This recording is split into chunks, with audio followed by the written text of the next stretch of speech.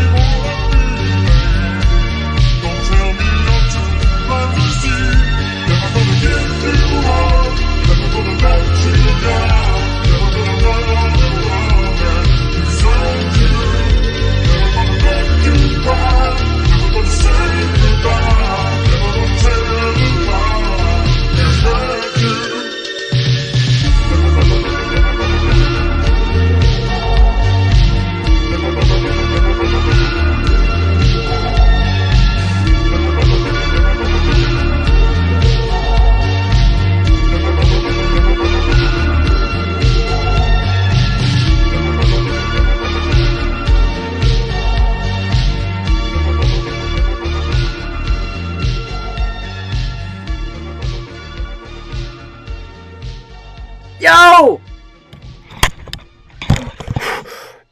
What's up? What's popping, idiots? It's me. What the fuck is this? What's this? The fuck is this?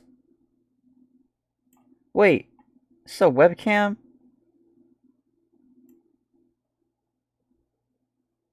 Hold on, what the fuck is this? I'm very confused. I'm unbelievably confused. So... Ah!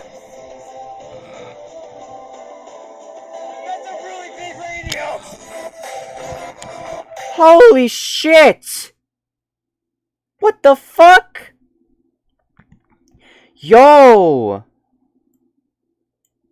Chronomassy with the Twitch Prime? Thank you, what the fuck? I was not expecting that. I didn't even see you in chat. Now I see your messages. Damn, what the fuck? Thank you. I appreciate it very much. How are you doing, Chronomacity? I'm trying to fucking capture this, but it won't work. Because RuneScape sucks ass! That's right, I said it. Oh, there we go. Feeling cozy. That's good. I'm very happy to hear that. When's your birthday, by the way? I saw you tweeting about it. About, like, it's in, like, 3 weeks or something. What's the date? I want to know. For no reason in particular. Lucky! What the fuck is popping? Welcome. We out here. I need to... May 30th? Okay. That's what I thought. I thought it was going to be at the end of May. Alrighty. What's a good lo-fi mix? Let's see here. Hey, Lucky, you got any fucking bangers? You are the Lord Bop, after all. If so, slap them on me. We out here, dude. This is gonna be a good one. This is gonna be a nice little... This is gonna be a very cozy stream, no pun intended. God damn. I'm so happy today. I just woke up. It's like not a time to be waking up at. But hey, listen, it's fine. I got a fucking indica strain, which I'm so happy about, because, like, dude, listen. It's been a long time. I also got pizza and shit. Dude, today's a good day. How's everyone else in the fucking chat doing? Lucky. Charlemagne. Dude, that's what I'm asking. That's what I want to know. Enough about me. God damn. That was weird. It looked kind of choppy for a second. What the fuck was that? That's kind of weird. It's RuneScape. It shouldn't be choppy. It's fucking RuneScape.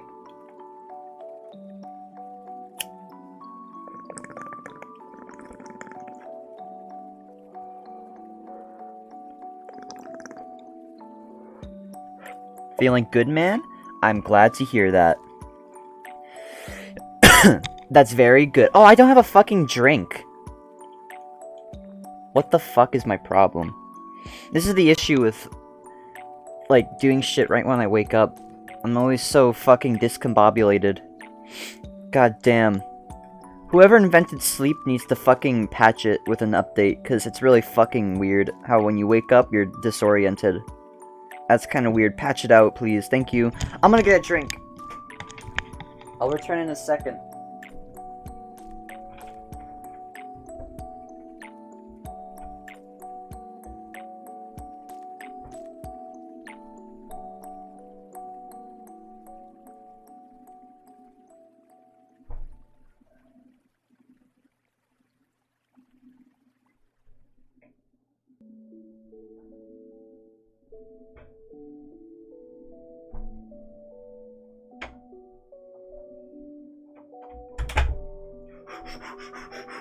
Yo!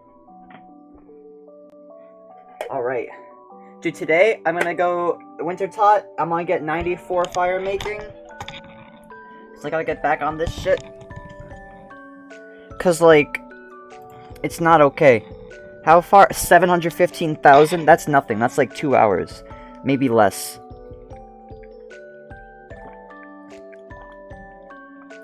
That is absolutely nothing. But I'm gonna go through this entire inventory of shit first. Because that's gonna be good. I also want to do Gmod later. But after 94, fire making. Dude, I gotta get my priorities straight. What the fuck? I gotta get this shit all figured out. It's kind of weird. Alright.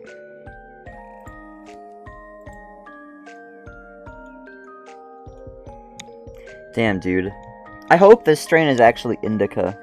I think it is. Ah! What the fuck? That's a really big radio! What the fuck? No. What the hell? An oil prince? Pog you, easy clap? The fuck? Thank you for gifting a sub to Lucky. Holy shit. What the fuck?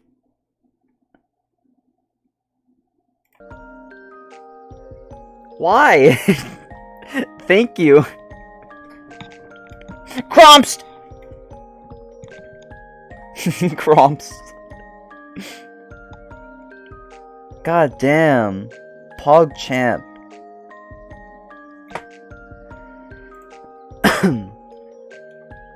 Jeez. Where's the spooters? Why aren't they attacking me? They want aggro on me. Idiots. Okay, well, they're not gonna. Oh, wait, he aggroed. Shit! Go through the door, you fucking idiot! God damn. I wish I could express how grateful I am. But I'm shit at that type of stuff. I'm better at ridiculing. But I do, thank you. Let's see here. What level? What am I? I'm training strength, right? Yeah. Okay. How far am I? 100k? Yeah, actually, you know what? You know what? Hey, listen. Let's just do some winter tot. Let's get some 94 fire making. Let's get the shit out of the way. If only my internet wouldn't cut out. Oh, man. Oh, man. Lucky just fixed the internet, forehead. Whoa, whoa, whoa, whoa, whoa, whoa. Okay. Imagine RuneScape freezing for a split second. Imagine.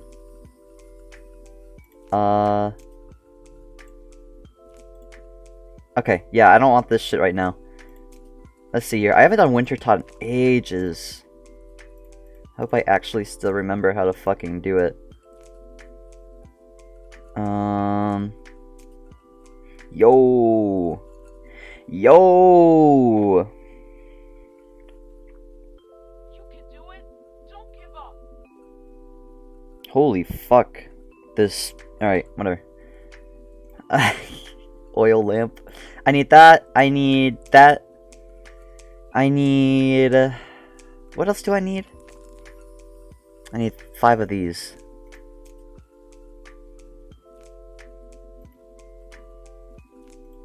Alright. I think I'm good to go. Oh wait, no, I don't want to hold that. I need the dragon axe. Imagine doing Winter Tot with a fucking god sword. They'd be like, what is your problem? What are you doing? Just toss that in there. Toss the Barrow's armor in there. 9 mil? This shot up. All this shit shot up to 9 mil? Really? Damn. Alright, knife first, then tinderbox. Bonk, bonk, bonk, bonk. Alright. Skills necklace, Winter Tot camp. Oh man. Anyone want to do Winter Tot with me? Nudge, nudge, smile, wink. Dragonfree was talking to me about wanting to see me stoned, but honest, I'm not sure if I want to change it to a rock formation. Yeah, dude. He was telling me about that. Wait, yeah, dude. Being stoned would be kind of weird. Yo, I'm here from Chromebook. What's good, boys? Dude. Welcome. What's popping, Akuma? How you doing? We out here. I'm doing a RuneScape and Gmod stream today. Of all things. I'm mixing it up, alright? I got that fresh shit. Never seen before. Nice smile. Yeah, dude. Oh! That's a really big radio! What the fuck? It's an actual oil prince! What the fuck?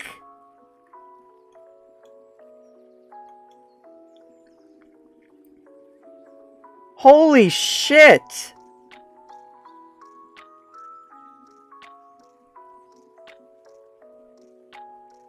The bit alert didn't play. Holy shit, though. Let me just get #1 bits real quick. God fucking holy god. Why? Thank you very much.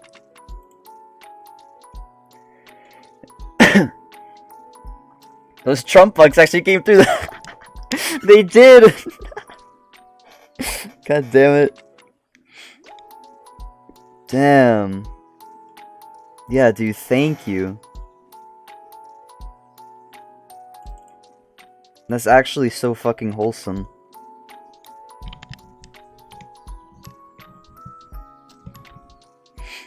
I represent Cozy now, oh boy. Dude, Cozy ST Cozy. Cozy ST Cozy is now the international goblin emote. Okay? Listen. you have the double standards emote, and you have the goblin emote. Hey, my man. Fuck. Spam the Cozy ST Cozies. God damn. I really wish I could take the ST out. This sounds so dumb.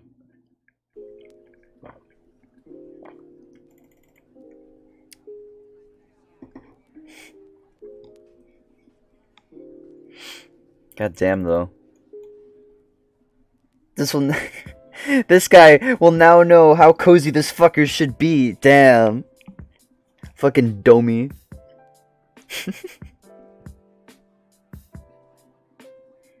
Dude, I have the biggest smile on my face right now. Again, I wish I could accurately depict how happy and grateful I am, but I'm shit at that kind of stuff. Like I said, I'm better at ridiculing people. Let me turn off public chat, because I don't want people saying the N-word here, because they fucking will. Oh wait, no, we need to light this first. I might as well kick it here before he starts the podcast in like another 3 billion years. Oh yeah, right. OSRS, what other game? Dragon Fruit and me are playing Gmod later. I'm gonna be fucking around in Gmod.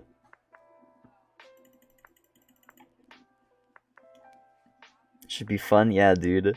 TF2 was fun with him yesterday. I should have streamed that, but I'm glad I didn't. He said some gamer words. No, I'm kidding. I'm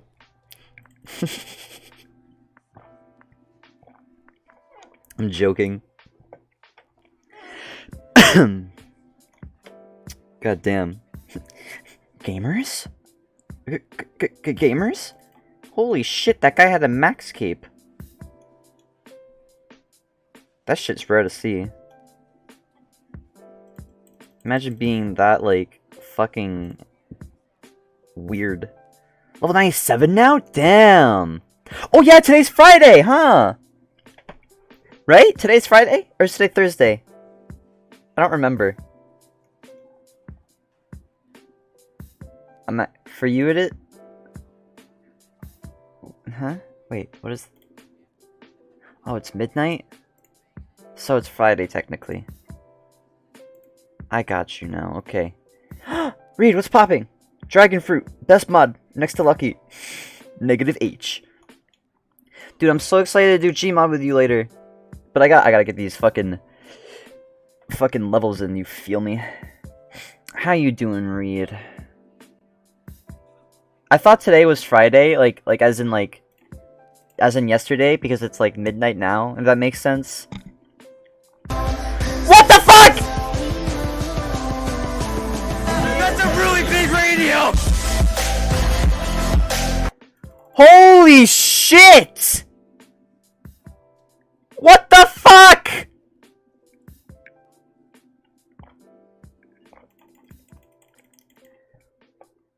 Jesus! Actual fucking oil prints! God damn! My quest is complete? Holy fuck, thank you! Pay him now? No. I'm kidding, but holy shit!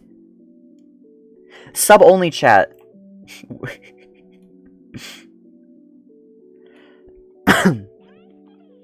God damn. Substream. I can do substreams now. I just unlocked fucking substreams.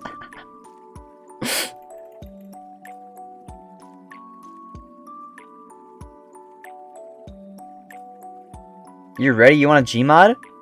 Fuck it, yeah. Let's do some Gary's mod after I get this fucking game done. But holy shit, dude.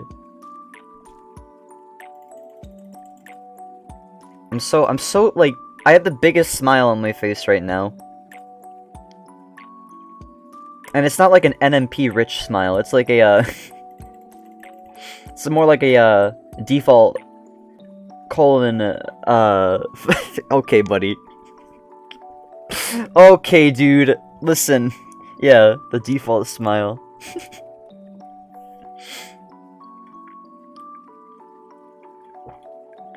God damn. So I have like 700 points, right? Yeah, that should be good. I hope I get something nifty from the fucking crate. I know I'm gonna get a bunch of XP, but that's not what's important. I wanna get some good shit! Some nice nifty shit! Any second now, 8%.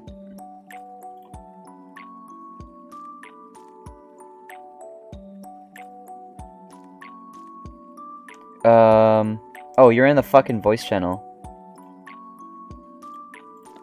Oops. Yo. Oh, I don't have my fucking earbuds on. Well, you should go get those. Yeah, well, you gotta be. Too bad you gotta be patient. Wow, imagine that. I'm gonna be patient, you fuck. Oh shit. Swear to me. I will swear at you all I please. I got maple logs. Oh, my stomach. Dude, that was good, man. Dude, am I coming through on the Can you actually hear me this time? I hear you every time, yeah. Wow, okay, God, I Yeah, get come it. on. Yeah. No, my ashes! What the fuck are you doing with your ashes? I don't know. I don't know. I don't know. Why are you getting mad at me? I'm not questioning your fucking... Hey, listen, man. Hey, listen. It's You fine. Lightning McQueen. So, you wanna do Gmod? Dude, it's just some Gmod things. I don't know. I don't know what you do. I can just get on a RuneScape, replace RuneScape, but I don't know. I'm not really into much RuneScape. Yeah, and you're like... Yeah, it wouldn't really make sense you coming onto RuneScape and what I'm in Wintertot. Be kinda counterintuitive. Alright, let's see if I can just window capture this instantly. Oh no, I What? think Steam is broken. Steam's always Or is it broken. not? It's good. It's just updating. Never mind.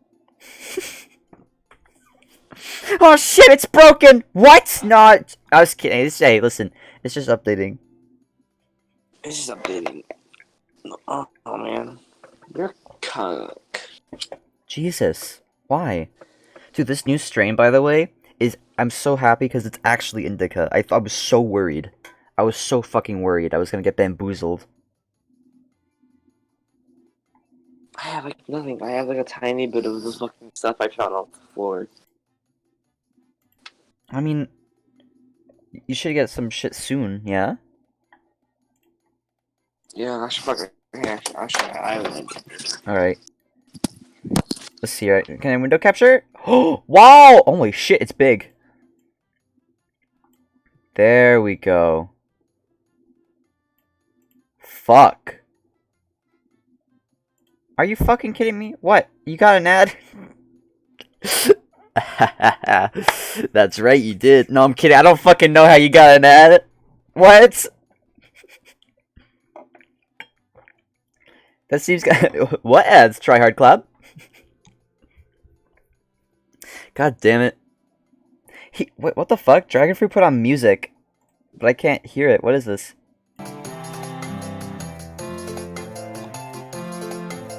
What the fuck? Oh, it's from fucking Mario Sunshine. Yeah. Dude, those people, man. Yeah? Yeah, no, fuck you. What's going on? What happened? I found a fucking roach. I got some. Oh, nice. Dude, I feel like... Hold on. How many people need are a here? new adjective for lo-fi. Adjective for lo-fi? Tubular. Tubular lo-fi! Tubular groovy lo-fi. Or just tubular. Tube-tastic! Tube-tastic. Oh, that sounds like a porno. Yeah. The man and his retro songs. Yeah, dude. Fucking loves them. Man, what's Can I wrong with turn on that my... song? Yo! I got a webcam, Yo. dude. I look like a fucking... Hold on. Dude, imagine using a web... I cut my own hair, dude. Listen. Dude, imagine cutting hair. Listen, I had to. But it kind of fucked everything all up. Because it was all very good. But listen. I lost Craig as... Bull cut looking ass. Listen. Alright? I tried, okay? It's just... I also haven't taken a shower yet. I can't even see a webcam and I know it's terrible. Yeah. Dude, should we get anyone else in Zavala's summer party, or is it just good like this? I don't know.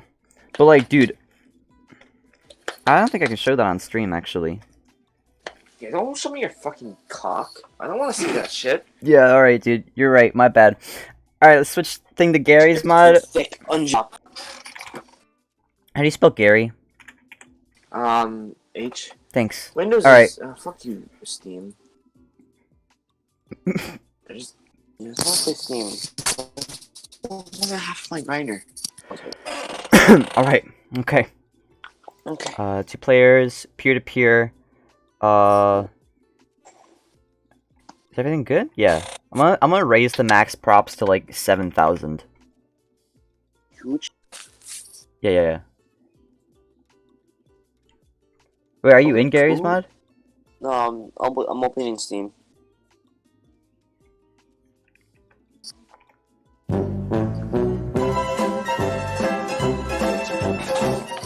God damn. Yeah. God. TF2 is bringing the income? Jesus. My man's making fat stacks off of fucking TF2. Oh my god, is he a fucking traitor? Oh my god, are you a fucking traitor? What if he's like bamboozling people on trading servers? I just imagine like he just goes into like a trading server and he just scams everyone there and just fucking leaves silently. Imagine going into a fucking trading server in 2020. Have some self-respect. True, dude. Yeah. Imagine actually trading on TF2. I've never done that. Yeah, you've never done that. Who do you think I am? Me? What? Yeah. Damn. Dude, just push some fucking Gmod G. Want to trade some coke, dude? Dude, I got the coke. Trying to trade? It's MVM. Trade MVMA. And then I sell the shit for. Oh, that makes sense. That makes more sense. That's smarter. That's 5 head. That's 5 head. Wait a second. This track. Isn't this one that you always listen to on stream? I fucking love this track. Why is it in this mix? I don't. I mean, I don't mind, but dude, hey. Yeah. Dude, Man vs. Machine was fucking nice. Like a few years ago when we did it. Yeah, that was fun. Didn't we do it with like Devin and James? Oh god, man. Okay, I'm sorry. Just hearing that just brought back memories. Dude, that's like such a weird like combination. I know, right? Fucking just. Who even was Devin? I forgot who Devin is. Leper communist. Oh, okay. Yeah. No, I feel that. No. Dude. We are coming to beat you to death. Alright, I'm making the thing. Yeah, well, come on, I'm in Gmod. You Suck my ass, man! Call me Chan! Okay. Yeah. Dude, okay, I got a good amount here. I can split it between 2 bowls, or I can make it into 1 big bowl. What should be my plan? Make 2. 1. Yeah, make 2.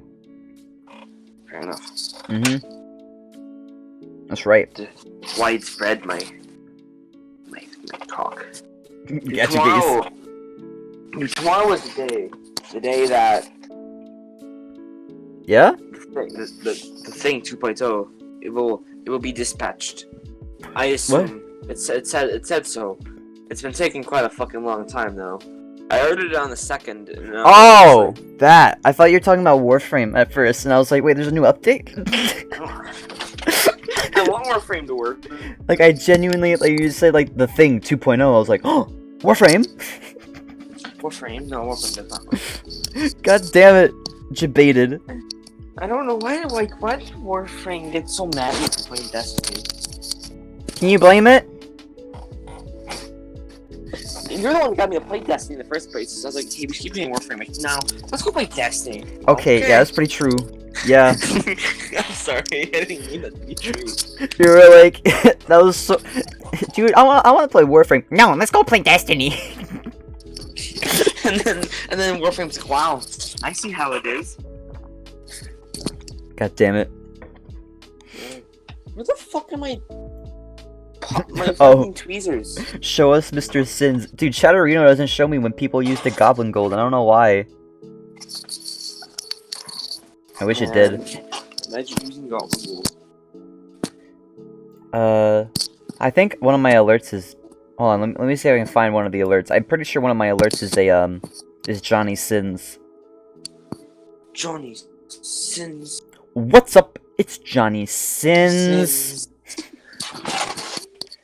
You know what? Let's... PVM zone. Damn, dude. Oh well, none of my alerts are Johnny Sins. I debated myself. Yeah, you got... How the fuck are they even debating?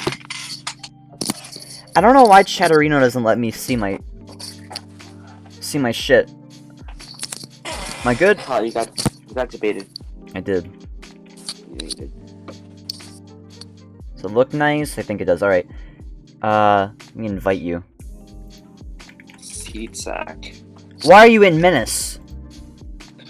Why are you in menus? I'm not in Menace. I just love saying menus. Alright, dude. Last night we were doing Gmod, and we filled this garage with just a bunch of shit, and then we did it twice. We reenacted the fucking... We tried our best to try and, like, film a reenaction of the, I'm Pickle Rick thing because of how funny it is. But we couldn't even get the fucking lines right, and, like, even the one line that was supposed to be right, where, like, Morty turns over Rick and he's like, I'm Pickle Rick! We did that scene, I turned him over and he says, I'm a pickle, boom! And I was like...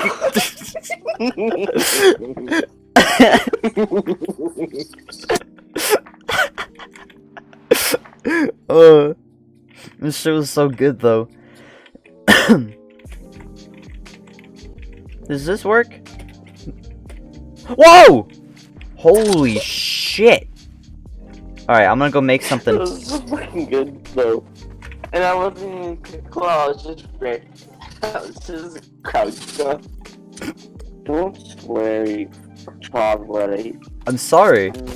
Alright. You know what's funny? What? I've been binge watching Young Sheldon for like no reason. Yeah? And like it's better than Big Bang Theory. Yeah, it probably is. I don't doubt that. I don't know anything about it though. There's no laugh tracks. Oh really? Wow, they learned. Yeah, it's so weird hearing Sheldon say Sheldon things and it not being accompanied by a copious amount of laughter. He just sounds more like a fucking sociopath. Damn. That's More better. than he yeah. Man. Cunt. Yo, what's up? Wow, you're fucking weeb. Don't. Why would you say what? Oh wait, I am too. I like you're just floating in the fucking pool. I'm a pool bait. I don't think that's how physics works. I'm gonna be completely real, dude. 11K, gang? Holy shit! He's grinding fucking Goblin Gold. You want to summon 11? Oh god. Oh no. Yeah, she'll message me, I'm back! And then go offline for 3 months again. And I'll be like, alright. Wait, yeah, she's messaged me, I'm back, and then she didn't do anything. Yeah, she'll just come online after multiple months. I'm guess who's back? And then she just goes away again, and it's like, can you stop? Actually, no, can you continue? But just don't message me in between, just stay away? Oh, fuck me. I'm sorry. It's just... It's so good. Dude, I need to fucking reinstall Melee Hearts. It's so sad that it's all errors. Oh, yeah. Holy shit. What? Yo, I was gonna modify your cozy emote to have like sparkles or some shit, but cozy only, Twitch only allows shitty modifications. I know. They have like the, I like the sunglasses one because it doesn't work with anything, and so it's funny to put it on like Squad W or something. Squad W. We don't have no clip, right? Yeah, we don't have no clip. Where are you? Where'd you go? There you are. Hey. You want to do the thing where we decorate the other, like the, we decorate the houses and then we rate them at the end? Sure, but we should put a twist on it. What's the twist? Well, if the fucking sand wouldn't eat my fucking tile. Okay. Yeah. Oh wait, no. Holy shit! Well, fuck! Hey guys, it was nice knowing you. Oh, I only took 10 damage. Wait, isn't there something I can turn on that makes it so that we take, like, realistic damage? I think so, I'm not sure. Yeah, you do. I don't think there is, never mind. There has to be, though. Health modifier. I don't fucking know what I'm looking at.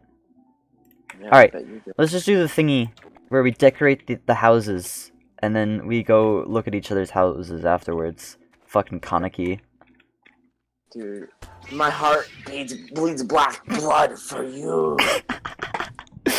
No! That's right, this is my house now. Wait, why did you have my lightsaber? I don't know, I want to make something edgy, just make it stupid. God damn. There we- Why do I have yours? Huh? Okay, buddy. I want to gift more. Be right back. Oh my god. Dude, oil prince. He's an actual oil prince. I don't know how to react to it. Dude, I bet his whole family are just huddled in a corner, just like trying to like hug each other for fucking warmth and like eating fucking scraps at the bottom of a can. And he's in this room with a fucking fat stack. You just put it on Discord with a fucking heater, and it's like, yeah. He's So printing. what? He's printing out money and laughing really loud, like with like really loud he's printing music money playing. out and he's shoveling into a fireplace. What? You like, I just imagine he's in a room, right? Like, there's really big speakers just blasting really loud, like dubstep. There's like strobe lights. He's bouncing up and down in his chair, laughing really loud. And downstairs, everyone's just sitting still, staring at the wall, and it's like black and white. With like fucking like 30s like sad music. Yeah.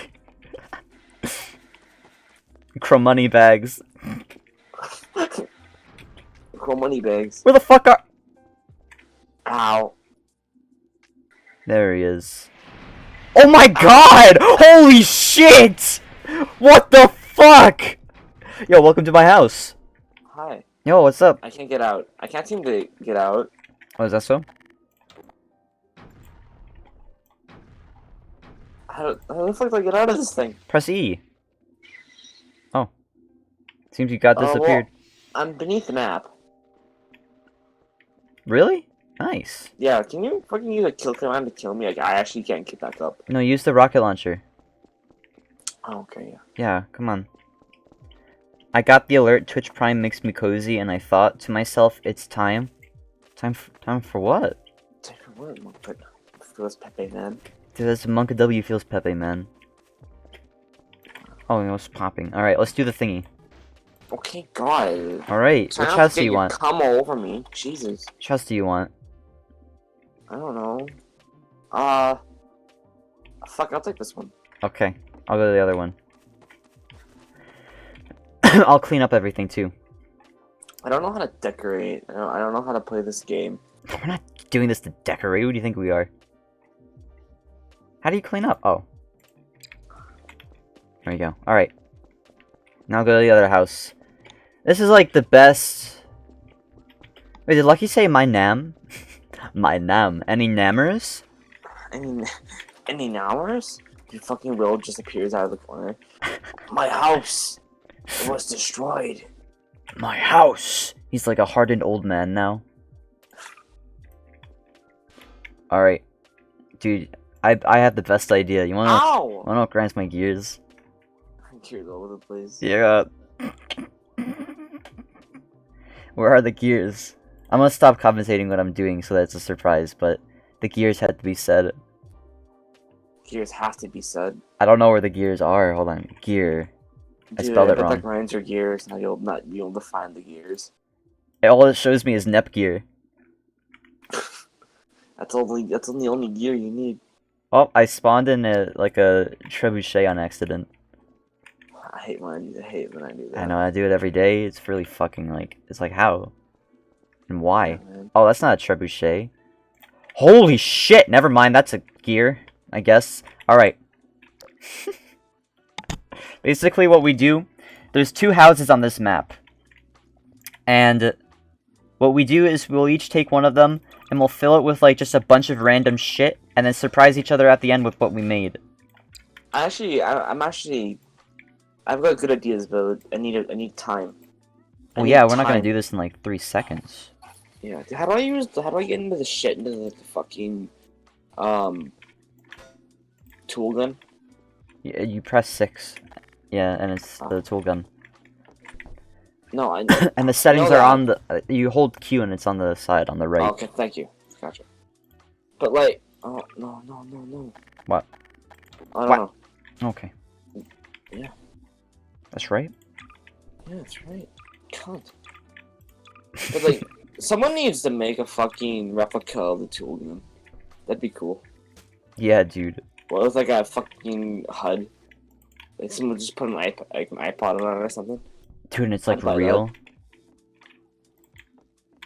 It actually Dude, works. That'd be like having a fucking Fallout Pip-Boy. I saw one of those at Even GameStop better. once. A tool gun or a Pip-Boy? Pip-Boy. Pip-Boy, I don't know, Pip-Boys are kinda... they look cheap and dumb. Yeah, they look weird, but... I don't know. I was not really a fan. Yeah, you're the biggest Fallout stan. Yeah, dude. I mean, I do have all the achievements in Fallout 4. Damn right you do. Even though I don't own... Did you just kill yourself? No. Try to have some faith in me. Okay, I'm sorry. Yeah. I don't have the DLC for Fallout 4, but I have the DLC achievements. I don't have the fucking... I don't actually have... I only have the fucking... The soda DLC. I don't have the fucking island DLC, which I wish I had. Damn. Put the lamp up here. You know what? You gotta stop being a Pepe, man. You gotta be more of a fucking... Wojak? Mojak. No. Yo, my laptop is about to run out of power, and my charger is nowhere to be found. It's been an honor. Alright, keep it real, Lucky. I almost said cozy. Hi, Lucky. Boy. Have a good one, Lucky. Don't die. Please. He said to me, he came into my chat and he said, Fruitin was talking to me about getting me stoned, but honestly I do not want to turn into a rock formation. Who? Lucky. Man. Oh, shit was funny. Oh, this is gonna be such a good house. Shit, am I... Okay, fuck! Are you actually fucking me right now? Alright. Sorry. No, not you, the fucking... stuff. Ow! It hurt me. Why?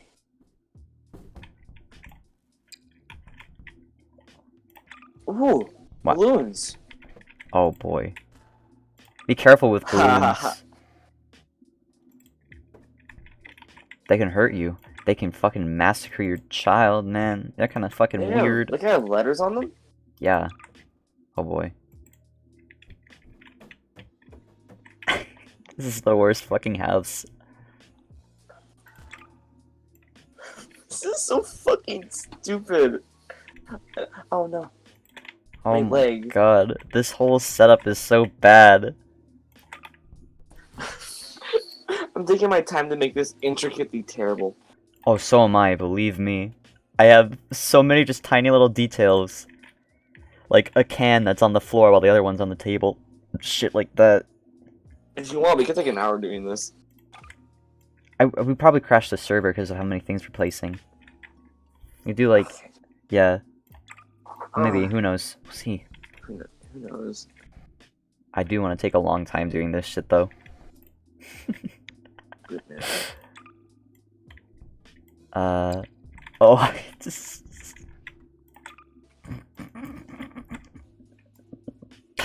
Oh I no. don't know what the fuck I'm doing.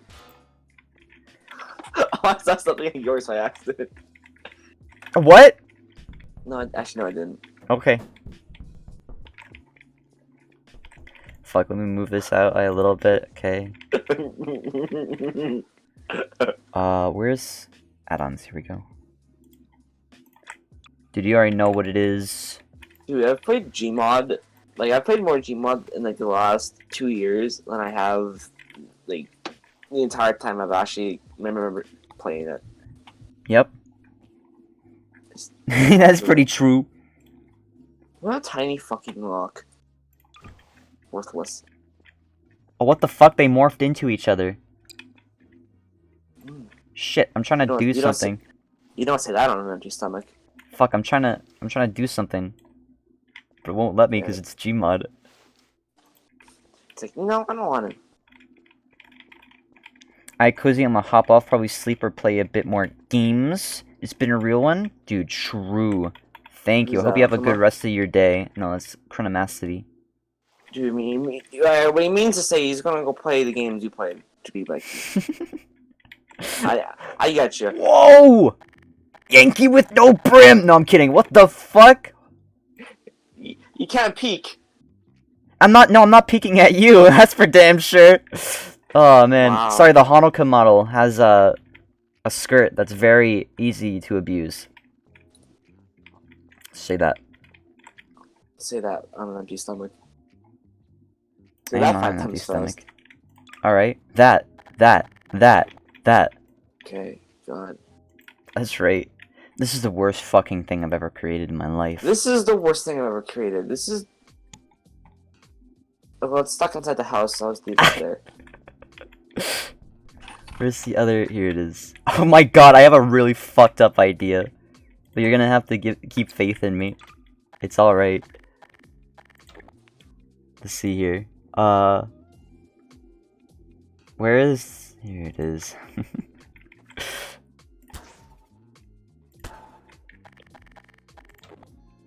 Oh shit. Dude, I think the grooviness of this call is alleviating my pain. That is good. I am no longer dying of cancer. Damn! Pog! Die. Hmm? Oh, it's... Never mind. I thought we had fucking Family Guy characters. They don't fucking, like, Oh, we do. We have Peter Griffin. They're all errors for me for some reason. Everything is... All cool stuff is errors. Wow. We have Kim Jong-un? Yep. No, he's an error too. Fuck this game. Why is everything an error? Do I have to go in and do, like, subscribe to these manually? Yeah, dude. Oh, we have an X-Bot. Don't spawn any next spots. Okay, sorry. Yeah. Stolful plushie. You're damn right. Dude, I'm making... This is like pun vibes from what I'm making right now. Oh, God. Why am I worried? It's so fucked.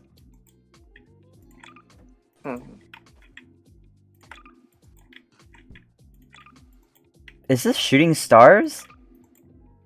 I have it really quiet, so I can't really hear it.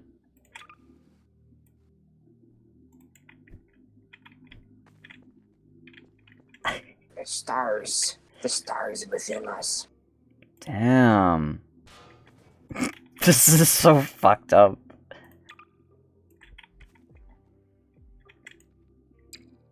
Man, sparing is not what the cool kids do. Then why do we do it? Because we're fuckers. Okay, yeah, that's pretty true. Yeah. That's pretty true. Alright, perfect. Throw that right there. I'll put the stopped clock on the fucking wall. Oh. Oh, what the fuck? This is always going? Oh my god, it is. Oh no. Why? I don't know how to actually say things, so I just repeat the same things over and over again. Yes, true, me too. What are you doing over there in the fucking bushes, medic? You fucking cunt. Jesus, man. The bush medic. The bushy medic. Oh no, don't say that. The dispenser goes here. He pushes to his pushy hole. His pushy hole. The third orifice. Wait, when you throw a mug, it smashes against the wall? Why? What about bottles? Oh my god, they all do it. Okay.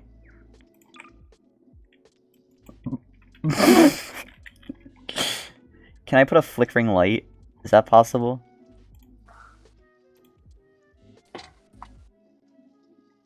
Maybe. Oh wait, there's mushrooms? I forgot there's mushrooms in the mod. I haven't done them yet. Wow. Oh, it just adds, like, serration to everything. Serration? Saturation. Oh. It's not... I mean...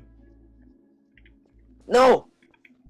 It'd be cool. You know what it should do? When you take mushrooms, it should make your POV, wider. In the game, because when you do that, it makes everything that's closer look like it's more farther away and shit. That's what the fucking... I haven't, like, had, like, the full physical one for a while. But the fucking physical high from the mushrooms is amazing. Like, it feels like just... You can feel everything in the surroundings, or, like... Yeah. Dude, it's so good. It's neat. Dude, I just have an urge to fucking, like... do mushrooms and, like, watch old Scooby-Doo. God damn. That'd be it. That would be it. Don't tell me what would be it. I'm sorry. Yeah. This is like so fucky. This room, this whole building. Clucky. I don't actually know where I get like the good fucking props and stuff, so... Oh yeah, there's TF2 props, I forgot. Yeah, dude. Oh yeah, I forgot about that too. Oh boy, you shouldn't have said anything. Oh fuck. No, not that. Mine has like a general... My house has like a general vibe with it right now. It's really disturbing. I'm really fucking behind on mine. I'm trying to like add detail to things, but it's just taking me forever. Um... Oh, I know. Biohazard fucking shit. Oh my god, there's boards. Board boy. Oh, okay, dude. I play board games when I'm bored. You do. That works. Can you go through that? Yeah, you can. Oh, this is fucking...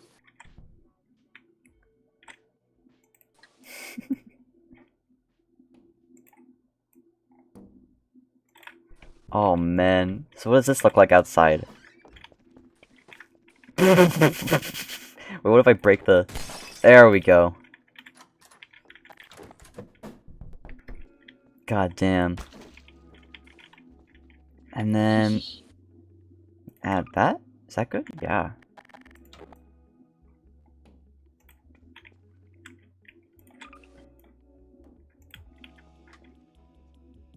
No, we'll just have two of these.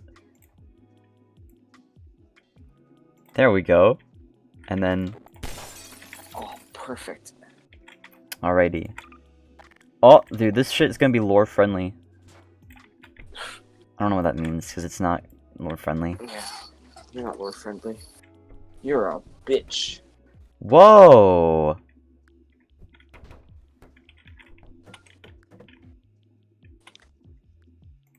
I actually just transformed this fucking house into something completely different. You did. Yeah. No! Yes.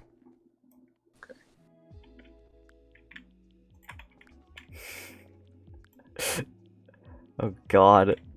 Oh shit.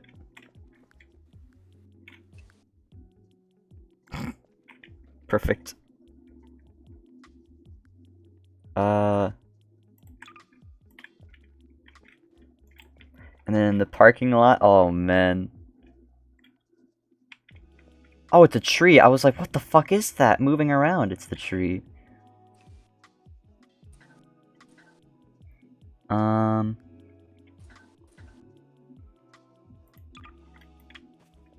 Let's take some of these. Are you fucking low? Holy shit, what are you doing? It's getting laggy. It is? Not a little bit, just a little. Oh. Slow. Ah! Ah! Oh man, that's actually perfect for what I'm going for. Oh, that is perfect. You can't. Huh? Perfect. Yeah, that's right. Oh, it's so laggy. Oh my fucking god.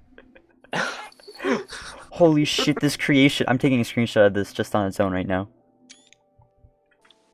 Oh my god.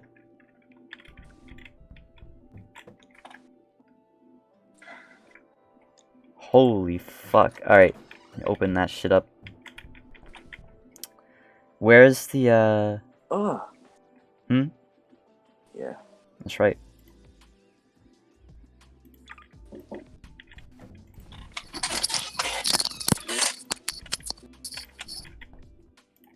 Just.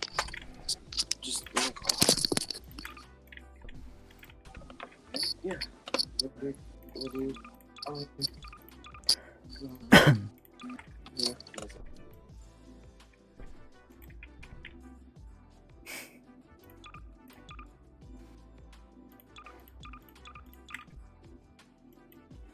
God damn, this fucking...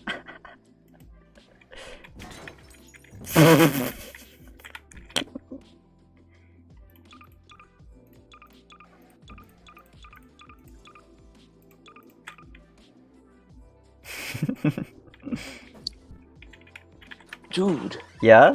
How is the abomination coming? Oh, it's so good. It's so good. Mine is. True. Oh my god, it's getting so... We should probably stop. Oh my god. Toaster. Holy shit. Yeah, this is really bad. I don't know what you're doing over here, but you're fucking crashing the server. Alright, what's up? Welcome. Fucking robot voice. Welcome, yes. Oh, take out your crowbar. Take out your crowbar so you don't see the circles. Or not. That's cool too. What circles? Alright, let's ride. Alright, I'll let you...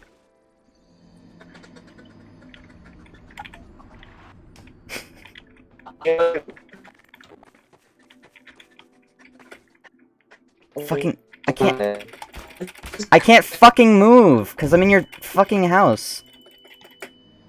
Alright. Well, now I'm stuck. Hold on. Let me fucking try and wrap around. Okay, there we go. Alright. I just kind of teleport. Okay, let's ride. Let's check this out. So welcome to the entrance. Okay. Look at this shit, dude. It's so decrepit. What did you do? Dude, is this Asmongold's house? Look at this beast. Look at this beast right here. A wild beast. We got the biohazard right here. Check it out. This is the first room right here. The first of many. I'll just let you come in. It's fine. See, we got a car, a vending machine. Popping off over here. Got some bikes. Dude, you've got the brothel. Yep. Alright. Ow, I'm stuck. Hey! Get off! Whoa! I'm stuck. I can't move. Like, You don't fucking do that. oh me. You don't fucking do that. Okay.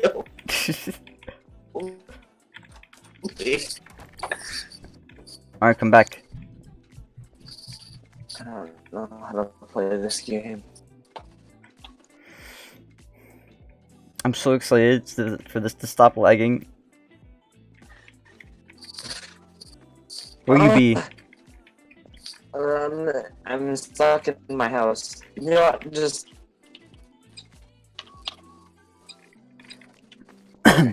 Oh, suddenly it's not slow. I got rid of some stuff. Alright. Ah, Oh. Yeah, we just broke some bottles. Here's what I'm proud of. I'll just let you go in there and look around. did you make your?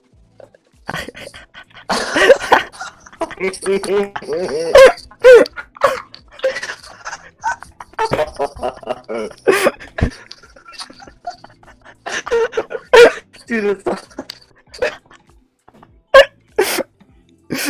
the fucking chessboard. Chessboard. He was playing chess and killed himself in the middle of the match. Alright. And then, oh my god. yeah, what's up? We got this. He was eating some Chinese food over here. Got a little mad, threw the fucking refrigerator into the couch. Oh my. See, we have the windows all boarded up. Nothing out there though. In here, the garage though, there's like, oh yeah, and there's an upside down lamp. I'm not sure if you saw that. Yeah. Oh, I forgot this room existed. Yeah, we just have that on the wall. Hold on, wait. Wait. Ah! Ah! Wait. We have that in the tub. There we go. Now it's good. Look behind. Look at that. Ow!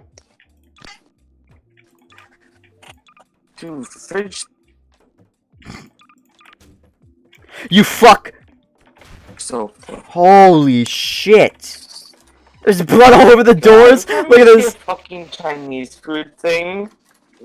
How you do? Every time I see a fucking thing, I just think it a big bit. Dude, there we go. You know what grinds my gears?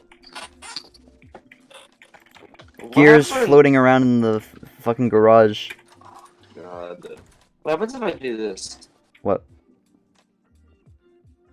I feel like you're delayed. Oh, he left the call. Yeah, he's gonna rejoin. Hi. Hi! What's up? Alright, let's go. I'm gonna delete all my props so that we stop lagging.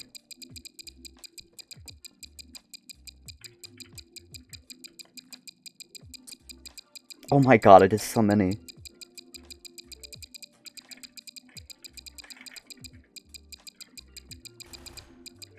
Alright, and we're good. Okay, I'm coming. Oh, you're in a TIE fighter. Holy shit!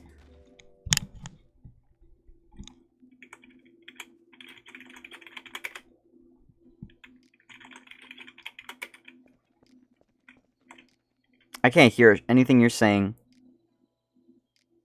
Did you? Yo.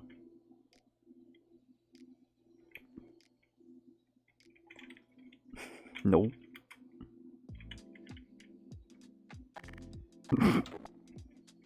Wait. Oh.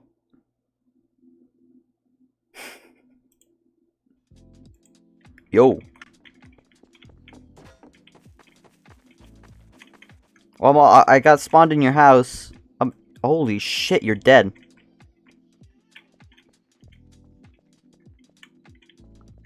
There's the medic out here, the TIE fighter. I don't fucking know what's going on in here.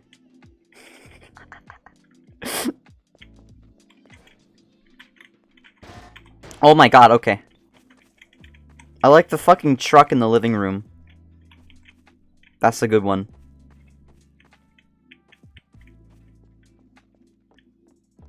What's up here? Let's take a look. There's nothing in there. Oh, hi! Dude. What's up? Your fucking house. There's a rowboat in the fucking window. And there's blood everywhere. I like the balloons. It tells a story. G. God damn it. There's not really much in these rooms though.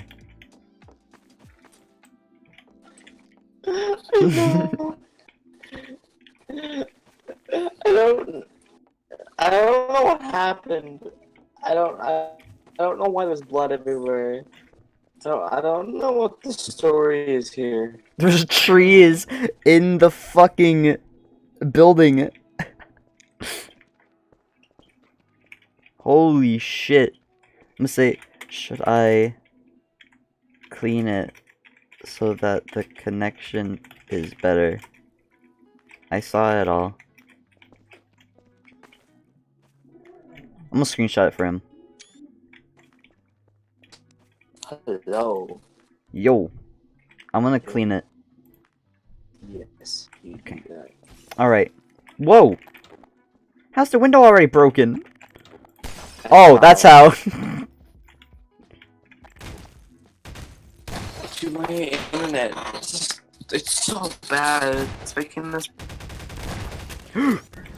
Holy shit! I'm sorry to say, it had to happen.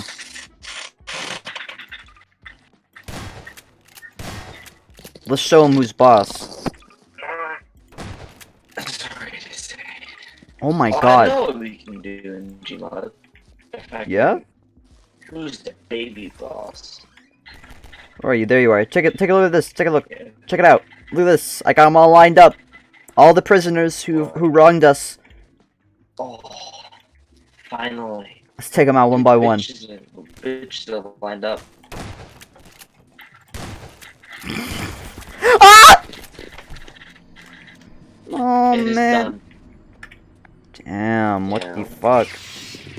Dude, I know what game you can play. Where are you? I don't fucking know. There you are. Oh! No! That's right, bitch.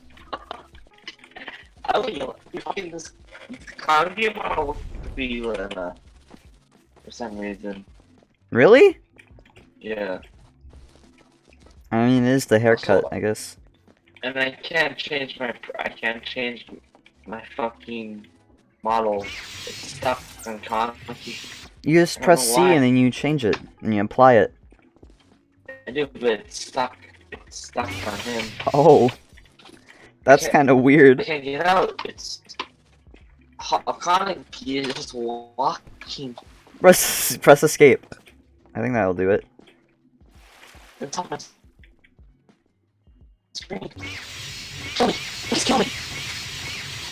Yes, sir. End my suffering. Oh my god, the internet.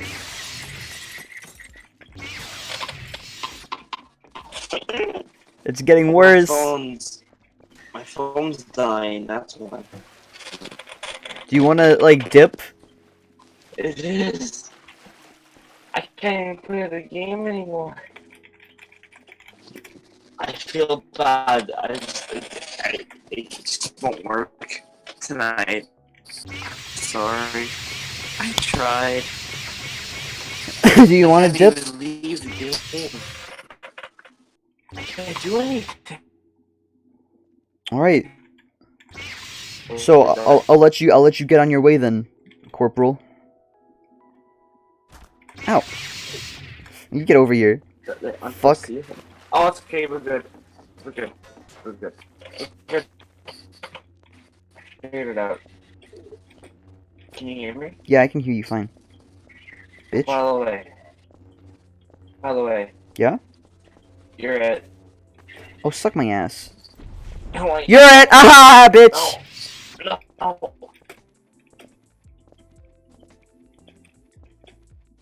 You. Come on, come and get me. Come get me. Bitch. I'm the super big man. Oh, you're gonna get me. Oh, maybe not. Oh! Wow, look at you go. Oh, it's a Oh! bad boy. Yeah.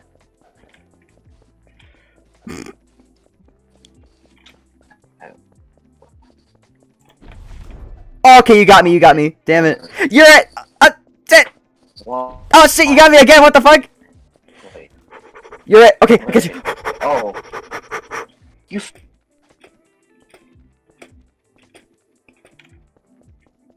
Where'd you go?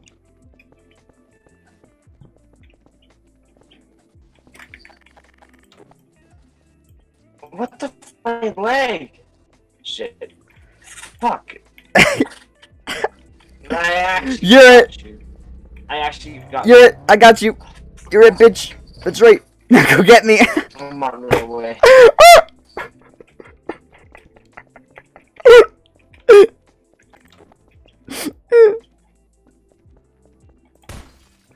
God damn it. Like there's a delay, there's no reaction.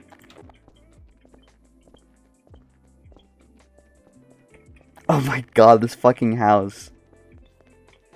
Oh shit! You're it. You love my internet. Oh dude, I love it. Gotcha. You're it! I got you again! I hit you right in the back! Oh, fuck! What?! Oh, no, now you're actually it. Now I have a head start. You're never gonna catch me. I don't really know what the fuck just happened, but it did. Yo, No. you're it, bitch! That's right! Fuck! I'm gonna get a head start. Damn it. That's right, come after me, I dare you, bitch. Where the fuck did you even go?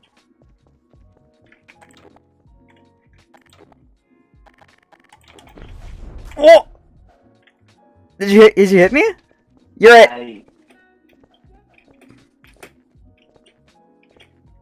Fuck! My game was crashing. My game was crashing and just froze. Aw, man. I don't know. I can't. I'm. Fuck, Gotcha. you got me, damn.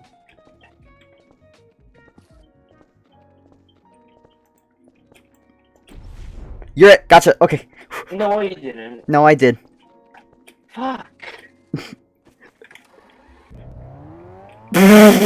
Oh shit! You'll never catch me, I'm the super bread man. No! Jump faster. You're it. Oh, Yeah. shit. Give me time. Yeah, dude, you have time for once. Come on. Come on. Come on. What are you trying to No. do? Oh. Nothing. Oh! Tag, you're it! Fuck.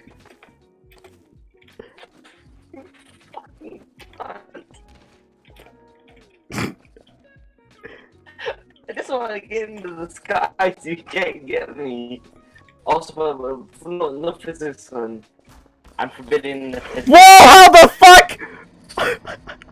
Oh my god! I want to show. I'm gonna clip that and show it to you. That was so fucking. Like. now you can't get me. You have to get one to follow me, bitch. Oh my god, I can't fucking look around. Oh, there we go. You're right, by the way. Well, where are you? Final up. Oh, okay. No! No physics gun! It's forbidden! It's forbidden! Since when do I care about what's forbidden? You froze me. I know. You.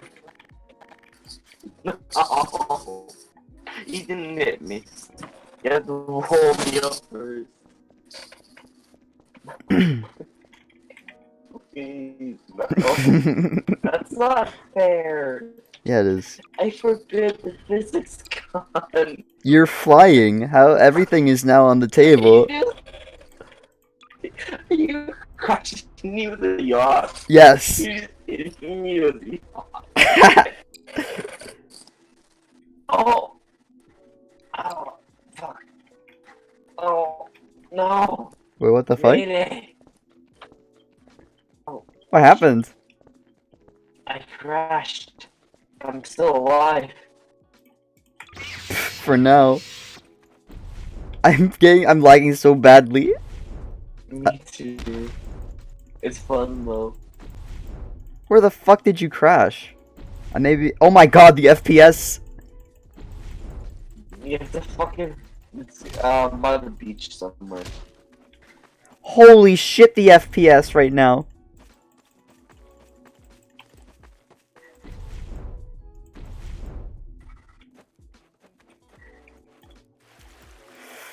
Oh my god. Ah! No! Get away from me! Damn it, I somehow did not get in. No! You're it! No!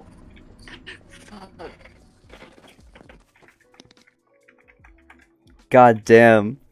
Dude, if only we had. I feel like no lag would make this not fun. Ah! Oh my god, yeah, I can't. I don't think we should be doing Gmod right now. It's so bad. It's so bad, it's fun though. The chopping is so much fun. Do you agree with that statement? No, I mean, kinda. Yeah, this is really bad. You just want to fucking dip. Oh, Yeah. Gmod just crashed, literally. Yeah, dude, I wanna do some RuneScape. Dude, you wanna do some RuneScape? Yes. Let's see if we can actually play. Let's see if I didn't fucking fuckery up with my account.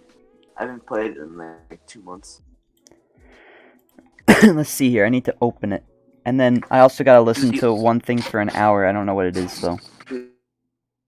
Mommy. Hold on, let me turn off Discord. Wait, what is this?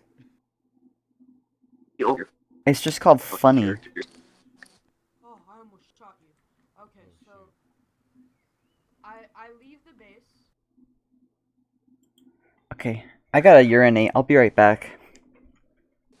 I gotta piss really bad. I'll return in a second. Be entertaining.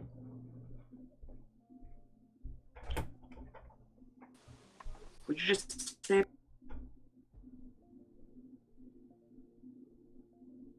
True.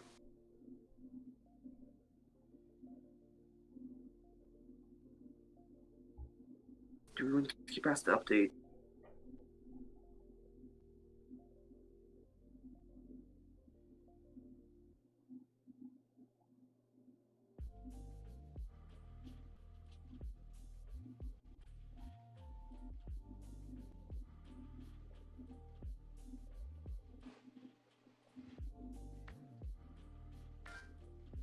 No.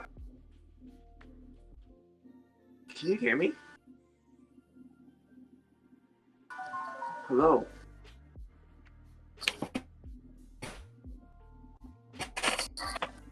Hello?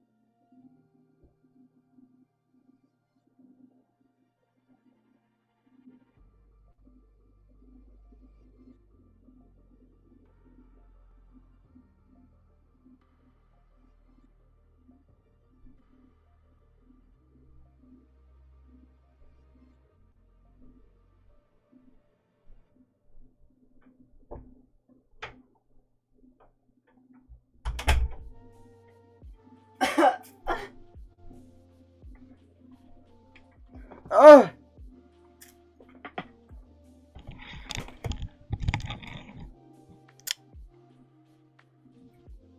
Bro, fire dude, I'm not...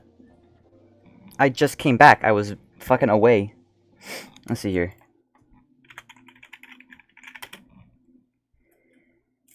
You don't know shit.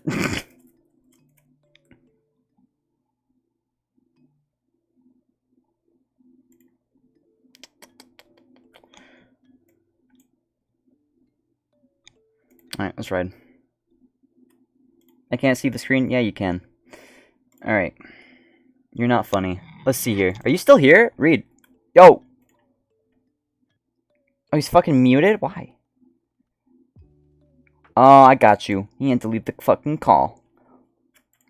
Okie dokie.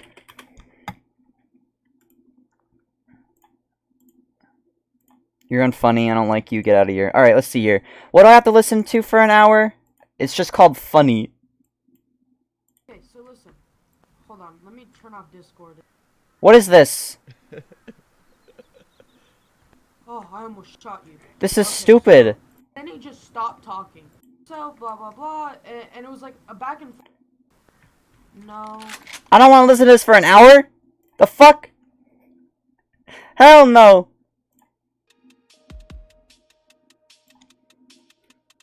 Alright. Winter Tot. I need to switch to old school RuneScape. There we go. Alright. It's good.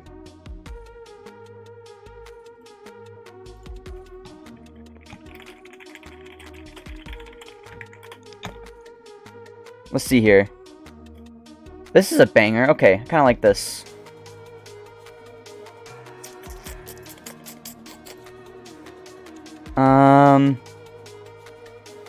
Alrighty.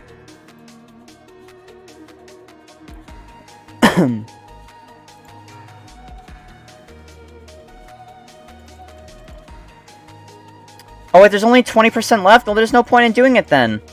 Fuck that!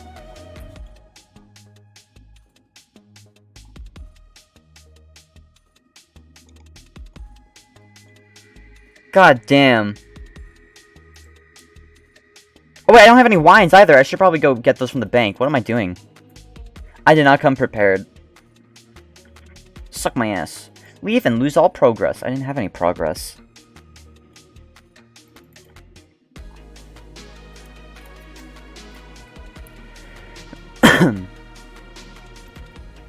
Where are my wines? Oh, here they are. Okay. Yoink 5 of those. Should I take a hammer too? Nah. It's not that big of a deal. Alright.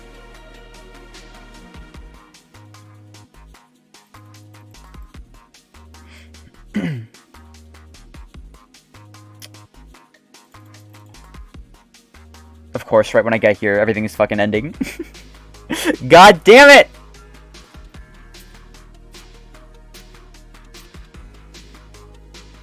Alright. Holy shit! The time in between Winter Top matches is always so, like, it feels so quick when I'm banking, but it feels so, like, long when I'm not banking. It's so shit. Why you gotta do me like that? Oh well, any second now.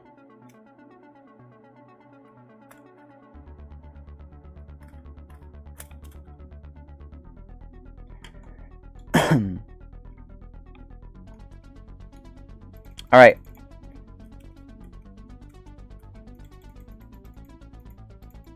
Come on, 5 seconds. Oh, wait, no, I should be lighting this. What am I doing? There we go. Ah, shit. I'm so glad that when you get hit while you're chopping, it doesn't cancel the animation. If it did that, that'd be so fucking bad. Oh, man. I don't even know. I can't even express how pissed that would make me. If it doesn't when you do fletching, which is shit.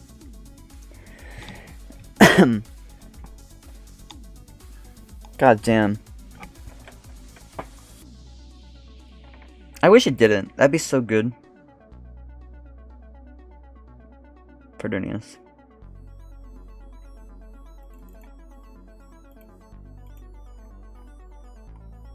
Oh yeah, let me shut this.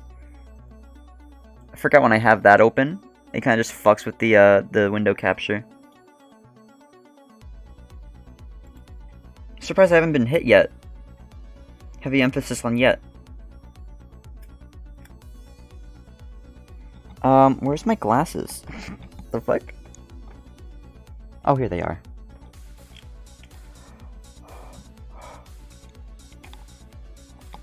Look at the character behind me, dude. She hella thick for a fucking polygon. God damn. Oh, alright, I scared her. God damn it. Come on, 2 more. Wow, I didn't get hit at all during that fucking Fletch. World first. I instantly get hit while I'm putting it into the brazier. Hey, that's the life. That's how it goes.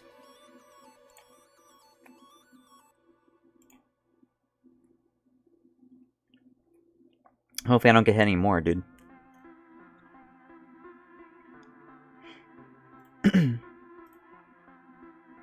I can turn this up by a bit. There we go. Alright. Dude, I'm so excited. I got pizza too. Oh man, today's a good day. Today's a really good day.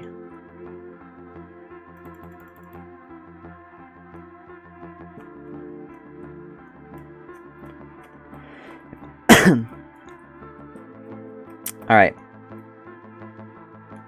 Chop that. Oh, come on. Can I light it? Can I light it? I'm not gonna be able to. Damn it. Oh well. No, don't feed the brazier the fucking logs. Fletch that shit first. God damn it.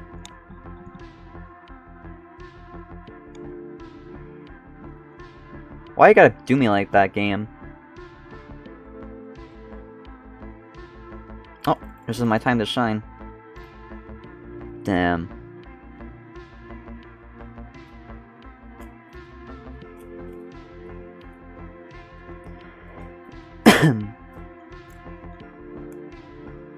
So 750 points, that should be good for something. But I'm gonna keep going.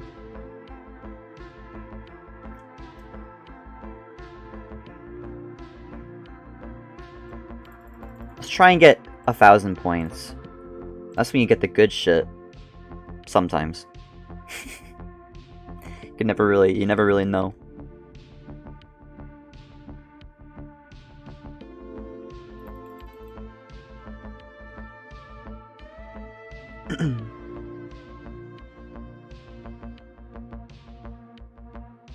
And wait, oh, I didn't do my math correctly. Shocker. That's 875, so I just need to grab the same amount again. God damn it, I thought I had enough. I miscalculated. Shocker.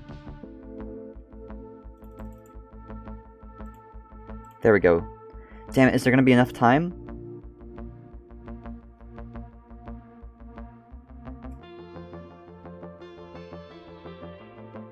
Come on, come on, come on, come on. Alright, alright, alright. Put that shit in there. Come on. No! No, damn it!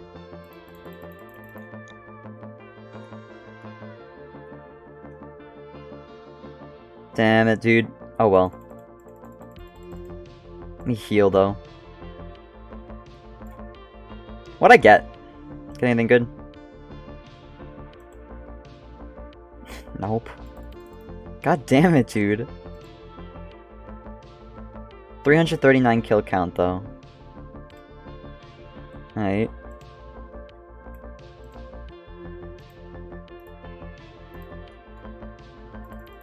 Dude, that's so bad, though.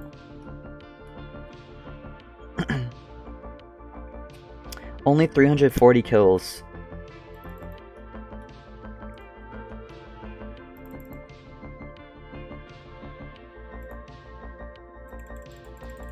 Okay.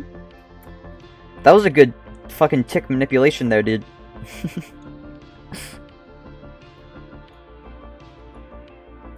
Alrighty.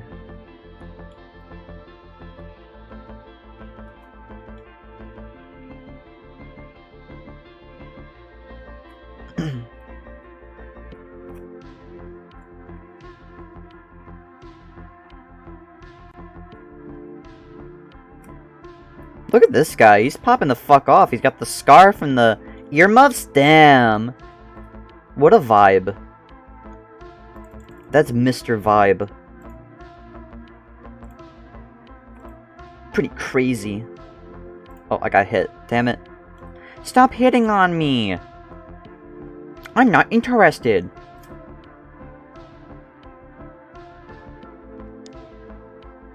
Uh-oh, I hope I don't get hit by that. I don't think I should. Okay, good, I didn't. Oh. I spoke too soon. Damn it, dude.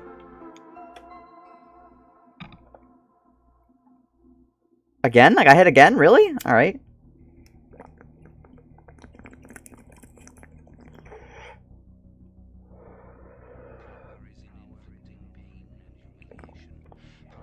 Nice. Wait, did I get hit again? I think I did, yeah.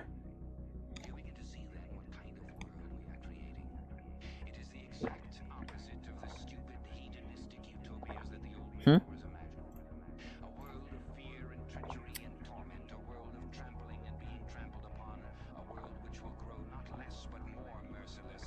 What is this fucking sample? It's kind of Monka W.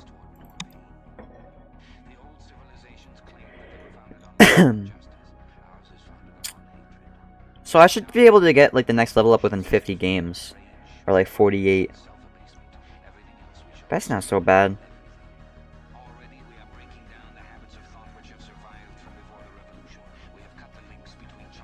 This is such a weird sample. It's getting fucking intense.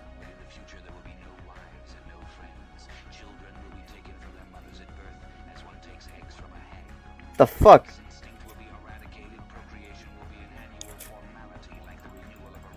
This fucking sample is making me feel a little nervous. I don't like it. I'm gonna skip this. Alright, there we go. We cool now.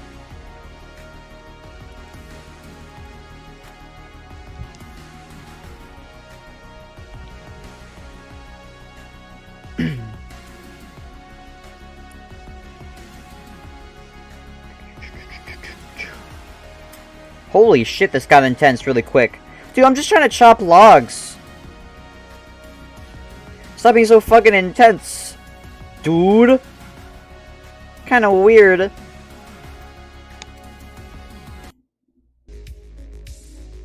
Alright, yeah, that works.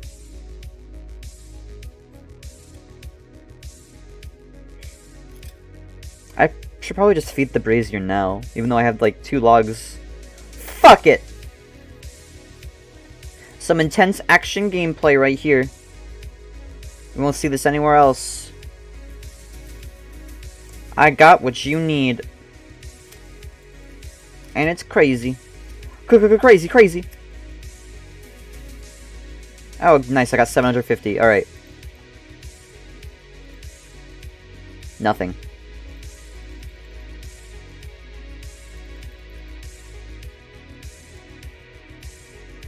Helmet check.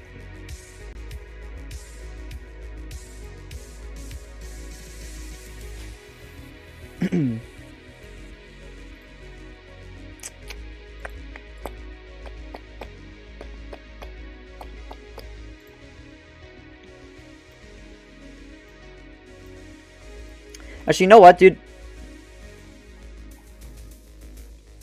Nah. Actually, nah, yeah. Dude, I don't really feel like playing RuneScape right now on stream. That's more of like an off-stream thing. Because come to think of it, like, you can't really do anything in RuneScape for stream that's, like, fun. Nice to PvP, but that's not really what I'm into. So I might just, like, put this shit back in here. Take out this ish.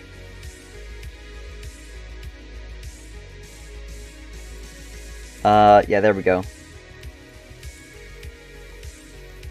Yeah, I might just, like, go back to the GE and throw this shit aside, just for now.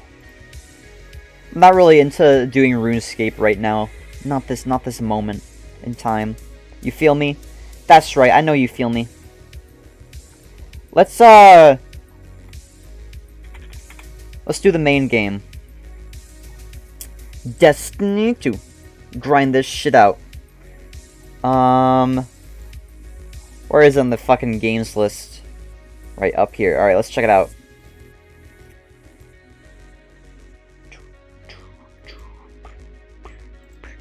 Let's grab a better mix for Destiny, because Destiny's more chill. That's a good one. Oh shit, I was playing the music mix at HD. 1080p. Maybe I shouldn't be doing that, considering it's just fucking audio. Oh, never mind, it was actually at 2K. Good one, me. God damn it. Alright. Destiny, though. Destiny's gonna pop off today.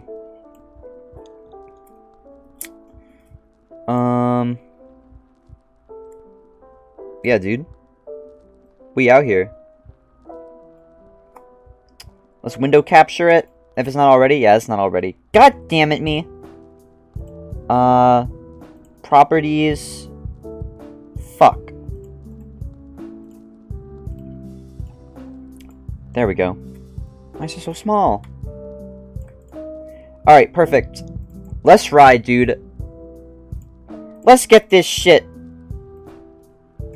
So today, I don't really feel like doing any weeklies or dailies or anything. I kind of just want to do the shit that I need to get my pinnacles for this week, which is 4 Crucible, 3 Strike, with Void Charge, which is awful, but hey, fuck it, I don't care. Let me ask if someone wants to do 3 strikes with me. Oh, no, damn it, he's offline. Never mind. I got excited for a second, dude. I get excited when I think I can play Destiny with people. But then they end up having lives. And it's like, man, shit. I kid, of course. Alright. While this loads, I'm gonna be right back. I gotta go get something.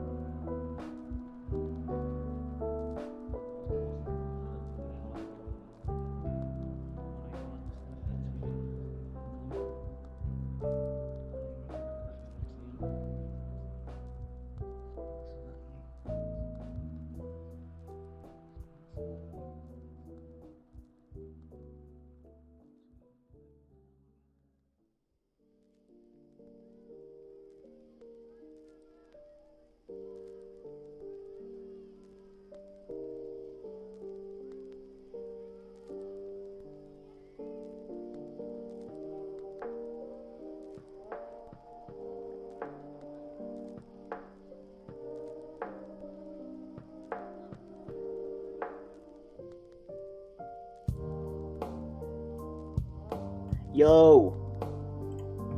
I'm back, bitch. Alright. Let's hop on my hunter. Oh yeah, I need to yoink something as well. It's in my room though, so I won't leave. Where's my laptop? Okay.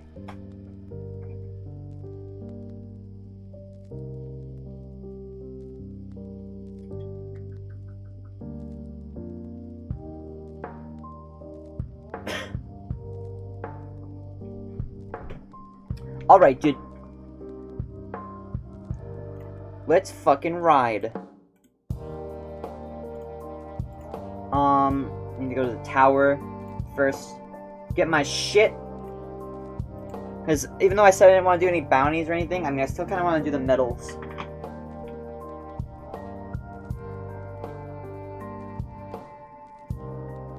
You know how it is.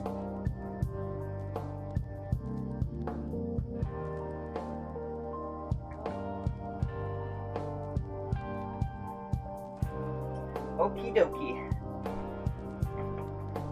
Vendors. Soraya Hawthorne. That's her first name? What?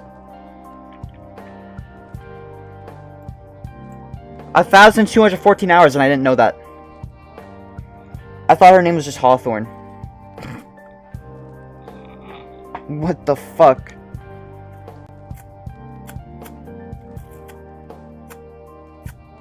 Alright, let's ride.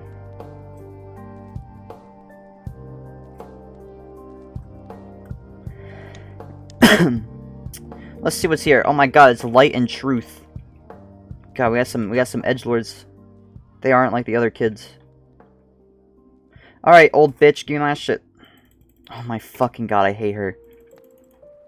I have to get rid of the quest and recollect it, because she's so stupid.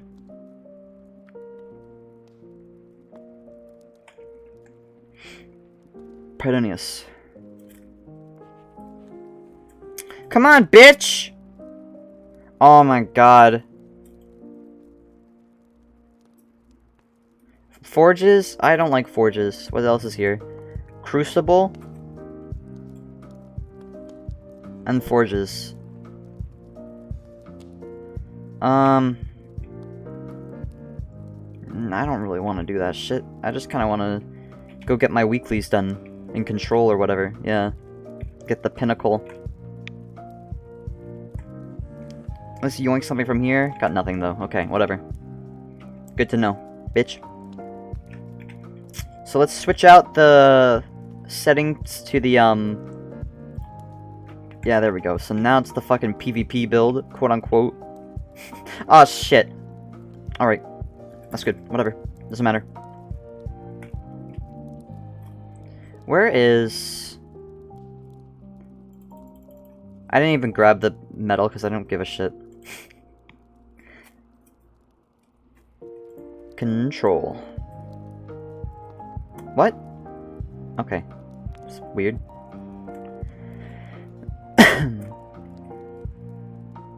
Damn, what if I'm able to, like, rank up to Legendary again? To Max for the 3rd time this season? Could you imagine that?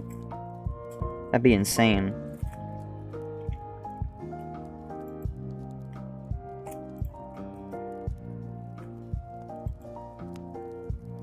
Jesus, I should probably, like... What's this? Galran's right hand? Damn, it looks like an exotic. Holy shit. I never really did take a look at some of these weapons. I almost said levels. Gnawing Hunger?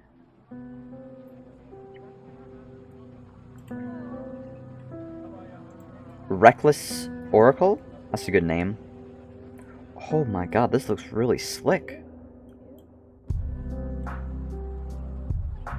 Jesus.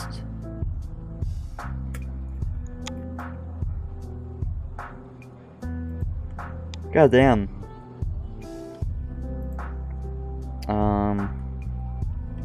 Yeah, I don't really care about those. What about shotguns? Zenith of your kind? Yeah, this is from the fucking, what is it called? The Leviathan, yeah.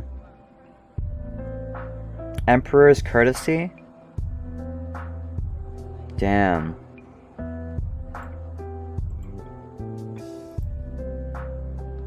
The swords all look cool, like the Throne Cleaver. Dude, the Throne Cleaver is so fucking neat looking. I almost said Thorn Cleaver. What does it look like with Nebula Rose? Ooh, holy shit! Ooh, that looks nice too. God damn. Death's Razor? Ew, that sounds awful. Oh my god. Gold tusk.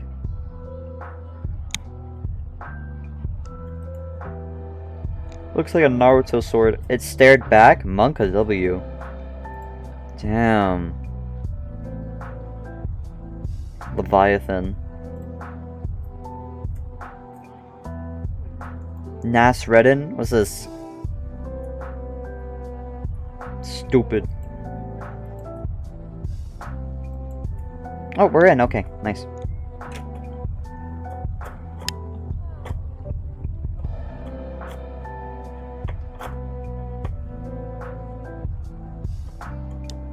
Do I have everything set up? I think I do. Yeah, okay, good. I just had to make sure. Okay. Okie dokie. Legion's Gulch.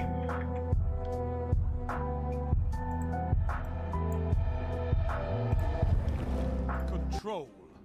Alright. I paused the music so I can hear the game. That's right, I went there. Look at me in the back there. Fucking hidden by everyone else. Take those zones and hold them to your last breath.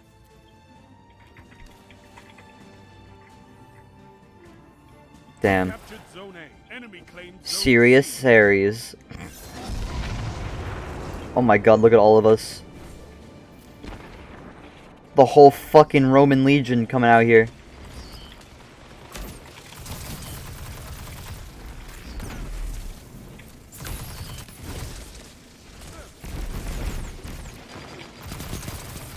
God damn, dude. Claimed zone B. Zone C captured. Zone advantage is yours. Damn. You captured zone B. That's a Come on, come on, come on, come on, come on, come on, come on. Alright, Now hold we're good. It's fine. They're taking A! Fuck! And C! Shit!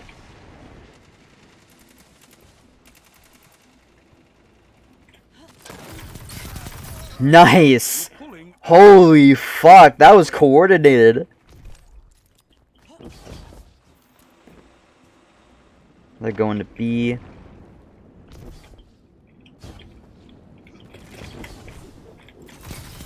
Oh my god! Numbers. Holy fuck! Excellent. Did you see that shit? That's what I'm talking about!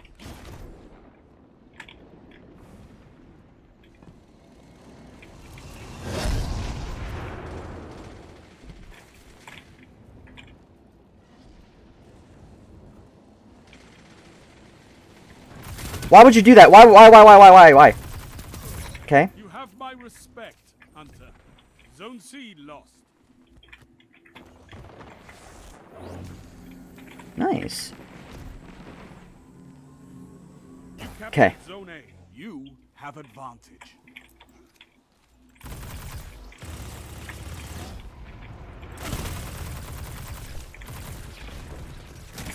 Oh shit! Oh damn! Come on, come on, come on! Get him! Yes, one sliver of health remaining! God damn it. Zone B lost. Oh fuck.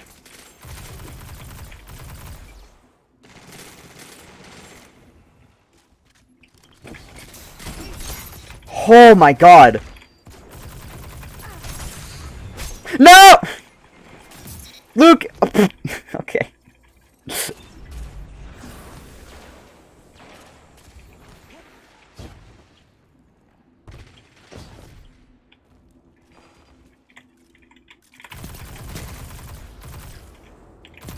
Peek out, bitch. Zone B. captured. Nice. Zone advantage is yours. Anyone? No? We good?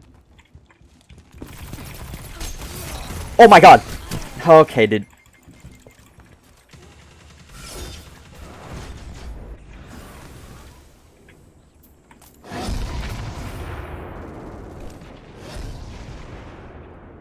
I'm gonna wrap around this way. Yeah, I knew they were going to A. I knew it!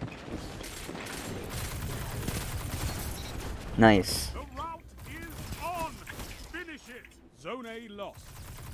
Zone C captured. Come on, come on, come on, come on, come on. Advantage is yours. Peek out, bitch.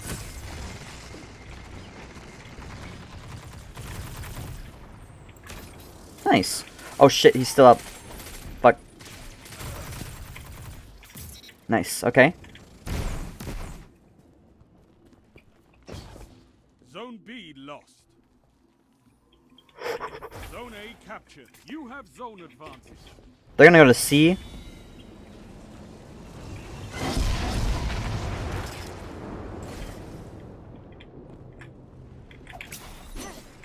Damn it, I thought that was gonna hit someone. Oh well.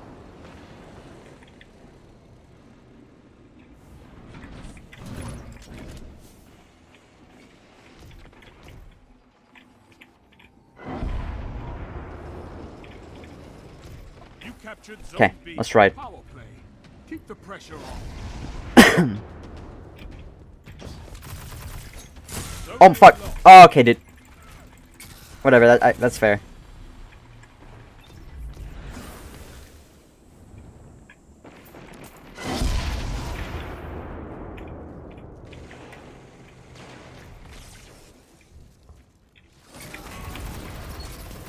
There's one.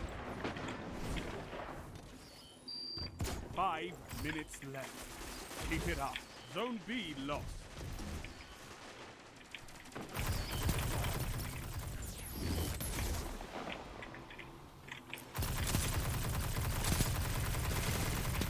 There's one.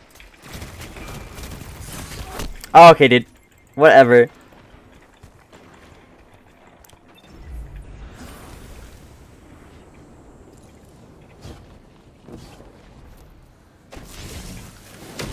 Oh, fuck! It's a power play. Get those zones. Oh my god! I didn't see that shit coming. Why aren't you taking this, Esteban? You captured My man!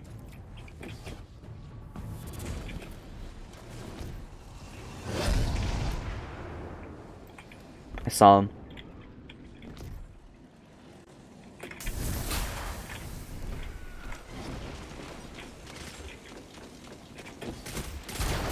Shut the enemy down. I don't know why I cast that for one person. Whatever, in the end it was worth it. You captured zone B. You have zone advantage.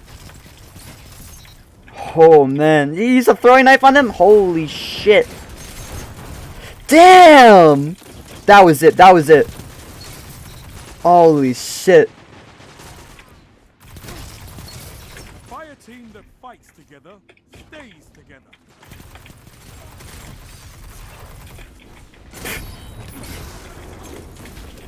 Please! I'm out of here! Oh damn! I was on a 5 streak too!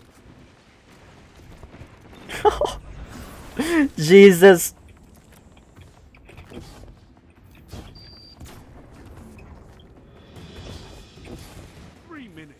You're winning. Stay Oh man!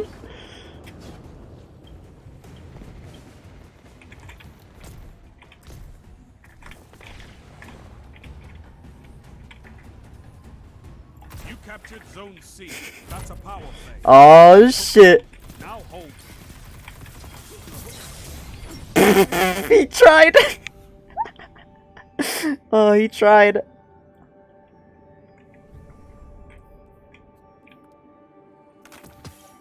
$1,999.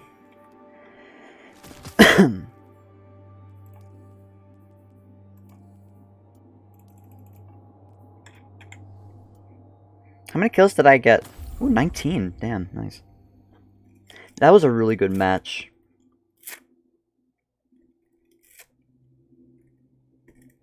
When I went to B, and like I rapped on top of the bridge when they were looking at the bottom, and I got headshots on all of them, that was so fucking good. Oh, of course you're breaking up those matches, because I got a good team for once. So you know what that means? Oh shit, we have to break up the fucking matches. Fuck you, Destiny.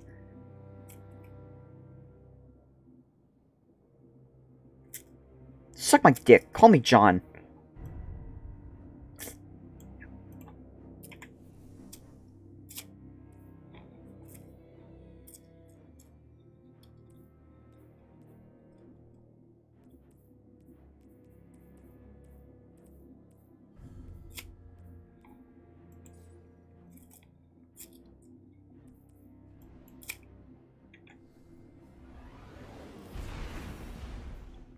Oh god.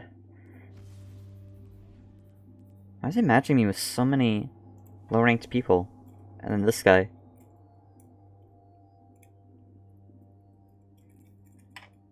Bastion? Holy shit, he has Bastion? Oh man. I hope he's on my team. Look at this dude. Check him out. Shh. That's a fucking ugly helmet. Con Air? Good one. Okay, dude. That died. You know, that died, dude. Oh shit. He has Dawn and Dusk though. Alright. That's passable. Frogo? He has some blues. Solitude. From Skyrim?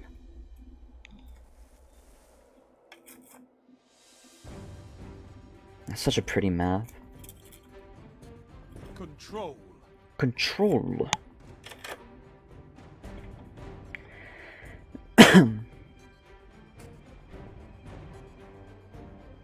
Look at that dude next to me with the Celestial. Oh, he is on my team! The Bastion guy's on my team! Hold them to Fuck arm's yeah! breadth.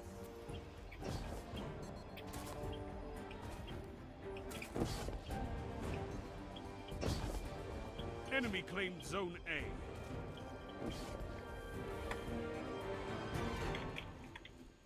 Zone C captured. Oh my god.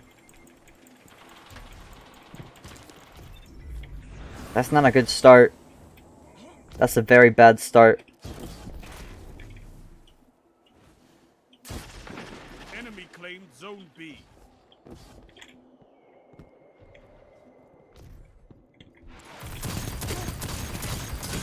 Oh, okay, dude. Spare. He was using spare rations too. If only I used that. Maybe I should be using that more. Zone C lost. Power play. Enemy has your zones. You captured Zone A.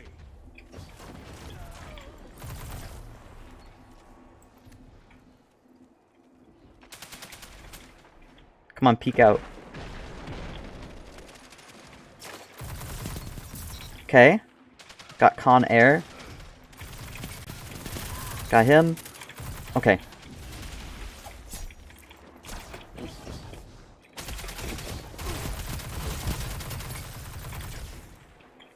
That's right, bitch. Oh! Your opponents are Damn, dude. drag them back.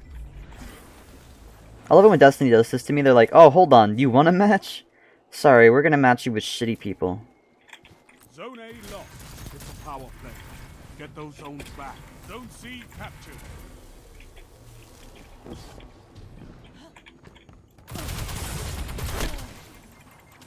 Really?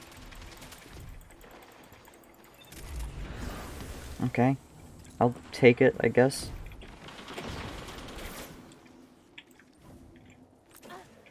Oh my god. Huh? Your enemy I don't get it. kill if they're dead. I'm getting fucked so badly.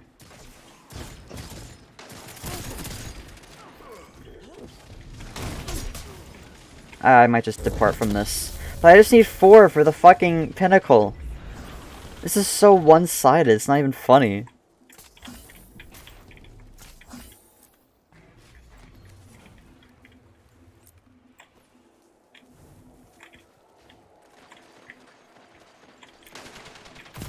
Zone C lost. Power play. Enemy has your zone. I still hit someone with the fucking throwing knife, apparently. Okay, dude.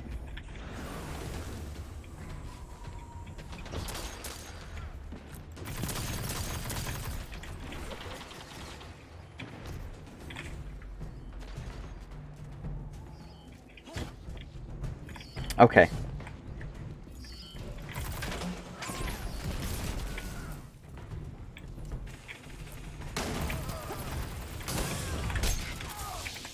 Why?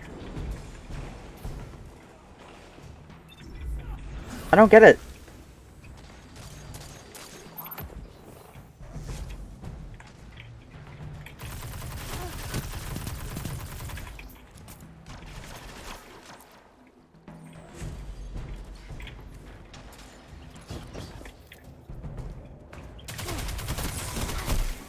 Okay. Pomegranate. God damn it. Zone C captured. It's a damn good thing I don't play to win.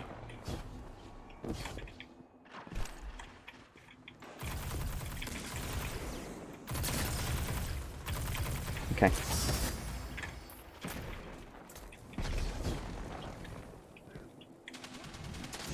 Zone C lost. I've seen enough. I'm calling this one.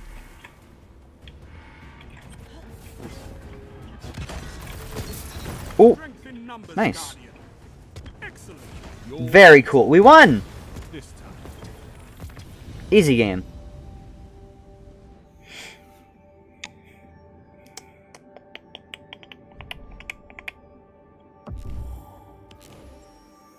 Seven kills, by the way. God damn it.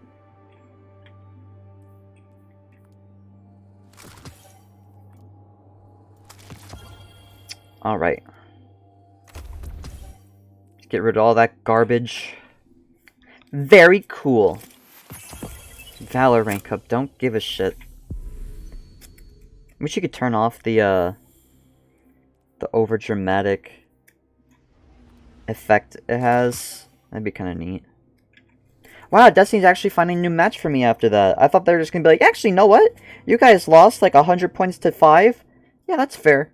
Let's keep this match. Who the fuck is Ace Falcon?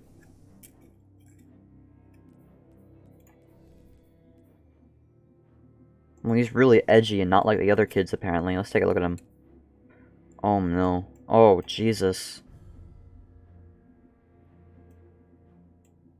What the fuck? I didn't know this ornament existed.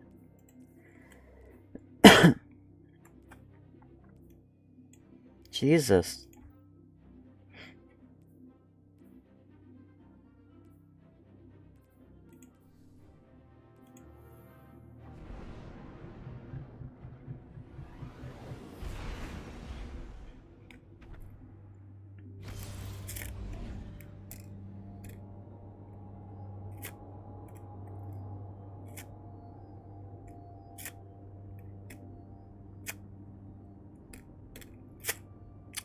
Alright. I love how they always give me the bungo.net thingies as their, fucking loading screen tips. God, that shit's so funny to me. They're like, please use our website. Please. Please fucking use our website. Control.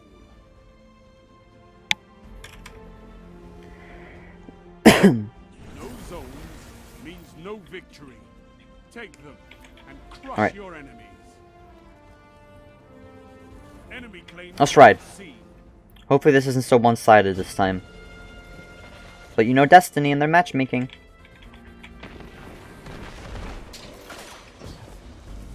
I see people shooting at me. Ooh, that was close.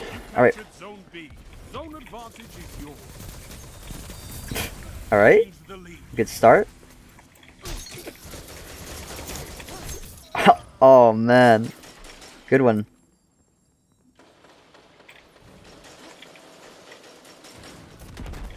Zone C captured. Power play. Nice. Keep the pressure on.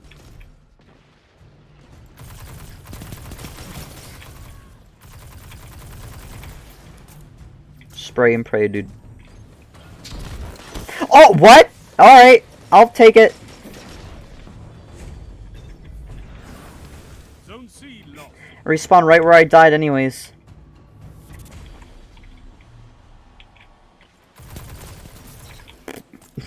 That's so bad.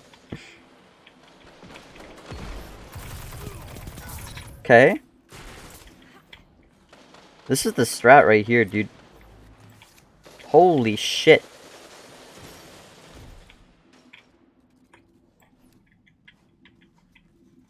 Anyone? I'm just gonna hold B. They have to come for it eventually, yeah? Yeah, they have to. Told ya. Your advantage grows. Nice. Strong. Very cool. Hold on. I'm good. Okay. Narnia?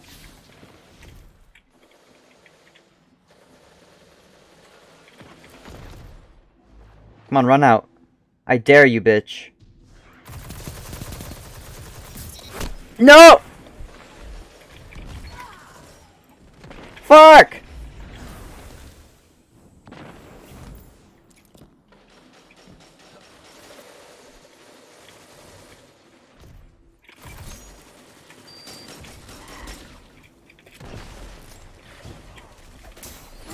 Shit! I was not expecting that. Oh, he's camping in a corner. Zone B lost.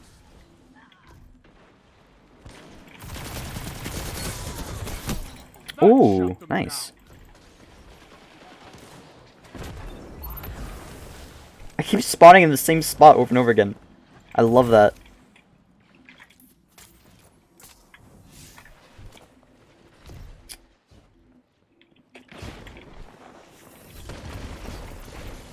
Zone B captured. Zone advantage is yours. Damn, dude, someone has to run through here. Oh, no? Alright. He's so fucking stupid. He's carrying the fucking shotgun while trying to be stealthed. I'm very smart of you, pal. Zone A lost.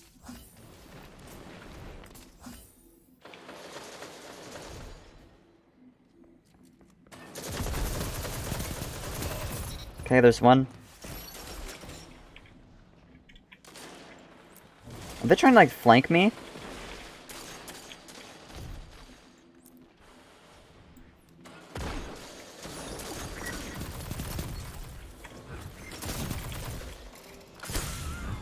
I need to get down.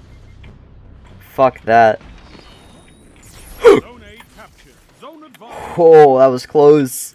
That shit was close. I need to reload. Fuck that.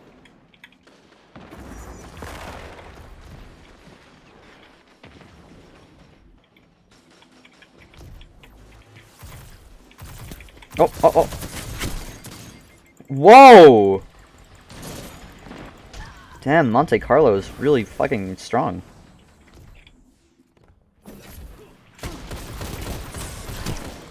Okay. I deserve that. Zone B lost.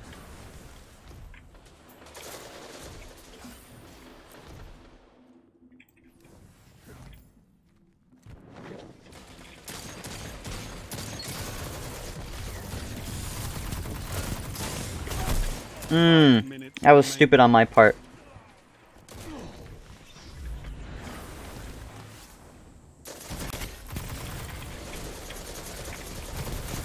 Oh, what the fuck?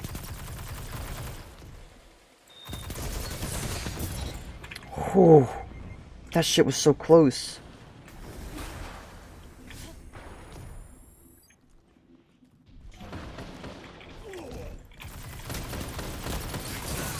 Oh, oh! Come on, come on, come on. Oh, shit! Damn it! God damn it, dude! That could have been so good, too. Careful.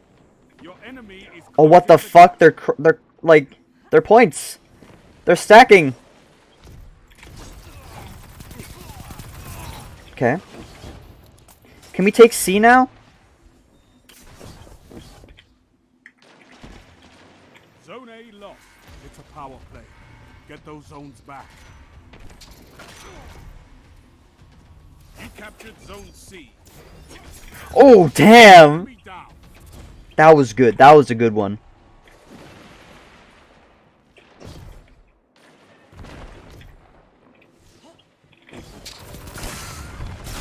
Damn. The Drang. You don't really see that around. What the fuck? Zone B captured. You have zone advantage.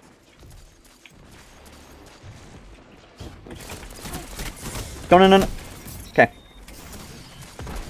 Whatever. What matters is the fact I got the assist. The enemy has closed the gap. Fuck, how?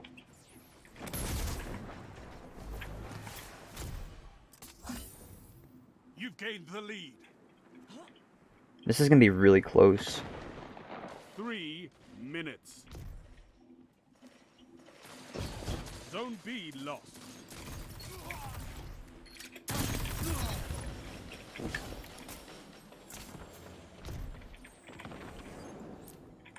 Lead is lost. No! Fuck you!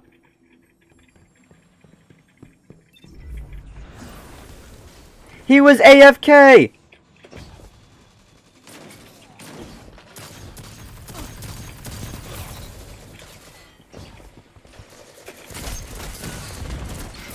Oh! No! Fuck!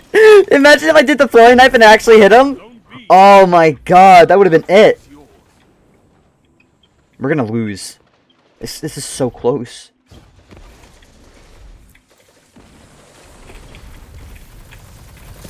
Gains the lead. Come on, come on, come on, come on, come on. No! Fuck!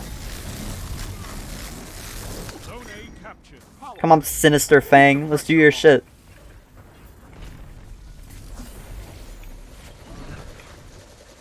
This is actually... Oh my god, this is actually chaos. Zone C lost. Oh shit, now they're gonna take B. Zone B lost.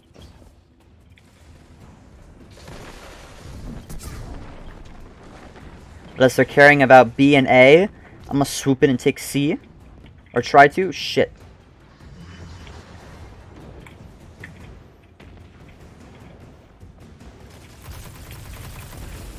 Nope. You captured Zone C. Alright. You have zone advantage. Ow. Bitch. You're beaten. Damn! Oh! Imagine if that blew up and actually killed him. Who kills people? Look at this shit! Oh my god. I was so close. No, not this time. Controlling those zones is the only path to victory. Now they're gonna break this up for some reason. I can already tell. I got subtle calamity from that? Damn. 1002? Damn. Nice.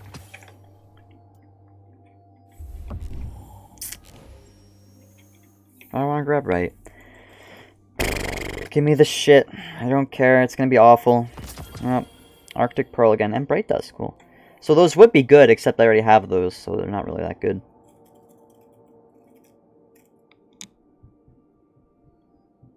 Dudley. Oh, okay. I was gonna inspect him, but okay.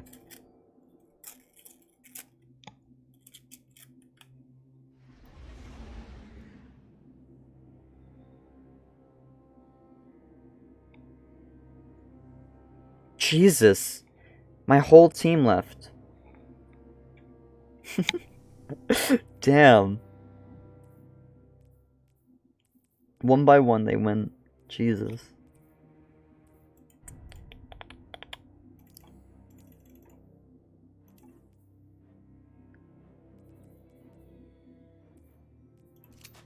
I could rock this setup again.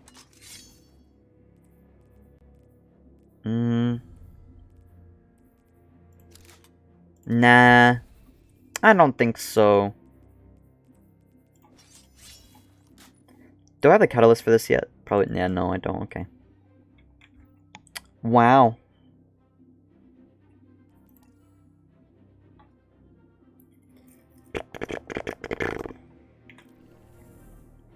What? Now I'm the only person here?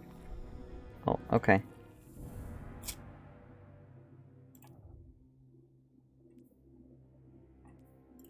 Let's do Rumble once.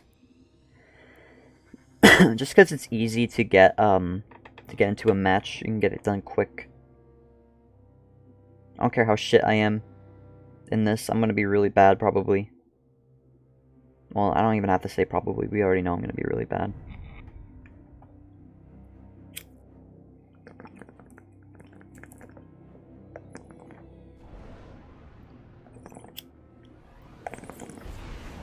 Damn.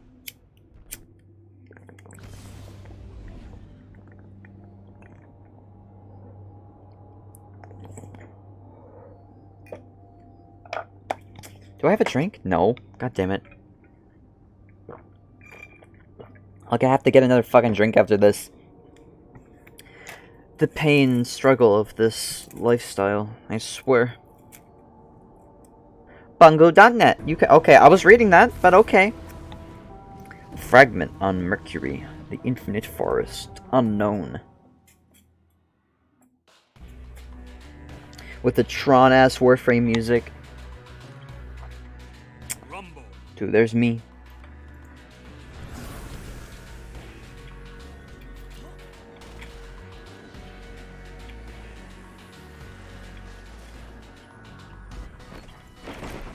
Oh, I saw that.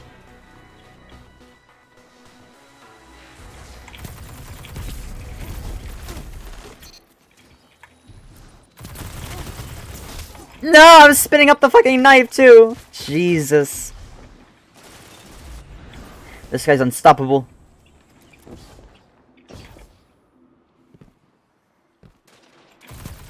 Oh, oh man. Imagine if I got that kill.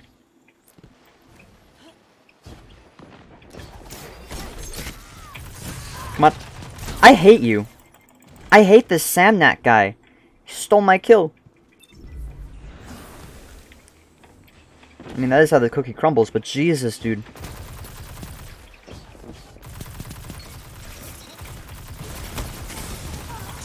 Why are you gonna do me like that? Fred Dog Mad, you bitch.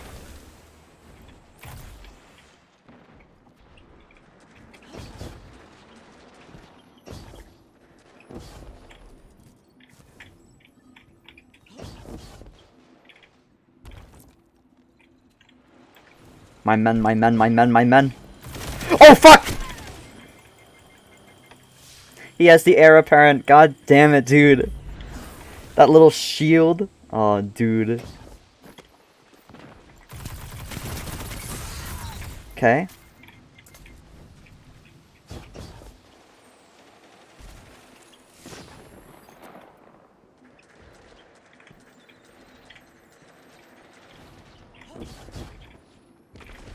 There's people behind me and in front of me.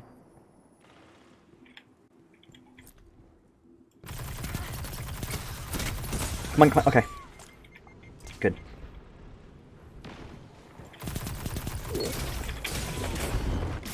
No! Imagine if that actually worked.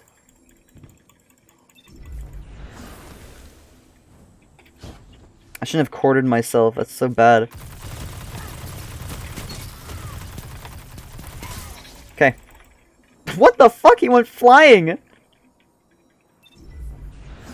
Stratego! Stratego!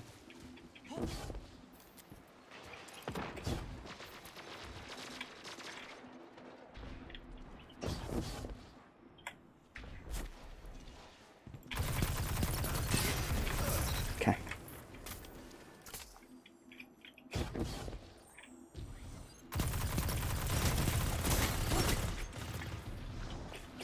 5 minutes remaining. Come on, come on, come on, come on, come on, come on! Oh, damn! Holy shit, that was so close!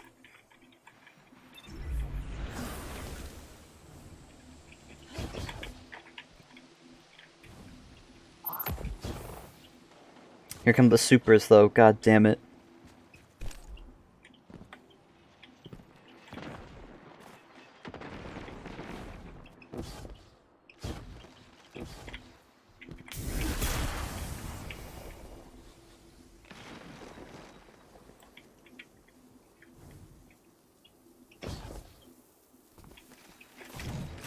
Damn! I actually fucked that one up so bad.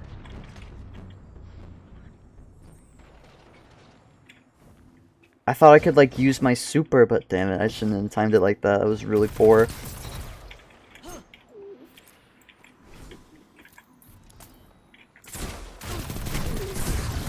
Oh, shit, he was behind me! God damn. Rubert. Fucking Rubert, dude. Come on, come on, come on, come on, come on. Oh, shit! I tried.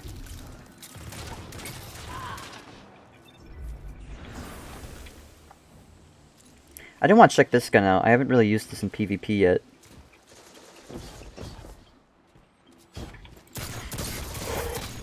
Oh, damn, I thought I did that for a second.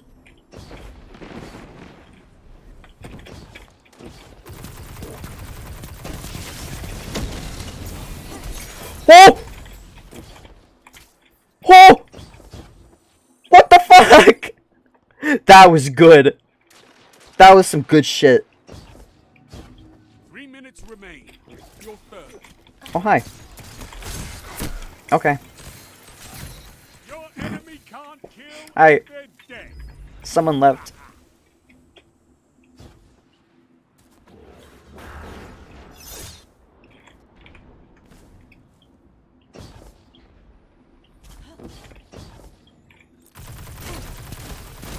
Who else is shooting at me? What the fuck? Oh, no, no one, I don't think. Oh, you gotta be kidding me.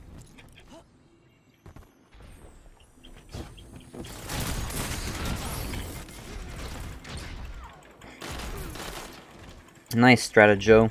Stratego, whatever. Strat go!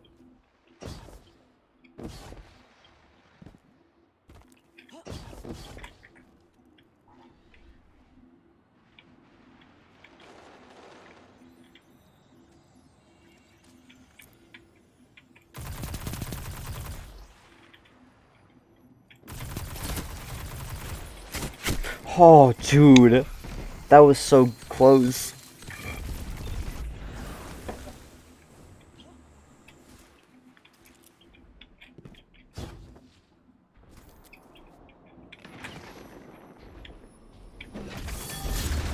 Uh-oh. That's not a good sound.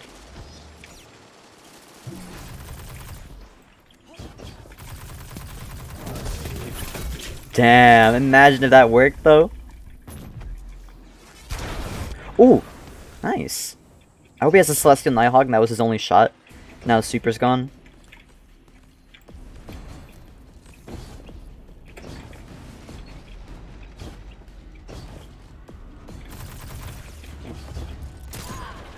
Oh, shit. Oh, damn, I tried. What can I say? Kindled Orchid? Orchid? It's a nice weapon.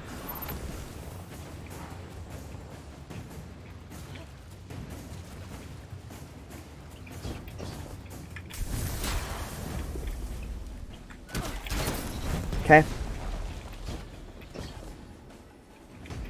That one wasn't wasted for once. That was... He's gonna walk off the side. Oh, no, he's not. 30 seconds remaining.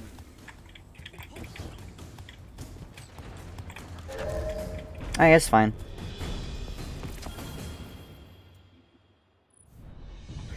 So, one of these should have been my pinnacle, right? Oh, it's shit. You may be defeated, but you must never surrender. It's the same level. Why? Destiny. Why are you like this? I don't seem to understand what you gain from doing this to me.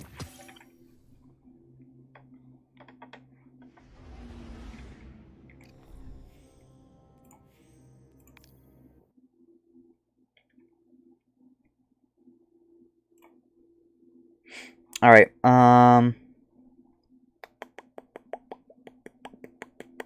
now what? Now what? Let's do some Warframe. You know what? Fuck it.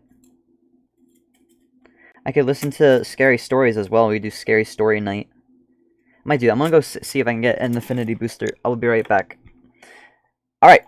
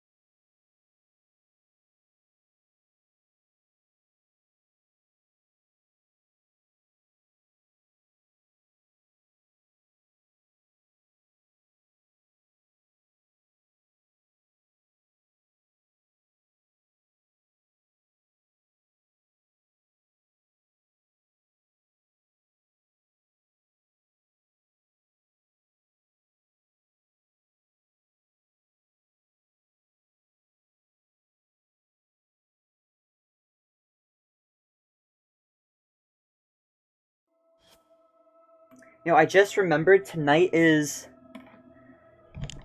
Scary Story night because it's Thursday into Friday. Dude, I just remembered this shit. Oh, man. I'm gonna say... Oh, I just remembered tonight is Scary Story night. Pardonius. Alright. Let's yoink this shit, dude. We need a good mix of just scary story shit. Whoops. I didn't mean to do that. Scary story. Creepy true stories. Compilation.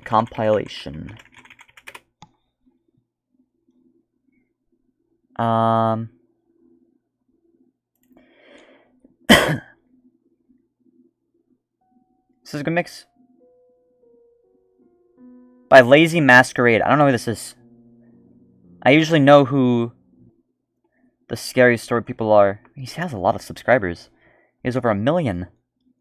Nice. Alright, you know the deal.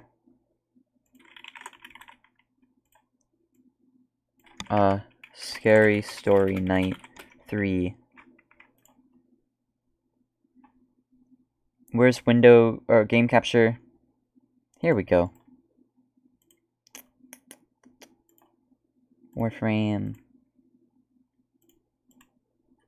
There, and then is my genre Warframe? Category, sorry. Yes. Let me add the text. Listening to horror stories. Alright, so first I gotta get the affinity booster though. Let me set this. Wow! Right when I say that, I get a 50% off thing. That's actually so good. Alright, This is so good. 20% or 50% off. Wait, oh shit, I have to log out of the Steam account. Wait. I'm logged into Washroom 45. I have to sign out. How do I do that? It won't let me do it! Let me just fucking quit! Holy shit, this sucks ass through a straw! Fuck you!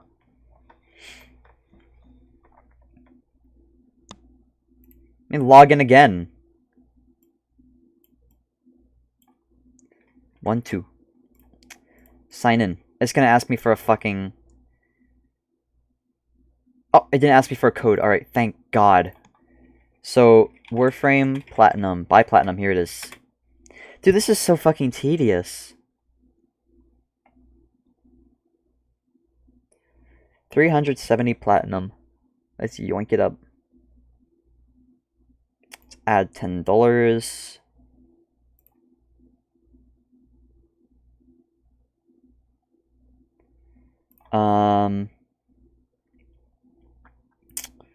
God damn. I always have to go check for the code on the back. I have to remember it. I have to start memorizing this shit. So that should be all the platinum, right?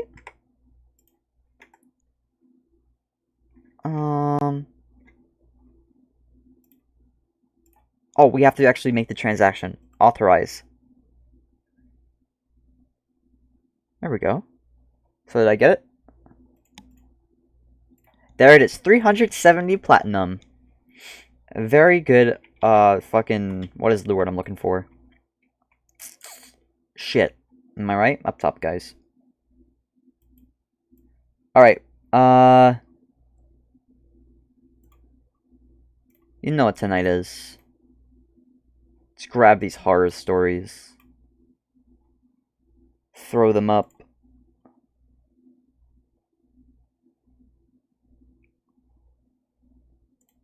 Can I bonk this? There we go.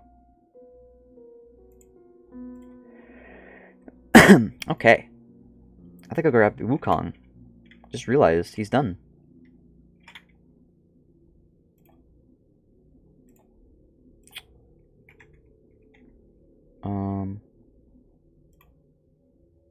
Inventory. Let's get rid of Frost. Growing up as a kid in small-town Maine, I always had to walk past this creepy old house on my way back from school. It used to give me the willies. The It Willies. looked half dilapidated, and the windows were always so dusty you could never see inside. The lights were always off, and I never got the impression that I anyone love this actually guy's lived voice. there. It was like the quintessential haunted house that you see in a cheesy horror movie. Twice a day, 5 times a week, I speed walked past that old house. It just had this horrible aura about it. Bad mojo, no bueno. No bueno. It was summer at the time this happened. I forget how old I was, maybe 12 or 13. School had just finished, and I was walking back to my place by myself. Damn. I inevitably get to the old house, and for the first time ever, I saw somebody exiting the property. Pog. A man who looked to be in his mid-70s, dressed completely in black, like he was heading to a funeral or something. He had slicked back, medium-length white hair, wrinkles as Ooh. deep as the Grand Canyon all over his face. Good one. He was in the process of walking out the front gate when he stopped me. Afternoon, young man. Good afternoon, Uh. sir. Out for a stroll by yourself, huh? Just heading home, sir. Heading back to your house, is that right? Your parents are expecting you, I suppose. The fuck? An awkward pause followed as he just stared at me. It's creepy. Your house doesn't look anything like that, does it? He motioned to the old, rotten house behind him. Oh, no, sir. Not as, old. Do you live here? The old man laughed, seemingly to himself, exposing his brown, crooked teeth. Ew. That smile stayed on his face for the rest of our conversation. Not quite. Though I've been here many, many years now. Ugh. Weird, I thought. What kind of answer was that? So what? You're like the gardener or something? The man cackled again. I like you, son. Son. I'm gonna tell you something I wish somebody told me a long time ago. Never go inside that house. No matter what. The Why? fuck? I asked. That's the maze house. It's a labyrinth. What's that mean? It means if you go in, you'll almost certainly end up getting lost. It's much bigger on the inside with hundreds of floors, thousands of rooms, and hallways that go on for miles. Some people never find their way back out of it again. Hell, I wandered in as a young man, only just found my way out now. Decades I've been lost in there. All my little friends I was with didn't make it. Lost Jesus. them years ago. They're still in there, somewhere. But I kept going.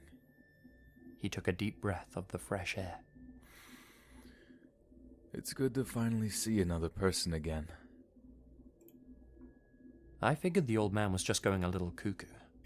Obviously, I was a little too old at this point to believe such nonsense, but I remained polite Nonsense. and nodded along to the old man's story. So, you'll stay away, right? Promise me that. I'd hate to think what might happen to you in there. Yeah, of course, mister. 325? There's a good boy. And with that, the old man hobbled on down the road to who knows where, still Fuck laughing to himself as he went. I made my way home and told my parents about the old geezer and his story. Told them about the so-called maze house. Sounds like a nut job, they said. Make sure to stay away from him. The years rolled by, and in time, I forgot about the old man and his wild tale. It wasn't until they started demolishing that house that I remembered the encounter and remembered what he had told me. Damn. It gave me a good laugh. A good laugh, The fuck? that is, until the news came out. While taking down the old house, one of the demolition men found something in amongst the ruins. Uh-oh. The top of a human skull, nestled in the debris. Ooh. Phone calls were Ew. made, and the authorities came to check the discovery. Unfortunately, that wasn't all they found.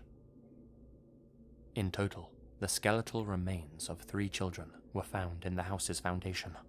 Damn. When I heard this, my thoughts turned to the old man I met years ago. Did he know something about those bones? Worse yet, was he the one who put them there? Had he concocted some story about a maze-like house as some kind of sick joke, or even a clue about his crimes? I asked my parents if they remembered me telling them about the old man, if they remembered who he was. They were completely confused, and didn't recall me telling them any Of course such they story. were. God damn Nor it. did they recall any old man who had lived in that house. As far as they knew, it had been abandoned since we moved to the area. And they were right. There was no record of anyone living in the so-called maze house for decades. It really was abandoned. As far as I know, nobody in my town remembers that old man. None of the local newspapers reported about him. The identities of the 3 skeletons remain unknown, though experts believe they had been in the foundation since at least the 50s, maybe even the 40s. Nothing more has ever come of the case. No leads at all. Nothing. Damn. In fact, it's hardly been reported on at all, seeing as everyone assumes these bodies have been there for years and years and years. That's actually This has such a good perplexed me for the story. longest time. I gotta pause it real quick though, because I gotta go get a drink. I'll be right back. I'll be right back, dude.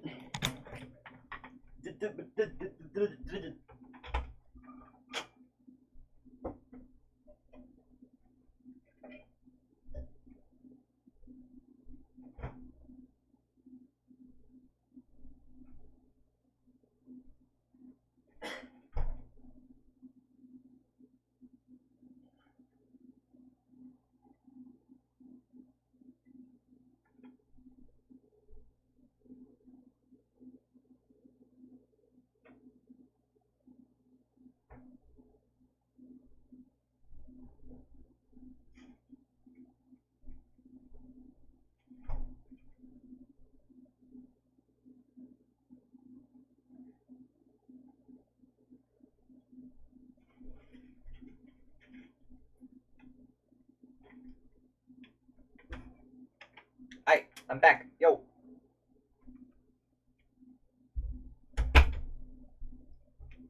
What's up?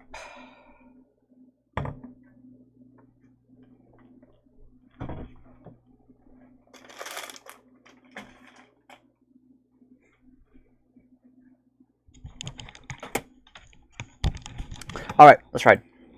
Why can't anyone track him down? Why does nobody else remember seeing him around town? I don't know, Had he dude. somehow been living in that house without anyone ever realizing it? Did I make the whole encounter up in my head? Yes. Or maybe, was there really something paranormal about that house? Do we have any wings? I'm gonna keep the Whatever the I'm gonna case, keep the story I'm playing. just glad he told me to stay away, and didn't invite me in.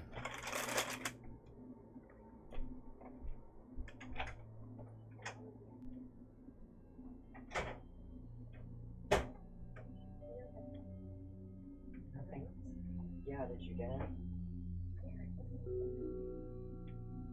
4 years ago, a Reddit user posted a chilling story that happened to their mother. Worried that the call might be linked to the okay, I'm Nuclear back. Defense Agency, the user created the post anonymously under a new account. In Actually 2012, back. the user Call received you a easy call clap. from their elderly mother. Hey, what's up? She was calling from her neighbor's house, and she was absolutely hysterical, sobbing about how somebody had taken over her home phone. Ugh. The user was confused by what she meant, but then again, she was very old. The neighbor she was with checked out the phone, and everything seemed normal, so eventually she calmed down and returned to her house. Pog. A few days passed, and then the same thing happened again. Again. The user's mother called them in a state of pure terror. Once again, she was at her neighbor's house, shaking uncontrollably. This time, she refused to go back to her home. The Reddit user took a week off work to stay with their mother. To begin with, the user couldn't find anything wrong with the phone, and figured that the mother was just going a little senile. That proved not to be the case. Uh-oh.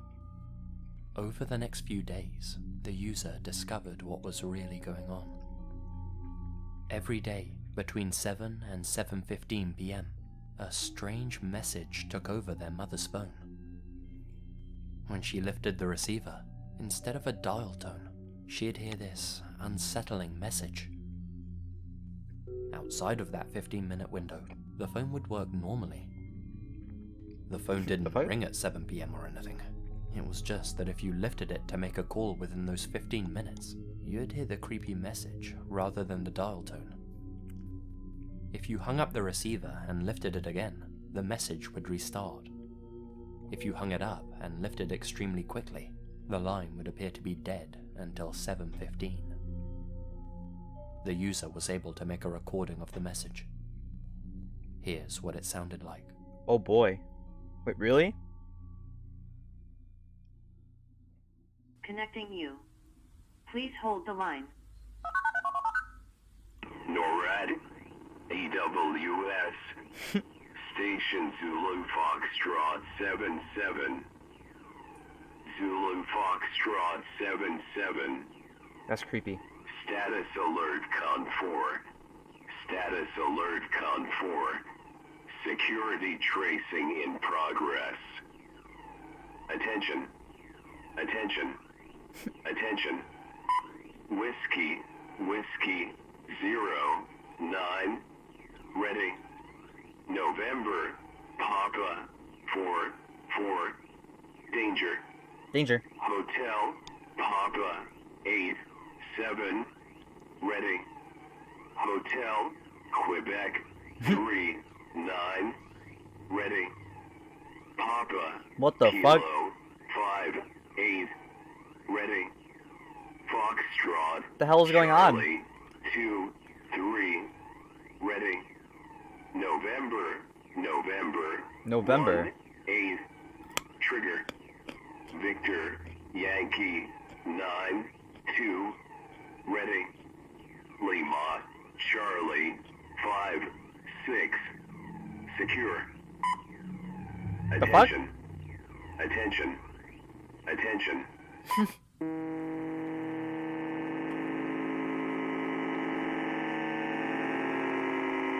What face? Yo! I get it.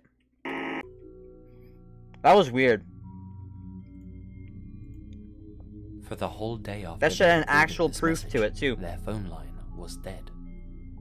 The phone company said that they couldn't find a fault in the line. That evening, they attempted to record the message again to see if anything had changed, but rather than be met with the strange message, there was just the normal dial tone again.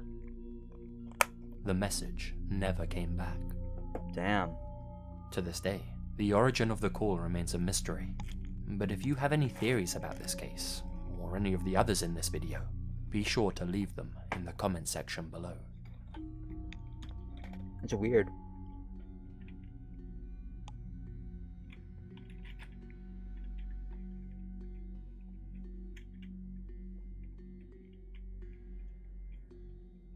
You may have seen this one before, but I think it's creepy enough to warrant a place in this video.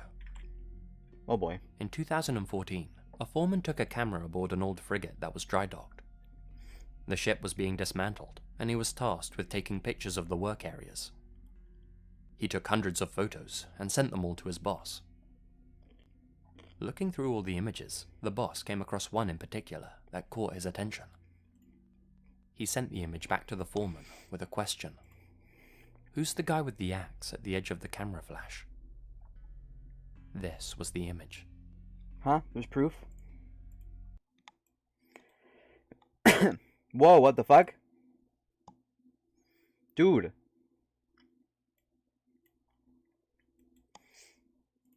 What the fuck? There's a dude right there. Dude, all these stories actually have proof. That's so weird. You don't usually see that. God damn. Can you play again? Thank you. Huh?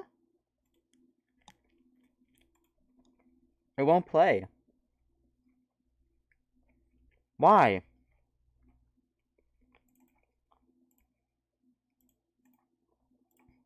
So I'm 13 minutes and 27 seconds into it. I'll just skip it. I'll open it in a new manager. Manager? A browser. God damn it, dude.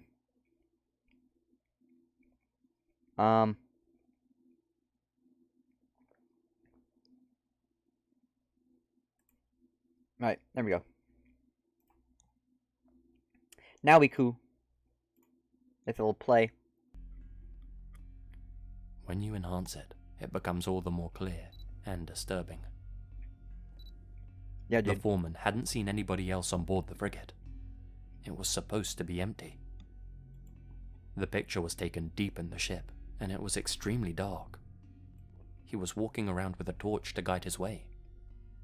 When he took a photo, he'd turn off the torch, briefly leaving him in total darkness. Oh, that's creepy as fuck. Then, after he'd snapped his image with the flash on, he'd turn the torch back on and continue through the ship. Oh, that's so creepy. This man had been lurking in the blackness the entire time. Nobody who worked at the dock recognized the man in the picture.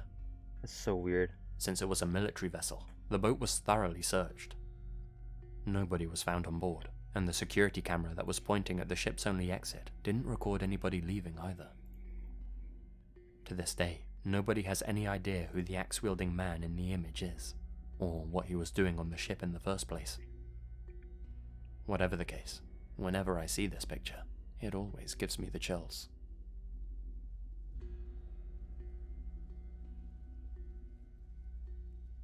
Damn. So Cora really is a dominatrix. Do I have any whips?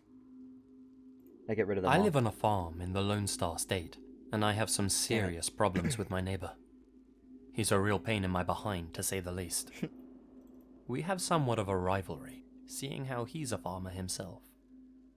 I gotta say though, I'm grateful for that rivalry, and I'll tell you why. I'd been having some trouble with a few of my vehicles a while back. Vehicles. Someone had been slashing their tires. Damn. Whoever had done this had also left manure in my mailbox a few weeks earlier. Oh, what? And put broken glass all over my driveway a couple of weeks after that. Jesus. I was sure that my neighbor was responsible, but when I confronted him about it, he denied any involvement in any of the incidents. I was going to need evidence to prove that it was him. Then I could hit him where it really hurt. Namely, Damn, his look at wallet. that fucking... Thus, You just see that I shit? installed That was a good few security animation. cameras around my property, small enough as not to be noticeable. My trap was set. Now I just needed to wait for him to strike again. Perhaps a month passed by, and in all that time, there had Damn, I been love no her. new incidents on my farm. Maybe my neighbor had noticed me installing the cameras. Well, if that was the case, I was just glad it stopped him from coming onto my property, tampering with my vehicles, and pulling all sorts of horrible pranks, if you want to call them that. One afternoon, I found myself driving alone back to my farm.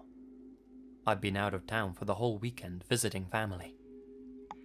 I was running a little low on fuel, so I stopped at a gas station along the way.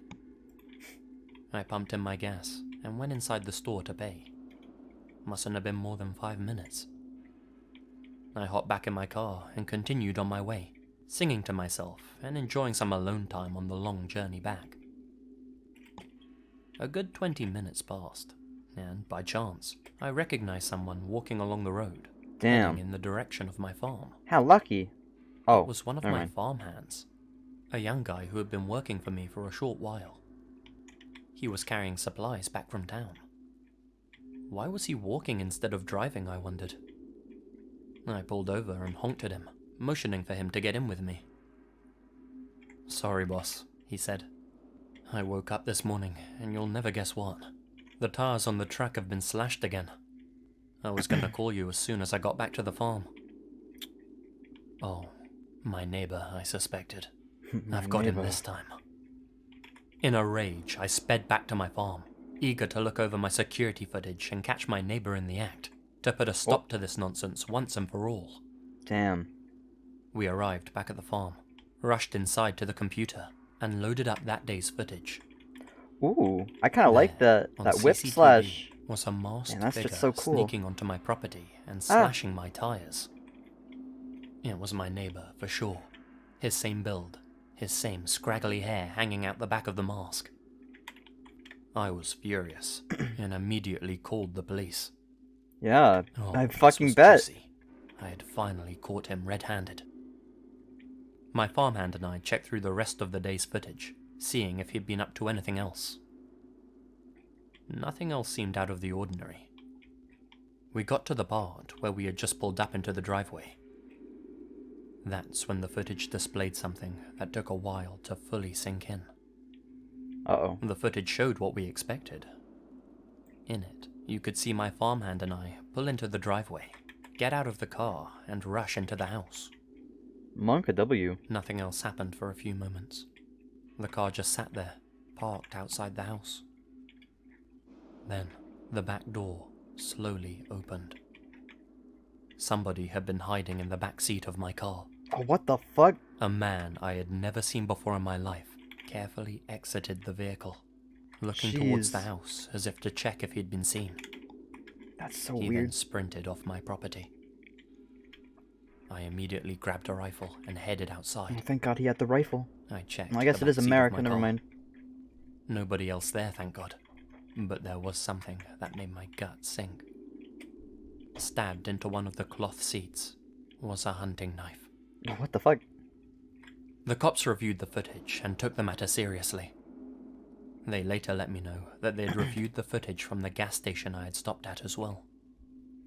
They told me that while I was inside paying for my gas, some wacko snuck inside the back seat of my car. He'd the been fuck? lying Why? down the whole journey back to the farm. That's so hiding weird. mere inches behind me. Why he targeted me and what he planned on doing, I can't say, but nothing else ever came of it. Damn. In a way, I'm glad my neighbor caused me so many problems. If it wasn't for him, I'd never have installed those cameras. Nor would I have passed my farmhand on the way back to the farm. I'm guessing that if my farmhand hadn't been in the car with me, things would have ended very differently. Damn.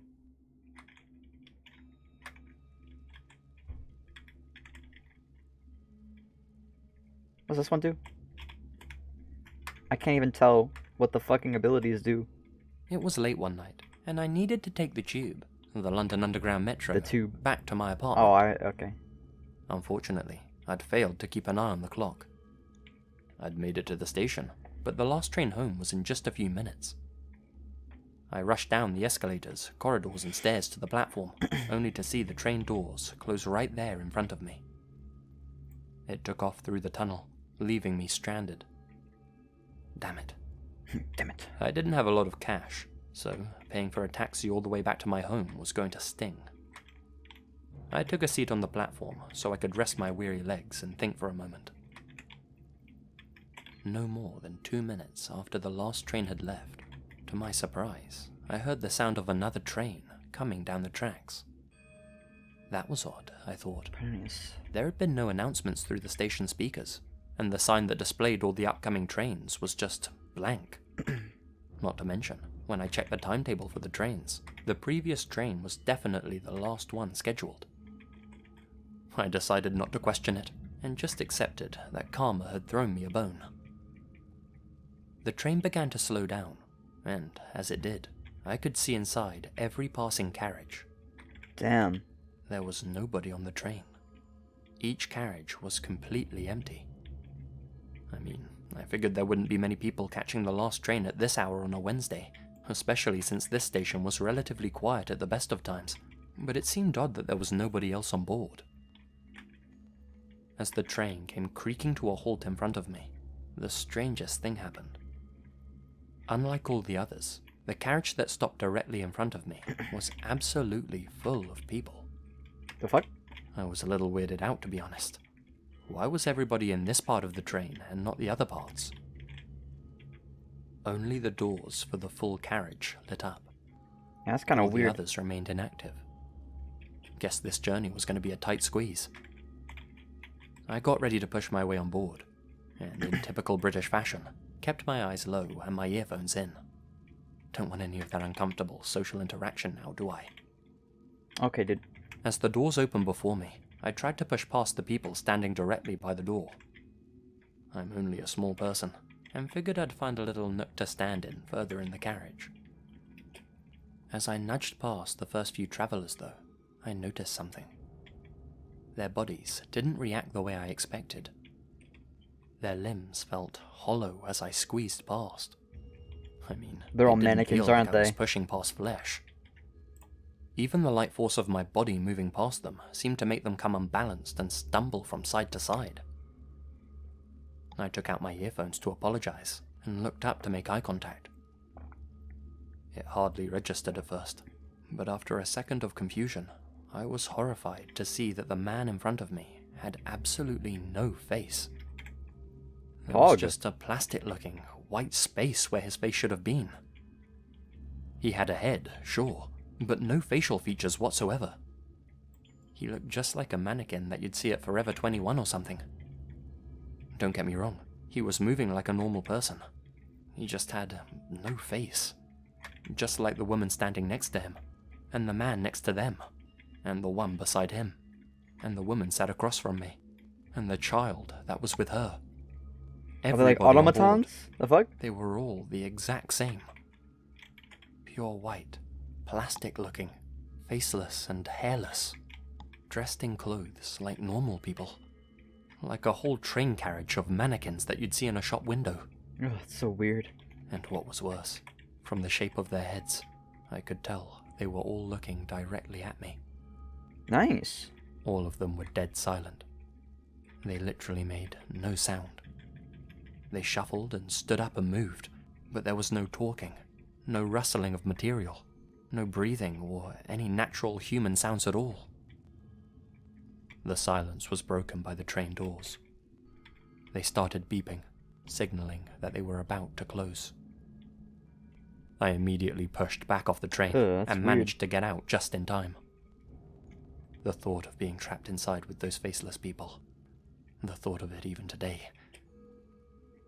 The faceless heads in the window continued to stare at me as the train finally pulled away from the platform. It disappeared into the tunnel. I decided paying for a taxi wouldn't be such a bad idea after all. This was easily the eeriest experience of my life, and I can't seem to make sense of it. If it was some kind of prank, it was extremely elaborate. There were too many people involved.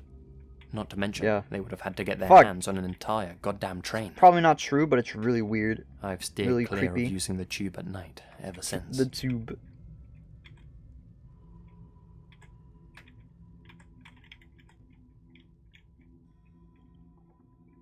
God damn it.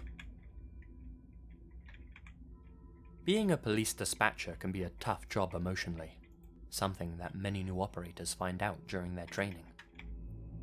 Learning how to handle distress calls involves listening to a bunch of them, and some, like the one you're about to hear, are harder to sit through than others. Uh-oh.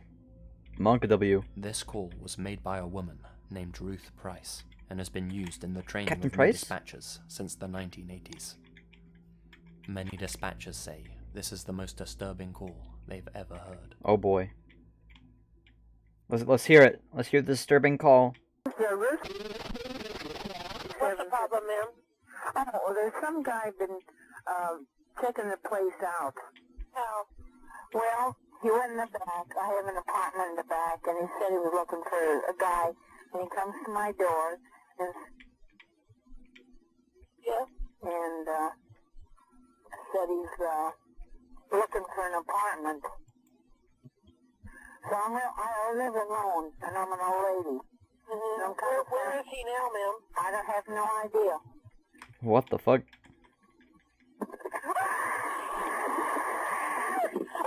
What the fuck? Monk W. Dude. Shut up, bitch! He was killed by a prowler, and the prowler was not apprehended. I'm so frustrated Damn. by the lack of any credible information about this call. Because of the lack of information about the case, it remains a mystery whether this call is genuine or just an amazing piece of voice acting. Damn. Another former dispatcher is more certain that the call is real. Although there were rumors that this was fake when it first came out, sadly, the recording is 100% real. Uh-oh. The recording is used in police training on what not to do during a 911 call, and why you should always get the location or address first. Because of the 911 operator not getting that info and not really taking her seriously, the cops never got out there in time, and the killer was never caught. There's little info out there on Google, as this happened way back in the 80s, before the internet or Google existed, but there was a thread posted about it on a police forum back in 2002. I'll try to find it and link it, but from what I remember, I'm pretty sure she was beaten or bludgeoned to death. Damn, that's Monk W. If you scour some Holy online shit. forums, you'll still find people debating whether this call's real or fake. Whatever the case, though, the prospect of receiving a call like this is enough to put anyone off becoming a police dispatcher. That much I'm sure of. It might make people want to become one more. Think about it, to tell these stories. I don't know. That's a weird one. It's a weird take.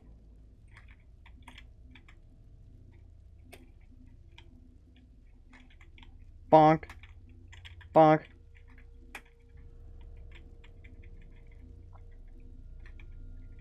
Here's a glitch in the Matrix that's boy. kept me up for more than a few nights. For as long as I can remember, I've had a memory that apparently never even happened to me. It's extremely vivid, almost like I can feel what's happening in the memory itself whenever I think about it. Oh boy. The memory stayed the same since I was a kid. This is gonna be some weird shit. This sounds familiar. Did I watch this one already? Looking This in is at me prime through a content. window. Hey, what's popping? His skin is Welcome. so thin, it's almost translucent.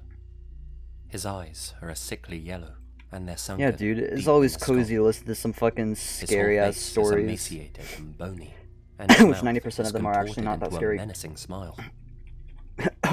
In the flash, see here. he's in the same room as me. I don't know where we are. Some sort of dark, featureless place. What the fuck is But everyone? it's just the two of us, and I have no idea why I'm there. Monka W. The pale man slowly approaches me with his arms outstretched, and I'm overcome with this feeling of pure fear. Then, pure pain. Oh, Monka W, what the Next fuck? thing I know, I'm in a hospital on a stretcher, being wheeled into the emergency room. Nice. I can't really feel the lower half of my body, Oh, and not everything's a nice. little blurry. The doctors have concerned looks on their faces, and one of them keeps repeating, "Stay with me, Tom. Stay with me, Tom." Fucking Tom. The strange thing is, my name's not Tom. It's Jason. Fucking Tom! I look up at the doctor talking to me. I still remember his face like it was yesterday. Paper-thin lips, a brown moustache, piercing blue eyes, a big mole over his eyebrow. The scene goes on like that. I have until no lose energy, what the fuck? consciousness. Then, You unmodded everything me? goes Yeah, black. dude. I unmodded a couple people who, like, That's where the memory ends. mods should only be, As a child, I like, brought people the memory up to my who parents. fucking mod. They assured me I had never been I was just rushed to handing the it out. hospital, let alone to the emergency room. Throughout the years, I'd periodically bring it back up whenever it popped into my head. Still, they'd always tell me I was just remembering some weird nightmare or something. For the longest time, I put it down to me watching some kind of scary movie before bed, and my young, impressionable mind confusing a dream with reality. When I was 18, my family and I moved to Chicago. Fucking Chicago. I had a minor medical problem that needed monitoring, and I needed to make a trip to the local hospital. I was sitting in the waiting room, surrounded by a handful of other people. An old lady, a mother and a child, and a man with his head burrowed in a newspaper. Eventually, the doctor came out and called my name. I looked up at him, and I couldn't believe my eyes. It was the doctor from my false memory. The same Oh my thin god, lips, that is so piercing crazy. blue eyes, True story, by even the way. same distinctive mole over his eyebrow. Wow. He looked older, sure. His moustache was more grey than brown now, and there were a few deep wrinkles on his skin, but there was no mistaking it. If that memory really never happened to me, then how was that even possible? My heart began to race as I stood up and moved towards him. With a reassuring smile, he ushered me into the examination room. Now, in private and up close, I was able to get an even better look at the guy. Sounds like the intro to a It was weird him, porn. all right. He wasn't just a character from a dream at all. But if that experience from my memory had never really happened, how could I have known this man's face? Why had it been stuck in my head for my entire life? During his examination, I told him he looked familiar. He assured me we had never met. I grew up in Texas, and he'd never even been there. Not to mention, Fucking there was Texas no cake record of me owner. as a patient there, and the doctor said he had a keen eye for faces. Oh shit. I figured it was some kind of weird coincidence, a sort of mind glitch. My brain Mind must have glitch, been the making a fuck? connection that wasn't really there. Still, I couldn't help but feel a little uneasy. The doctor finished up his examination, told me everything looked good. He then gave me a smile and showed me the door. I walked out into the waiting room, and the doctor called his next patient. It was the man with his head in his newspaper, sitting just to the right of me. Oh boy, here we go. He stood up and towered over the doctor and I. Couldn't have been less than 6'6". He came to Fucking pass me, manlet. and I looked up at him. Those sickly, sunken eyes, those emaciated cheeks, that cellophane-like skin. It was him, the menacing figure Him, from Paul my you. memory. The doctor looked older, but this guy hadn't changed, hadn't aged a day.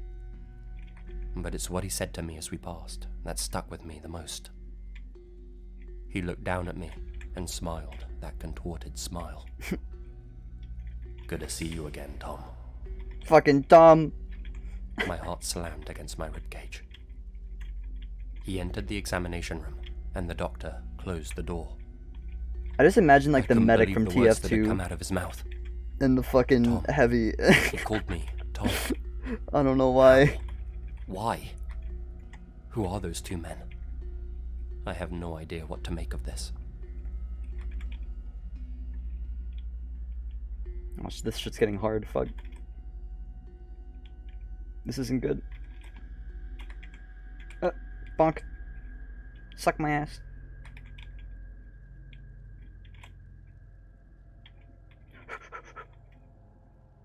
I hate how the transitions between stories are always so fucking long and just they're all so redundant. Back It's in just the same 2008, sound I was for taking like a long 30 trip seconds. through the USA, God damn. hitchhiking most of the way to save on travel expenses. Oh, here we go. At the time, I was in Connecticut and trying to get from New Haven to Hartford. This was actually near the end of my journey, as I'd started on the West Coast and had only had positive experiences the entire way. Friendly strangers offering me rides, kind locals offering me couches to sleep on, the whole shebang. Connecticut, unfortunately, is where my trip The way turned you a said little that shit. sour, Connecticut. and I finally came to realize the fucking dangers dramatic. of hitchhiking. Some guy I had just met offered me a ride up to Hartford. Said he was headed there himself, and wouldn't mind a little company on the journey. Sounded good to me. Nothing about him seemed suspicious or anything. Just a normal-looking dude. He was around 40 years old. Muscular, like an outdoorsy type of guy. Ooh, catchy bass. Had a picture of his family on the dashboard, a crucifix around his neck, and spoke real polite and friendly. We started rolling on down the road. Those are and he all gets to warning talking signs. with me. Dip, dude. Conversation was light-hearted and jovial, and we spent a lot of the time sitting back and listening to country music on the radio. I asked him what he had been up to that day before he picked me up. Oh, whoops. He told me nothing major, just saying goodbye to a few friends he had been visiting in the area. Somewhere between New Haven and Meriden, this guy's demeanor suddenly changed. His face went from smiley to serious. Oh boy. The whole atmosphere in the vehicle became darker. I tried talking to him, but he stopped answering me. The After fuck? about 10 minutes of the silent treatment, he finally spoke. You know, he said, when you asked me what I'd been up to all day, I told you I was saying goodbye to friends. Yeah, I replied, not really sure what he was getting at. I ain't got no friends in New Haven. Oh, I said, a little unsure of how to feel. There was a long pause as I waited. This for guy him says, to "Oh, tell me okay, the that's punchline cool." to this joke, No, he should have whatever just he been was like, building up "The to. fuck, dude? You lied to He me!" didn't say anything. I waited a good 30 seconds before asking, "So, what have you been doing all day then?" He turned off onto some thin, country road, with trees lining either side. Oh boy, here we go. This definitely didn't feel right.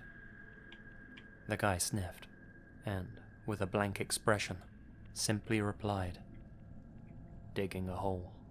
Ooh, he's playing some My flowers. heart was pounding fast now, and became faster as we drove further down the lonely road, the surrounding trees becoming more dense. In that moment, I questioned whether jumping out of the car would have been an overreaction. I decided it wasn't. I unbuckled my seatbelt as the guy began gaining speed, opened the door, and flung myself out of the vehicle. Dude didn't lock the door? I didn't know what A this guy fucking had planned amateur for at me, kidnapping. but I didn't want to be a part of it. I rolled on the ground, scraped, but mostly uninjured. Ow, shit. The guy's car came to a complete standstill up ahead of me, and the red reverse lights came on. He started flooring it in reverse, coming back to get me. Oh boy. I darted down the road, back the way we came, all the while with this guy catching back up to me. I had no choice now. I ran into the woods on my right side, where his car could no longer pursue me. Oh, what the fuck? I rushed through the foliage, and heard the guy slam his car door, hollering about how I was a stupid so-and-so, and how I wasn't going to get away. From the sounds of it, he was chasing behind me, though I didn't dare to turn back and look. I refused to stop moving. Adrenaline is a hell of a thing, and it carried me far enough and fast enough for that guy to lose track of me. When I finally felt like I had lost him, Yoinked. I found a spot to lay low, and remained hidden in those woods for a good hour or so. I eventually made it back to the main road, found help, and called the police. I gave them a full description of the guy and his vehicle, and, being the sweethearts they were, they gave me a ride to the nearest town. Nice. Easy clap. My trip across the USA taught me many things, mainly that most people are inherently good, but I have no doubt I encountered evil that day. The way he was able to shift gears so quickly from friendly to stone cold. That's the part. Yeah, that dude, he keeps me turned up at into night. Stone Cold Steve Austin. He's a fucking druid. Switches in and out of form.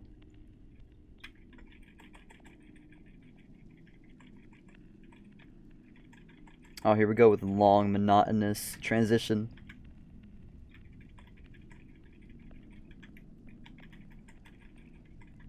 I live in a rural part of Colorado, on a farm close to the infamous Riverdale Oh boy, Road. that's the end of the horror story A right lot of there. strange goings on along that road, let me tell you. People have claimed to have seen all kinds of apparitions while traveling down it. One part of the road even leads off to a mansion that was once the headquarters of a satanic cult. What the fuck? Some folks say that the gates to hell are located Okay, there dude. by the chicken Okay, coop. dude. But By the that chicken doesn't really coop. have anything to do with this story. At least, I hope it doesn't. I must have been 14 years old at the time, doing some schoolwork at home, when, all of a sudden, my brother Fucking came nerd. running in, hollering. Said that a mangy dog had wandered onto our property. My dad and I went out to take a look with him. Lo and behold, there was a humongous Doberman standing about 20 yards from our house, completely motionless. It didn't look healthy at all. Dobermans are almost always black, with patches of brown. Come on, bro. This one was off-color, grey, and covered in blisters. It looked as if it was You mean decomposing, off-color? despite still being alive, if only barely. Its eyes, they weren't like alive creatures. They were stark white, like it was blind or something. No pupils or color at all. It was panting heavily, and just looked at us, begging to be put out of its misery. Jesus. We had no idea where it could have come from. I got a There fucking wasn't message. another house near ours for as far as the eye could see. And of the houses that were nearby, well, none of them had a Doberman. My dad didn't want the thing to suffer, and he certainly didn't want it spreading disease to our livestock. So he got his rifle and told us to go Alright. back inside. That's right. We knew what he meant. We went back and switched on the TV. No more than a few seconds later, we heard a shot ring out from the outside. Manga W. My dad then dug a grave shot of what? and buried the poor creature in a patch of unused land away from our house.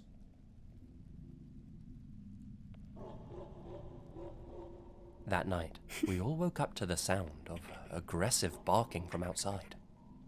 Oh, That dude, look was at odd. this guy. Wanna We become got up to check famous? what it was. Artificially Outside our boost your house was fucking. Oh another my god, dude, doberman, get the fuck out of looking here. identical to the one that had wandered onto our property in the day. Suck my This one, ass. too, was diseased looking, missing half its fur and covered in lumps. Where were these dogs coming from?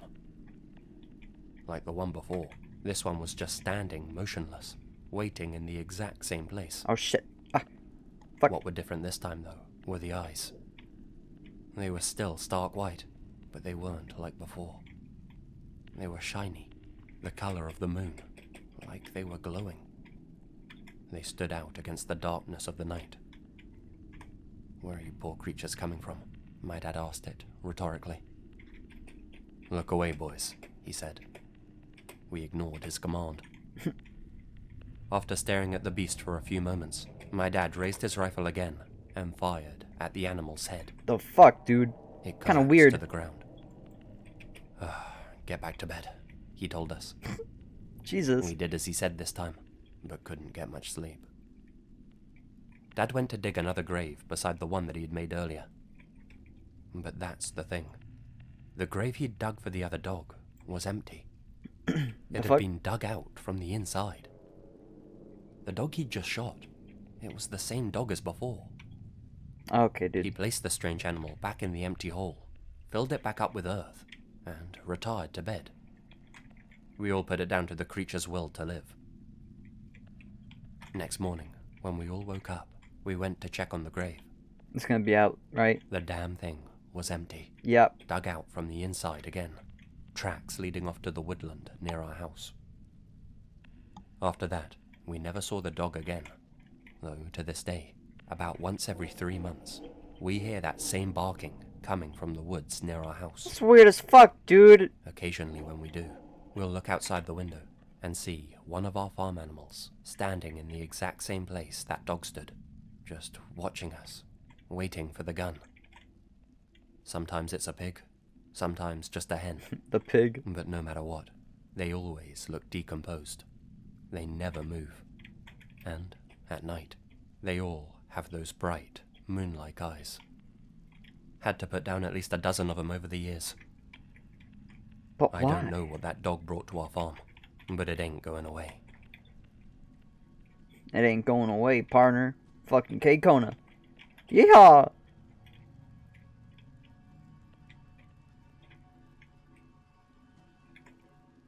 Ah! That was close. Fuck. I live in Iowa. If you've never paid us a visit, then let me tell you a little bit about our state. We have cornfields. Lots Pog. and lots of cornfields. One grey Cornfields. afternoon, I was Sorry. driving through the countryside, about 30 minutes outside of Farley. The road I was driving on was flanked by 2 of these cornfields on either side. They were tall and went on for miles. The closest thing to civilization nearby was a farm, so essentially, this was as close to the middle of nowhere as you could get without wandering off into the wilderness. As I made my way down the road, I came across something unexpected. A car stuck in a ditch next to the cornfield. Damn. And a thin, long-haired man frantically waving for help. I pulled up beside him and wound down my window to check what was wrong. Hey stranger, having some car trouble here. Could you lend me a hand? I nodded, pulled over in front of his car, and hopped out of my truck. Damn, man. Fuck. What happened? Oh, the darndest thing. A damn critter jumped out of the corn here, and I swerved to miss it. Ended up in the ditch. No good deed goes unpunished, right? I felt for the guy. I mean, his car was a hunk of old junk, and he looked and smelled like he hadn't had a shower since God knows when. Must have been down on his luck. I'm Asmongold. Sure, man, I said. I'll help you out. Awesome, thanks so much. I've got a tow rope in the back seat of my car there. Go over and grab it. We can hook 'em up. I walked over to the guy's car and looked in through the window. I couldn't see a tow rope. Must have been stuck down there somewhere. Oh boy. I then reached for the door handle. Actually, man, I said, I have a tow rope in my truck. It's a tough one, and I know how to use it. My friend that's with me can help us too. Oh, yeah, sure. Oh boy. I calmly began walking back to my truck and Gee, I flashed the wonder guy a what friendly his smile. fucking intentions But I are. didn't have a tow rope, and I didn't have a friend with me either. As I went to open that guy's car door, I saw something in the reflection of its window. 2 men hiding in the cornfield behind me. I got back to my truck, jumped inside, turned the keys, and floored it out of there. Oh my god, look at Cora's butt. As I sped Okay, I'm down sorry, the road, I'm sorry. Alright, I let's go. looked in my rearview mirror. God damn. The long-haired man just stood there as 3 other men stood up and walked out of the corn. They all joined him and watched me as I drove away. These 3 new men were holding long objects, maybe metal poles or something like that. I couldn't quite make them out. Nor could I make out the license plate on the car. I just got the hell out of there. Sadly, without that information, there was little the police could do. They couldn't find the men or the car when they searched the road, and I never heard anything more Maybe I about should it yoink from a them. different Slandana. No, In I like the hindsight, butterfly the wings. man's car wasn't really I think we're all fine with stuck that. in the ditch. I should have been more cautious and sensed that something was up from the start. I'm just thankful they didn't pursue me.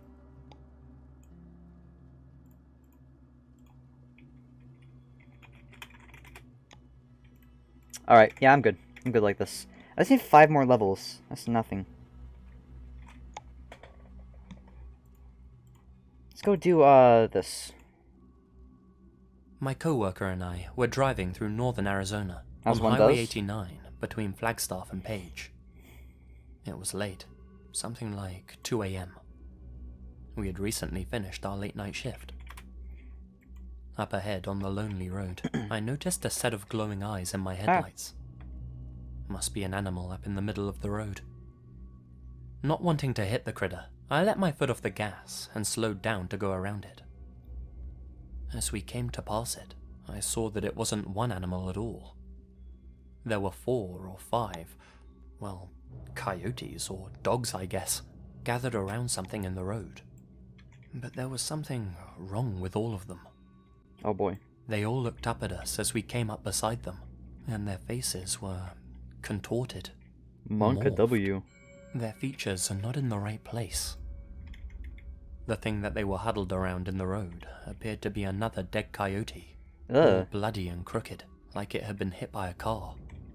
Nice. Or, As no, we not drove nice, off, but never mind. my co-worker told me that one of the coyotes was following behind us. I looked in my mirror, and sure enough, one of them was chasing us off the shoulder of the road. As we gained speed, so did the coyote. I floored it and looked over. I swear to God, the bloody creature stood up on its hind legs and was keeping pace with our vehicle, looking more human than animal now. How it was moving so goddamn fast, I don't know. It was charging towards our vehicle.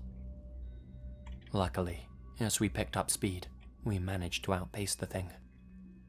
I could see in my mirror that it continued to chase behind us, becoming smaller and smaller in my vision before fading into the distance. We spent the rest of our journey back home trying to wrap our heads around what we had just seen. I dropped my co-worker off at his house, both of us just as confused as when the event had happened. That night, as I lay in bed, I heard strange noises coming from the woods outside my house. Okay, dude. It almost sounded like coyotes, but not quite. Alright, buddy. Something was off about their cries. They sounded distorted and slower than natural. Damn. The wails went on for a good long while. I refused to look outside my window, terrified that I'd never be able to unsee the image waiting for me. The wailing suddenly stopped. Then, quick footsteps approached my house. Oh boy. Whatever was in those woods was now outside my window. A human voice spoke. What's wrong? Damn. It's me, Smile. Nothing. Go to sleep. It was like 2 different voices coming from one source. It's hard to explain.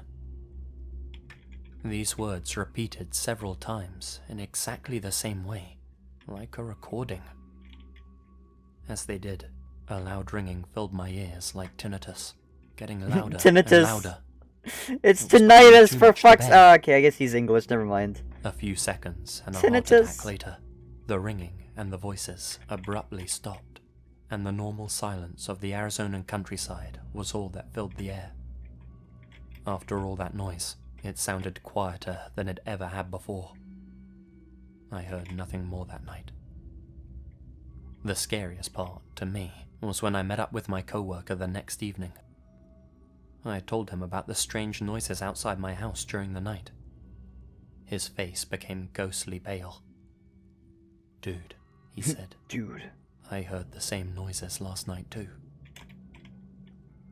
Several years later, I heard from a native gentleman about these creatures called skinwalkers.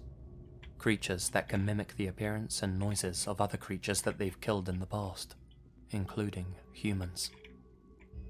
They usually can't imitate their victims perfectly though, and something about them almost always looks and sounds off.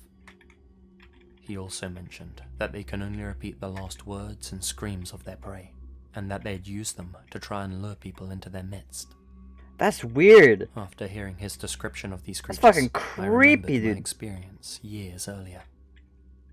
I couldn't help but wonder if those are what my coworker and I encountered on Highway 89 that night. I told the native my story. "Huh, you got lucky," he said. "They usually don't leave people alone. Not until they get them." Damn.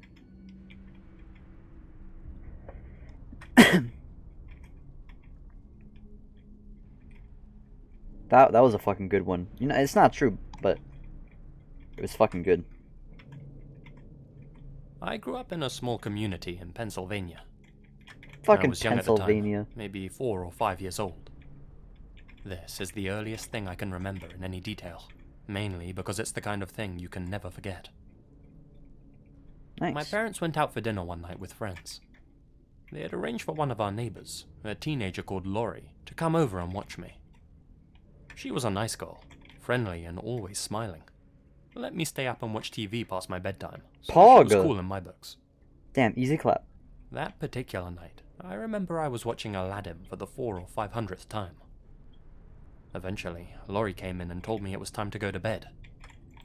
She led me upstairs into my room, tucked me in, and made sure I was okay. Then she flicked off the light and wished me a good night. Not long after, I awoke to the sound of a car pulling up outside our house. My parents must be home, I figured. I was wrong. Uh-oh. Within seconds of hearing the car outside, Laurie came rushing up the stairs. Sam, sweetie, get up." She came charging into my bedroom, desperately trying to hide the obvious look of fear on her face. What had rattled her so much? Before I had a chance to ask what was wrong, she lifted me out of bed. "Sam, sweetie, don't be scared, okay?"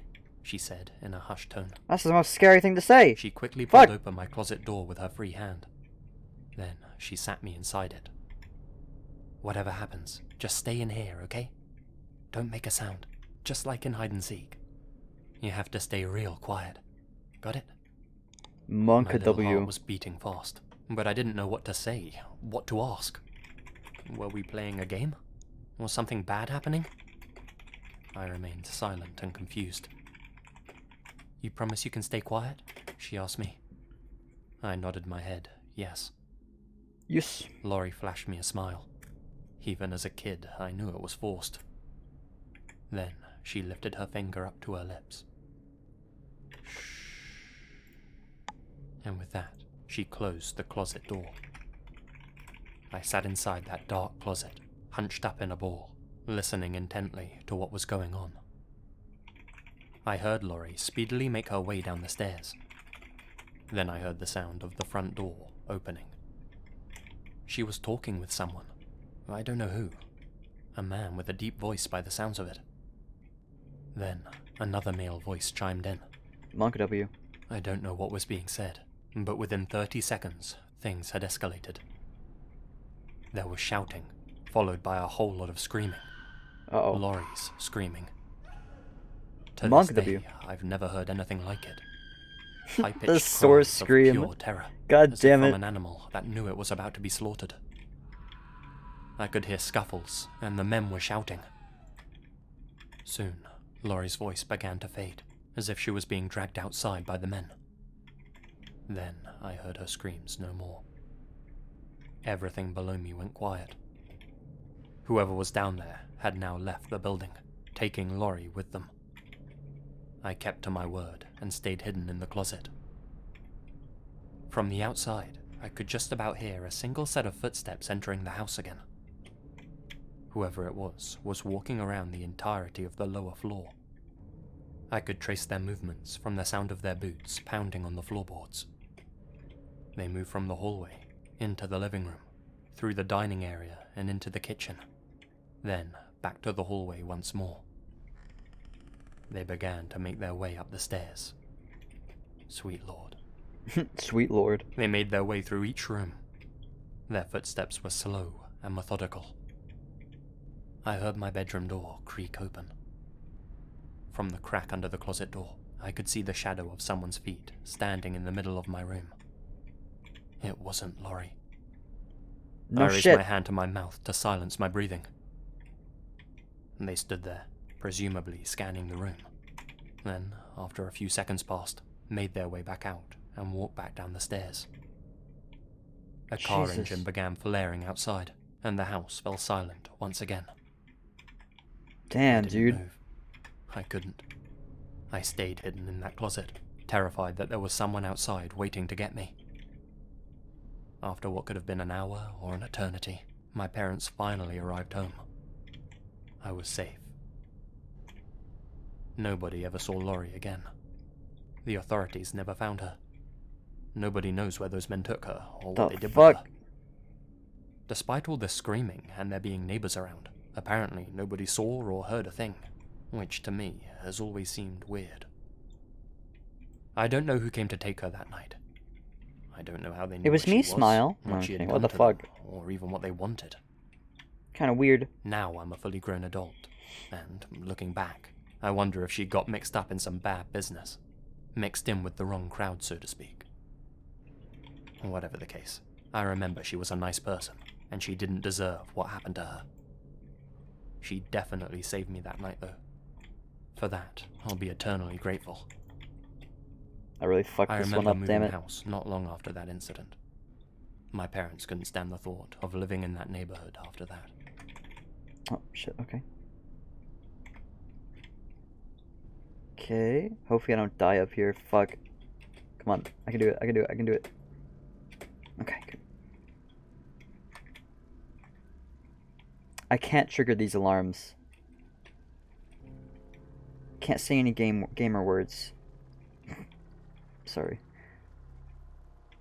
Oh. The following story was translated from the Japanese website 2chan. 2chan? I live on the outskirts of Sapporo, in Hokkaido, Japan. It's an extraordinarily safe place to live, albeit a little freezing cold. This story just so happened to take place during a particularly cold winter there. The whole area was covered in snow, and the sun was beginning to set. I was power walking along the Ishikari River, desperately trying to get home. Even after living here for the past 10 years, I still haven't gotten used to that damn cold. As I made my way along the riverside, I noticed a man up ahead, standing with his back to me. He had his hood up over his head. Oh, what the fuck went the wrong way? Despite all the snow, he was barefoot. I scanned the area, and there was absolutely nobody else around. Ugh. Now, as I mentioned, I lived in an extremely safe part of the world. But even still, I felt a little uneasy. There was just a weird atmosphere about the guy. The way he was standing completely still, with his back turned to me. Well, he obviously wasn't looking at the river. Was he just standing there, staring at the ground? Not to mention, I'm a 5'2" petite woman, and this guy appeared to be at least 6 foot, very tall by Japanese standards. Still, I put all those worries to the back of my mind. The man remained perfectly still as I came to pass him. So close to the next rank, fuck. I muttered a quiet, good evening under my breath, in a vain attempt to ease my unease, I suppose. He didn't reply as I walked past.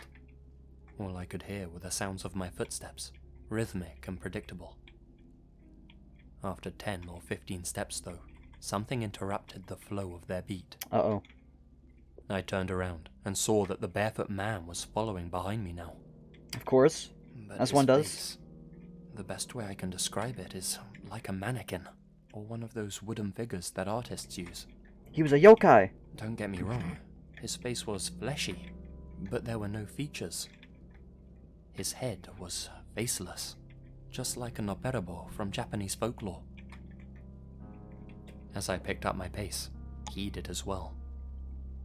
Now, extremely frightened, I broke out into a sprint, Damn. desperate to get away from the faceless man.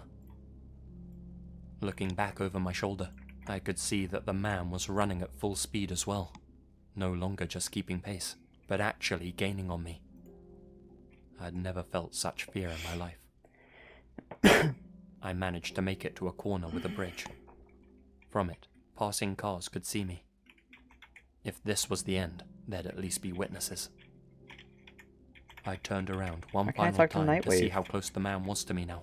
Oh, I guess it's But like that's the thing. changing, I He think? was I don't just know. standing there, frozen in place once again. He stood, facing me, if you want to call it that, and remained motionless as I fled into the distance. I ran all the way back to my home, unsure of what to do. Should I call the police? What should I tell them? That I saw a noperabo? As the night went on, I continued to deliberate. By midnight, I decided to sleep on it. I fell into a deep slumber, exhausted by the events of the evening.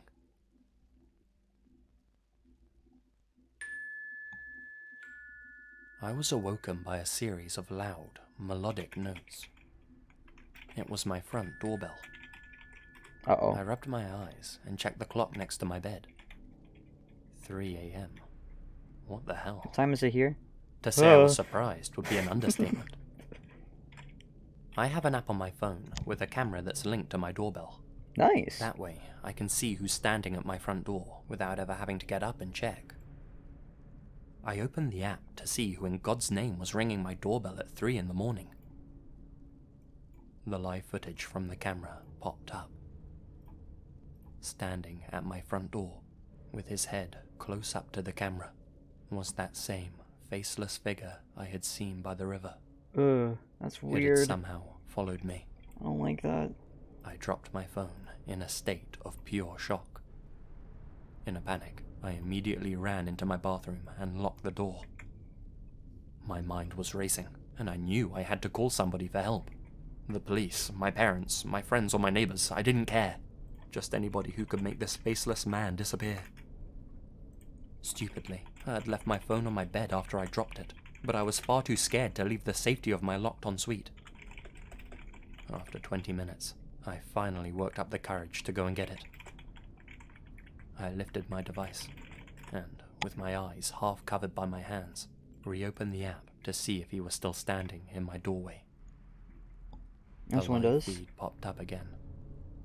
The faceless man was nowhere to be seen. I took the opportunity to call my father. I told him some strange man had stalked me to my house, that he had come for me in the night. I'm really Needless on to a say, level he Wukong rushed right over now. and arrived only a few moments before a police car. He had taken the liberty of calling them for me. I explained the situation to them all, told them about bumping into a faceless man by the river. I showed them my app, which confirmed my doorbell had indeed been activated at 3 in the morning. Frustratingly, the app didn't have a record function, so I had no definitive evidence to show them. Okay, said one of the cops. Be on Need the to lookout screenshot for a something real man quick, with hold no on. face. Got it. I thought he was mocking me, so I insisted I was being serious. Oh, believe me, I'm taking this seriously, ma'am, he said. You're not the first one around here to report this guy. As of right now, nothing's come of their investigation. I don't know how many people in my town have claimed to have seen this guy, but from what the cop said, I at least know I'm not the only one. There's one final detail I have to share. When the police searched the area, they found a set of footprints in the snow, mud and grass around my house. Ew. They led from my front doorstep all the way around the perimeter of my house. Whoever had left them had stopped outside every one of my ground floor windows. The prints had obviously been made by somebody walking barefoot. No DNA could be extracted from them.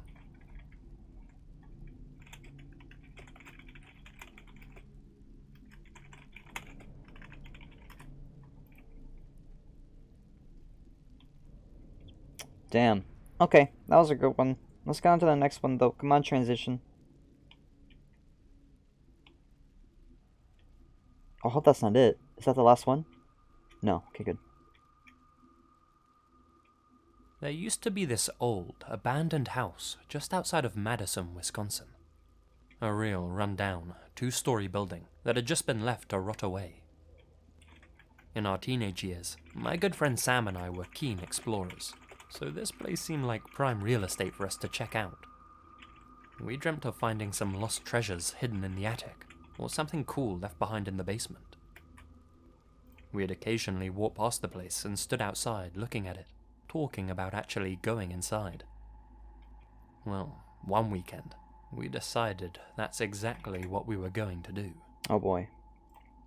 It was the early afternoon, around 1 p.m. Like I said, this house wasn't actually in the city. It was relatively secluded, so we felt confident that no one would disturb us. We approached the house and tried to look in through the windows. They were so dusty that we couldn't make out anything inside. I tested the handle to the front door, and to our surprise, it had been left unlocked. It creaked open, and we were immediately hit by this horrible, stale smell. The kind of stench that so many abandoned places have. "Hello?" Sam shouted, half God joking, damn it. half serious. There was, of course, no reply, so we stepped into the dark hallway and tested the light switch. No power, so no dice. Because of the dirty windows, there was hardly any light coming into the house, so it took a moment for our eyes to adjust to the darkness. Once they had, we crept into the living room on our left, both of us a little nervous and excited at the same time. Those emotions turned to confusion when we saw what was inside. Oh boy. There, set up on a tripod, was a large video camera. Nice. You want it? Looked completely out of place.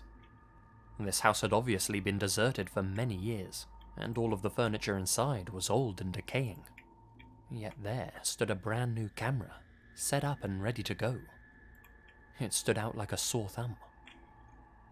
It was pointing at the wall. The floor just in front of it had been completely covered in sheets, and all of the furniture in the room was covered in plastic. A sinking feeling started swirling in my gut, and became heavier when I heard a horrifying noise. Oh boy.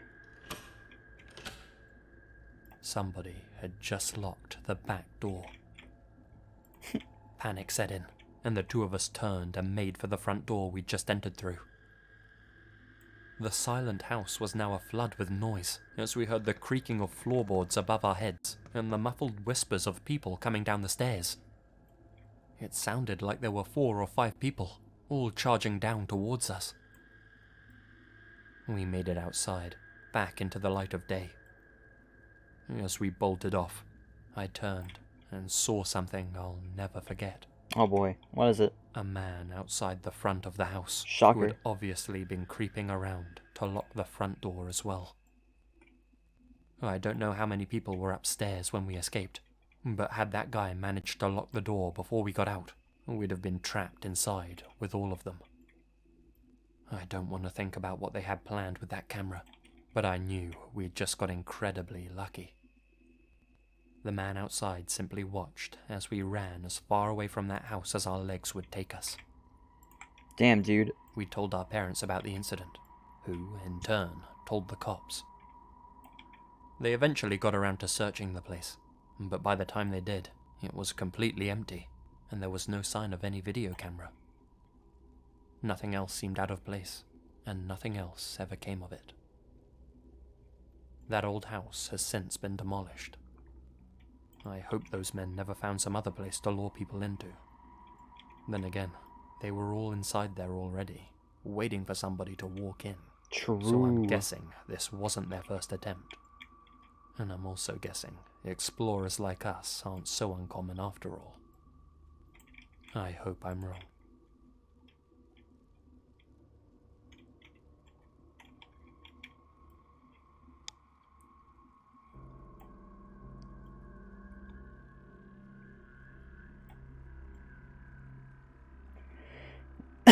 Oh god, they I keep have shooting at me. Fuck. thalassophobia. This is defined as an intense and persistent fear of the sea, or of sea travel. It can also include the fear of being in large bodies of water, fear of the vast emptiness of the sea, of sea waves, and of distance from land. Yeah, you may Most call that people find this a odd, fear, but I call considering I that grew up on fucking an common island in the sense, Pacific dude. Northwest. Jesus. My relationship with the ocean is one of love and hate. I find it beautiful and mysterious and terrifying all at the same time. I can ride a ferry or a boat like riding in a car, and I can even swim in the shallows. It's what's beyond there. Sadist that scares Wisp? me. Holy shit, that's lucky. This experience is responsible for that fear. I was 10 years old. My grandparents lived right on the beach where the ferry docks. When I say right on the beach, I mean there was only a 20-foot-long yard and a stone bulkhead separating their home from the shore. I grew up digging for clams when the tide was low, building forts from driftwood and swimming in the freezing cold waters of Puget Sound. I had no fear of the sea. I guess it also helped that my parents' home was close to the ocean too. This particular morning, my grandfather had recruited me to help him repair one of the crab pots that he had set up the previous week. Crackpots? It was early, and there was a layer of fog covering Oh, the ocean. crab. Never mind. Never mind. I hopped in the small boat and buckled my life jacket as my grandfather pushed us out into the sea. I let my fingers slide across the top of the water as we moved farther and farther out. The sea became darker and darker. Soon I could no longer see the bottom. We stopped at the bright orange and red buoys that marked our pots. While my grandpa pulled up the broken one, I stared over the side of our small boat. I could see a small school of fish swimming just below the surface. Nice. My grandpa asked me for some pliers. I reached down into the bag of tools in front of me and pulled out a pair. As I handed them to my grandpa, I looked over the edge of the boat again. The school of fish had scattered quickly. I looked closer into the darkness and saw 2 eyes staring back at me. The I fuck? knew what fish eyes looked like, and these were not the eyes of a fish. They looked human. Ugh. They were large and wide, and they were coming closer, rising from the depths of the water. They were wild and horrible. I jerked back, causing the boat to rock. My grandpa grabbed the back of my life jacket to stop me from falling over the edge. "Whoa, kiddo, what's got you spooked?" I pointed into the water and just said, "Eyes." My grandpa looked at me quizzically and then peered over the side of the boat where I'd been. Quizzically. Now, my grandpa was an Irish World War II veteran, a former boxer who was covered in tattoos. Damn. Not a lot rattled the guy. When he looked back at me, I saw the distress on his weathered face. Without a word, he threw the crab pot he had been working on back in the water. "Jules, don't look into the water, okay? And keep your hands in your lap." The tone of his voice was low and serious, but is I like could tell by the way he Lovecraftian. called me by my nickname, he was trying to keep me calm. I was the baby of the family, and my grandpa had always been fiercely protective of me. He rowed back to shore faster than I thought a 76-year-old man could. Of course, my curiosity got the better of me, and I glanced into that dark water. About a foot below the surface, I saw what looked like black hair floating, moving through the water. The fuck? I yelped and felt tears rolling down my cheeks. When the boat hit the rocky sand, my grandpa jumped out and pulled the boat out of the water. I was too scared to move. My grandpa picked me up and carried me up the stone steps to the yard. He didn't set me down until we walked through the front door. My grandma was standing in the living room with a concerned look on her face. "Sweet Jesus, Richard. What's wrong? You're as white as a sheet." He set me down and knelt down next to me. "Go in your grandma's room and watch TV, okay?" he said to me, ruffling my hair and wiping a tear from my cheek. I ran into her bedroom and jumped on her big bed where their black cat, Dynamite, was sleeping. I cuddled up next to him as he purred. I strained my ears to listen to my grandparents going back and forth in the living room. Barbara, they were human eyes, like some goddamn banshee rising up from the depths of hell. Scared the kid half to death. My grandmother didn't say anything. "I'm not taking the kids out on that boat. Not anymore." I tried to focus on the TV. I tried not to think about those eyes. What that thing could have possibly been. I had nightmares for weeks after that. As I got older, the memory seemed to fade. It still lurked in the back of my mind, but not as strongly as it did before. I often wondered if I had really seen it at all, if, in my adolescence, I had let my imagination get away from me. When I was a junior in high school, my grandfather passed away. Before he did, I remember sitting in the living room with him. He rocked back and forth in his old chair as he carved the hunk of wood in his hand. "Hey, do you remember that time that we went out to fix the crab pot, and we saw that thing in the water?" I asked him. I half expected him to look at me like I was crazy. But he didn't. He stopped rocking. He didn't look up from his carving, but I could see his facial expression change. "Yeah, but there was something I didn't tell you at the time. You were too young, and I didn't want to spook you any more than you already were. When I was pulling the boat in, I saw a head poking out the water. Just the top. It was covered in black hair, and those eyes were staring right at me. That's why I picked you up out of the boat and carried you. I didn't want to chance that thing, snatching you." I sat there in disbelief. Even at 83, and having survived 2 heart attacks and a stroke, this still shook him to the core. Not too long after this conversation, my grandfather passed away. As I said in the beginning of the story, I have a love-hate relationship with the ocean. It's beautiful and mysterious, but I'm sure that in its depths harbor dark things we cannot even begin to fathom. Whenever I ride the ferry, which is often, I find myself staring into the inky abyss of the sound and expect to see those eyes staring back. That was like Lovecraftian to some extent. That shit was freaky. Freaky dicky. Not quite Lovecraftian, but like the whole ocean thing. Yeah. Damn. I live in a small town that sits alongside Bayou Teche, a huge Bayou body of Teche. water that stretches on for 125 miles in the heart of Cajun country. Where we're from, there's a little-known urban legend. Only folks who live around the bayou seem to know about it, and even then, only in certain circles. I only came to learn about it after I had an encounter with this thing myself. I'll get straight to it. Oh boy. I was out walking with a couple of friends of mine a few years back. One of those boring summer afternoons where you don't have anything to do but wander around aimlessly. Out of nowhere, all the sounds around me stopped. All I could hear was an eerie, loud breathing filling the air. It wasn't my breathing, nor the breathing of my friends. It was me, It was Smile. coming from elsewhere, but it was loud, and it was prominent, and it was literally the only thing I could hear. "Do you guys hear that?" I asked my friends. Well, I think I asked. I could feel the words escape my mouth, come out of my throat, but I couldn't hear them. I couldn't hear what my friends were saying back to me either.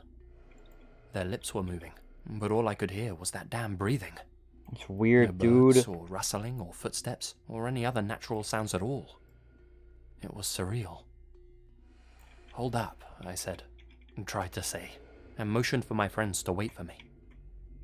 I then moved towards where I thought the breathing was coming from, behind a few trees next to the bayou.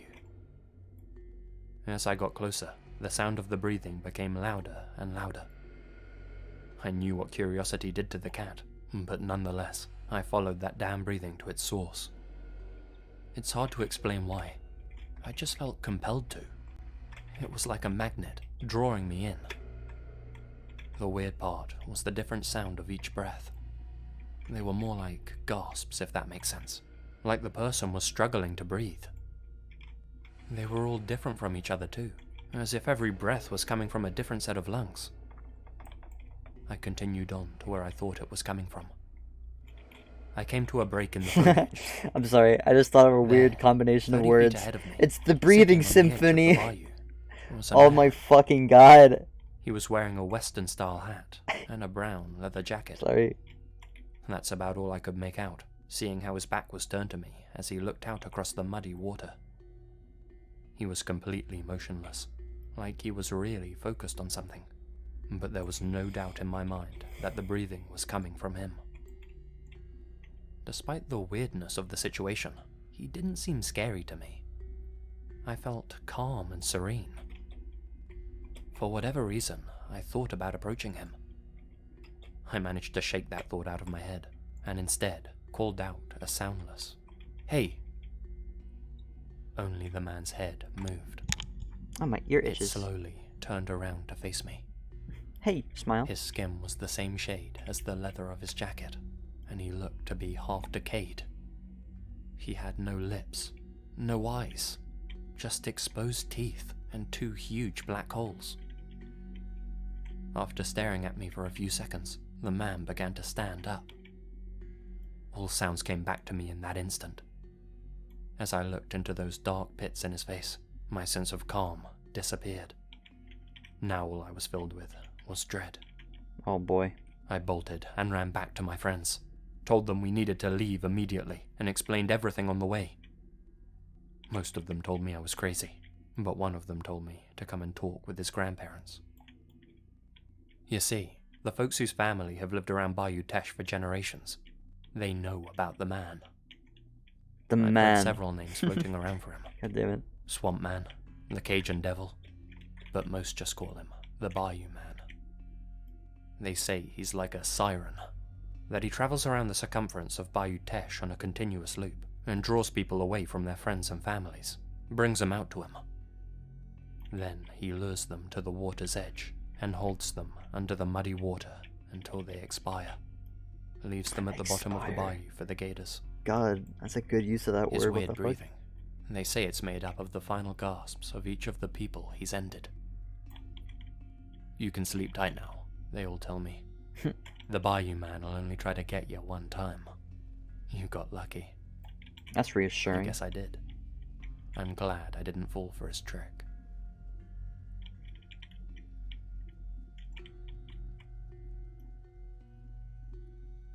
Hopefully that's not the end of the video. I don't really want to have to go grab another one. I have a feeling it is, yeah? Oh, no, there's still one more. This one's 11 minutes, too. Man, it's a long one. Nice! My friend John recently convinced me to share this story Fucking that happened to John. us near McCall, Idaho. We'd No, like to Idaho. hear what you all make of it, because it sure beats the hell out of us. John's parents owned a lakeside cabin, and we had decided to spend the weekend there with our other friend Tom. Fucking We Tom just again! planned on kicking back with a few beers, going out and enjoying nature. This place was quite a ways out of town, pretty much in the middle of nowhere. Not another living person around for miles in any direction. We shared some laughs on our journey there, talking about all the things we were going to get up to. The place was a small but stunning log cabin, overlooking this Fucking picturesque stupid little animal. lake. We spent what was left of the daylight unpacking, cracking open cold ones, and swimming in that lake. We dived off the wooden dock into the water, cannonballing each other and just generally having a fun time. Nighttime rolled around, and the three of us were playing cards inside the living room area of the cabin. It was a nice, peaceful evening, and we were starting to wind down after the long day. Now, it was a relatively quiet night, but at around 11 p.m, things became real silent. Any rustling outside had stopped, along with the sound of the breeze and the hooting of birds. Out of nowhere, this eerie silence just filled the air. There was nothing suggesting danger, but we all looked at each other, like we all felt something strange in the atmosphere. It's hard to explain, but for a few seconds, the nothingness felt like something horrible. That's when this loud splash broke the silence. The fuck? It sounded like something huge had just fallen from a great height into the lake. We rushed outside to see what it was. That's the curious part. The water was completely still, no ripples whatsoever. But there was something there, something large floating in the lake. We got nearer to the water's edge to take a closer look. We could make it out now. It wasn't a thing. It was a person. Oh god. A body What the fuck? floating face down in the water. Shocker. Arms outstretched. It looked like a man, and it seemed as if we were too late to help. The body was bloated, like a waterlogged corpse. Where the hell had he come from? Nobody else was meant to be around anywhere nearby. We all started freaking out, and John ran down to the wooden dock's walkway to try and pull the guy out. I fumbled for my phone to call for an ambulance. Tom looked on in horror as John got to the end of the walkway and kneeled down to grab the body as it floated by the dock. As I was on the phone, I heard John shriek. Something had spooked him real bad. Tom ran to his aid, but John came rushing back to intercept him, pale as a ghost. Guys, there's nothing we can do for him. He's gone. Come on, let's get back inside. Upon hearing this, Tom looked concerned. Dude, he said, we can't just leave him there. We have to get him out. Tom started moving towards the body. No, Tom, said John. Not you. John. Come on, back inside, now. John's tone was so serious. I hadn't heard him speak like that in the longest time. It kind of frightened me, to be honest, and it definitely convinced Tom, who turned back and hurried inside the cabin. We all waited in the living area for the ambulance to arrive, looking outside every now and then to see the body still floating face down in the water. Oh, that's creepy. The old red and blue lights took a long time to get to us, but as soon as they pulled up, we rushed out to greet them. We told them about the body in the lake and went to point it out to them. But that's the thing. It wasn't there. It wasn't there. Yeah. Damn it. The corpse was nowhere to be seen. Where the hell had it gone? Had it sunk? Divers searched the small lake and found no trace of a body whatsoever. The water was empty. There were absolutely no tire tracks near the cabin. Nothing unusual or out of place. Nowhere for anyone to go. Where the hell had the corpse gone? The man had been face down in the water for ages. He wasn't exactly in any condition to just stand up and walk away. If this was some guy just messing with us, we had no idea how or why. This whole experience shook me up pretty bad, but I honestly wouldn't be sharing this story if it wasn't for what John told me. Oh boy, here we go. Remember that John shrieked? Well, he hadn't told us what scared him so much that night because he didn't want to freak Tom out. But, in private, John confessed to me what had happened. He said that as he leant down to examine the body, the corpse's head turned up to look at him. Its hand grabbed his arm. The fuck? Its face was charred, its eyes milky white. It looked at me, bro, said John. It looked at me and it said, "Why you, not Tom?" What the fuck? John told me this with complete sincerity, and I, for one, believe him. We've never been back to that cabin since, and I think we'll keep it that way. Ooh, look at her. That's nice. Alright, let's see here.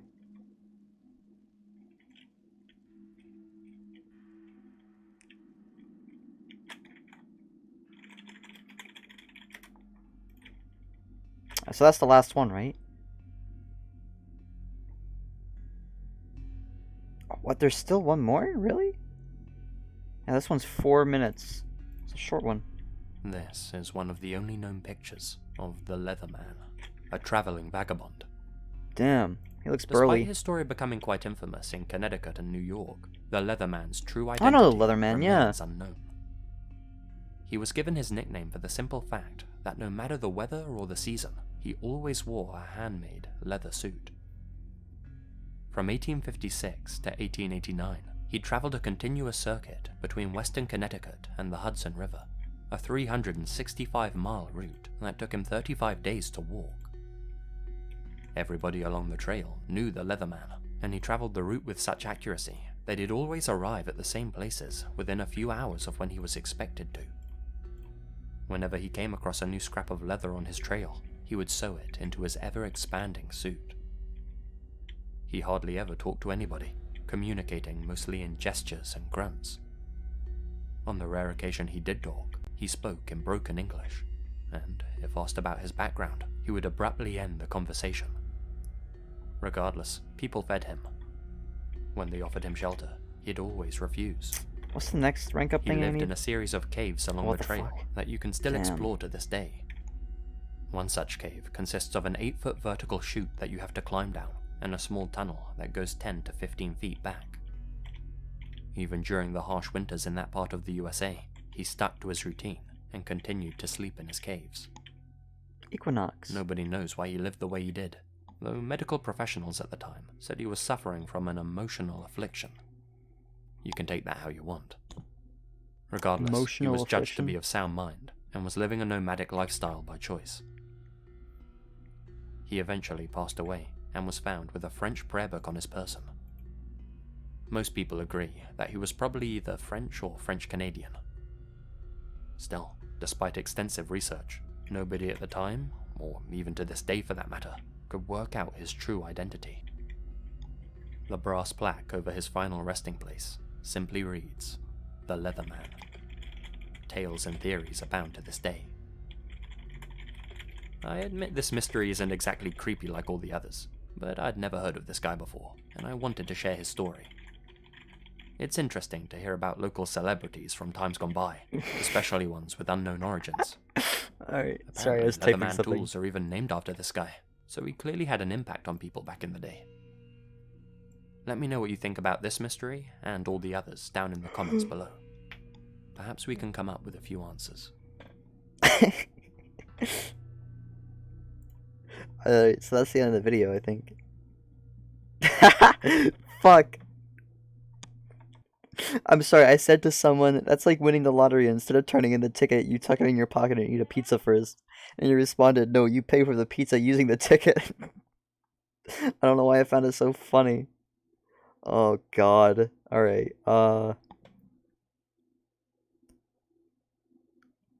let's yoink another one.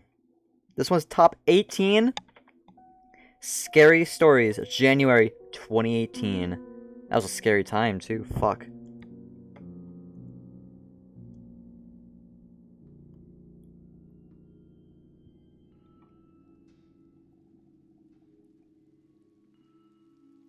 Alright, we're good. In hindsight, this whole thing might sound a little bizarre to most people. Maybe even a little comical. But believe me when I tell you that, at the time, it was the scariest thing I'd ever experienced. Damn. Before I begin, a little backstory. Alright. I'm an American that used Fucking to live hell. in China, despite the fact I couldn't speak or understand more than a few words in Mandarin. I was living with my girlfriend out there at the time, and needed to find a way to make some cash. Seeing as my vocabulary was limited to, "Where's the bathroom?" and "I'll have another beer, please," I figured I was shit out of luck. In the end though, a friend of mine out there managed to bag me a pretty sweet gig. In China, they have a lot of Western knockoffs. iPhone clones, designer clothing rip-offs, stolen car designs, etc. They're all made way cheaper, and it usually shows. But this sort of stuff is everywhere. The place where my friend landed me a job was actually a counterfeit version of Disneyland. A small theme park that was catering to the ever-growing middle class in China. It didn't go by the name Disneyland, of course, but the whole magical aesthetic had been borrowed, so to speak. In fact, the only real difference was that everything was a lot scruffier and cheaper looking. They had people in circle-eared mouse costumes parading around the park, a guy who dressed up as a duck in a sailor's outfit, and I swear one of the entertainers was literally just Buzz Lightyear. They gave them different names to their American counterparts. For example, Crazy Mouse instead of Mickey Mouse, but you get the point. Goddamn. The whole thing was really shameless. But at that Shameless! point in time, Squad a W. job was a job. And my job was to dress up as one of these characters and entertain the kids. The character I was set to play was a tall dog with long, black, floppy ears, a yellow jacket, This is a hot and a skin. tiny hat. Yup, I was literally bootleg Goofy. Look at The that kids hair. seemed to know the character well enough, and God, would alright, always come whatever. running up to me, shouting the character's Chinese name. It didn't matter to them that the costume I was wearing was tattered and discoloured. To them, this place was still magical. Thankfully, none of the costumed performers were allowed to talk to the visitors. We could only communicate through gestures.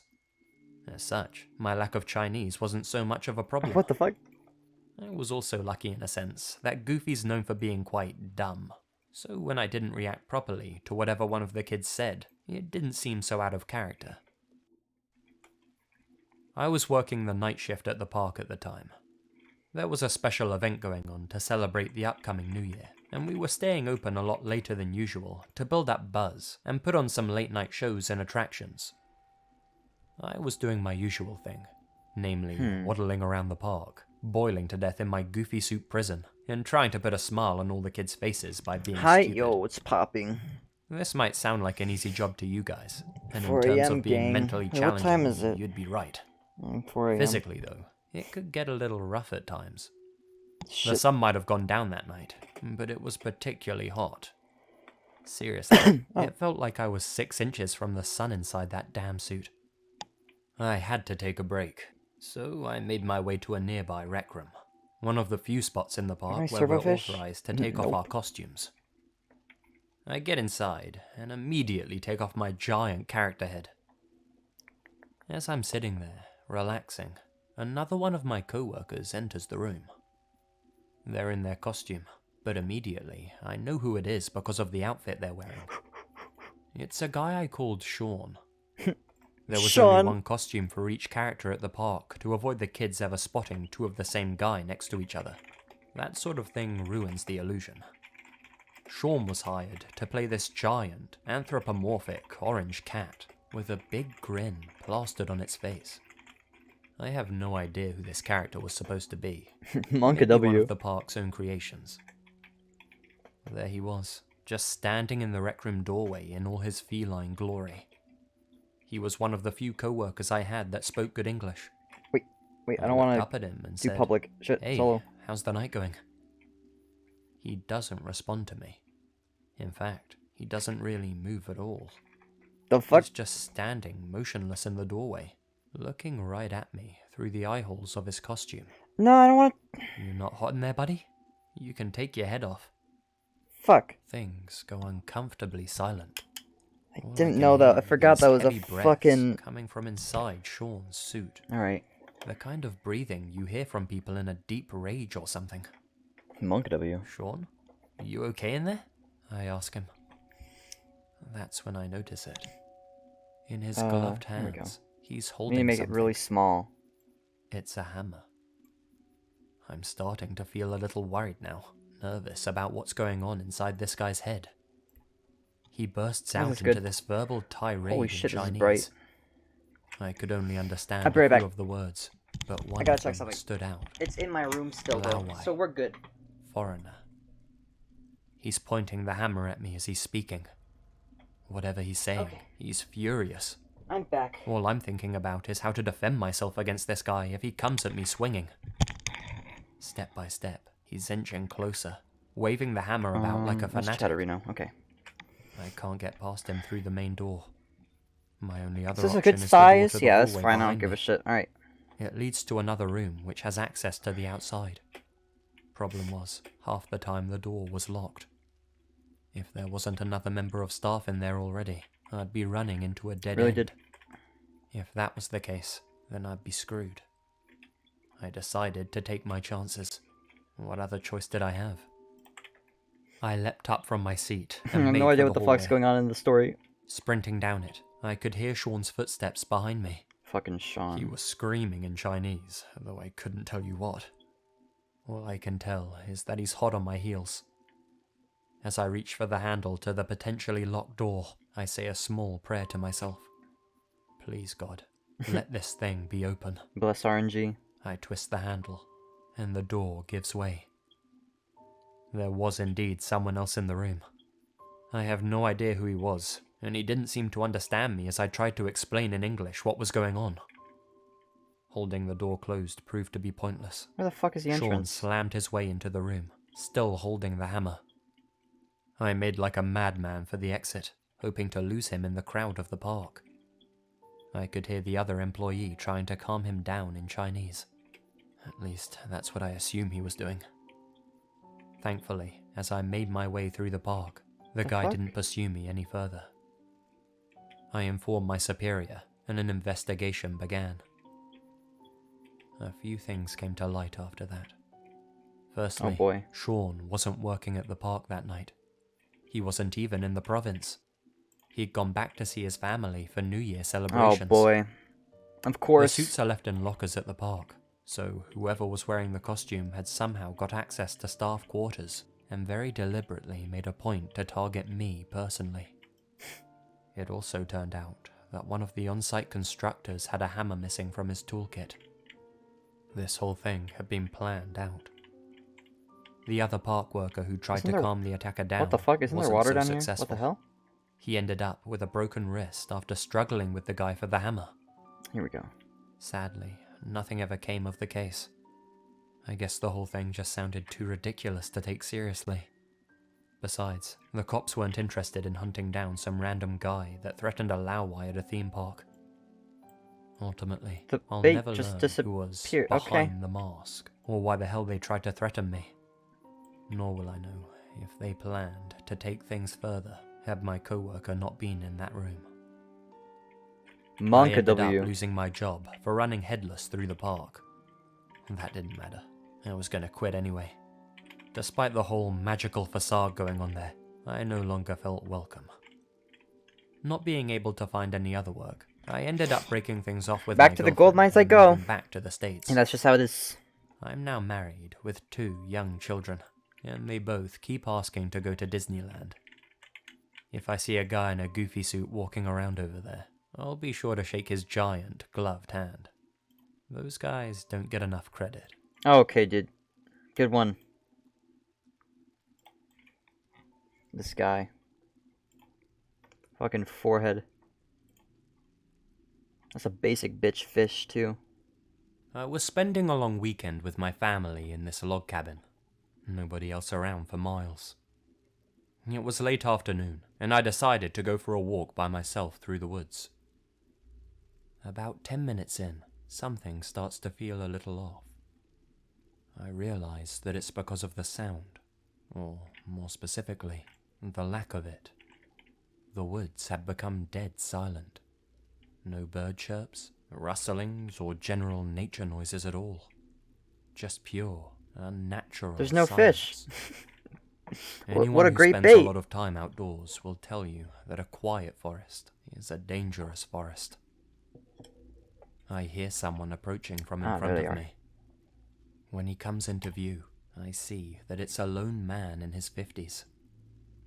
As we come to pass each other, I get a close look at him. He's got thinning, grey hair, deep wrinkles across his forehead, piercing grey eyes, sickly, patchy skin. The reason I'm mentioning the details of his face is to highlight that this wasn't a mask. He's got this big smile plastered on his face, As one and his does. eyes are so wide they look like they're bulging out of his skull. This expression is frozen on his face.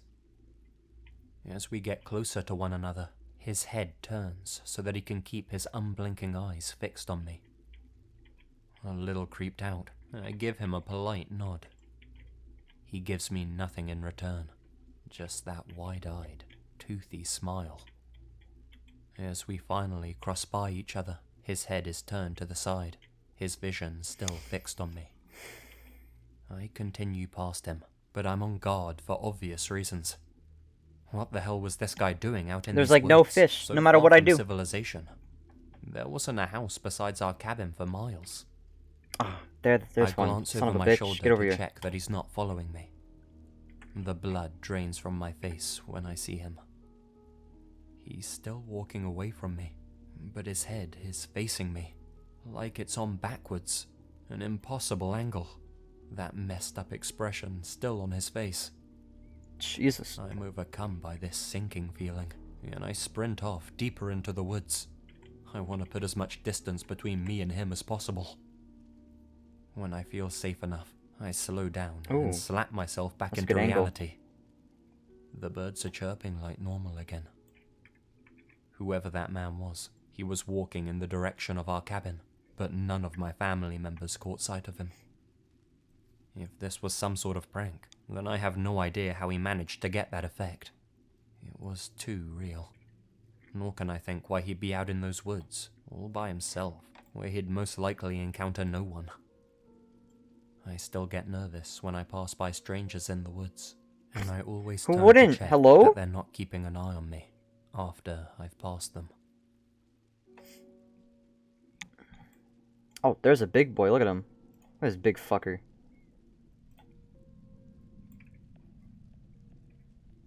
It's everyone's worst nightmare.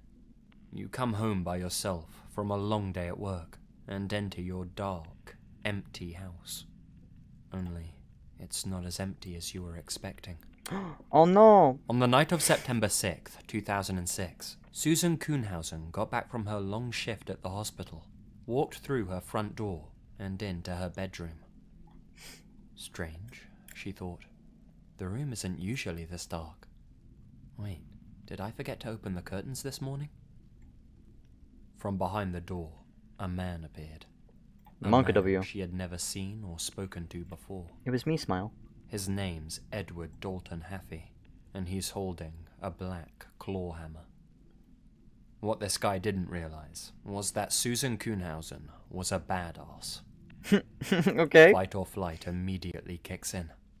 She had seen and dealt with a lot of shit as a nurse, so her instinct wasn't to run. On top of that, she had been trained in self-defense and knew that crowding the guy would lessen the impact of his hammer swings. So, she gets close. Wham! The hammer strikes her in the left temple, but the would-be killer can't generate enough force to take her down. She's dazed and bloody, but getting close had worked.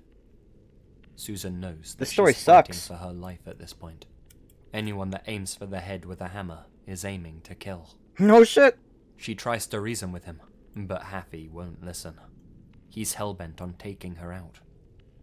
Now she tries to use her superior weight to knock him down, but he manages to push her away. "You're strong," he says, the only words he uttered the whole encounter. It's then that Susan managed to wrestle the hammer out of her assailant's hands. She takes it and slams it into his head several times in quick succession. Haffey goes down, but he manages to grab the hammer back. I think that temple hit would take anybody down, yeah. And began strangling him.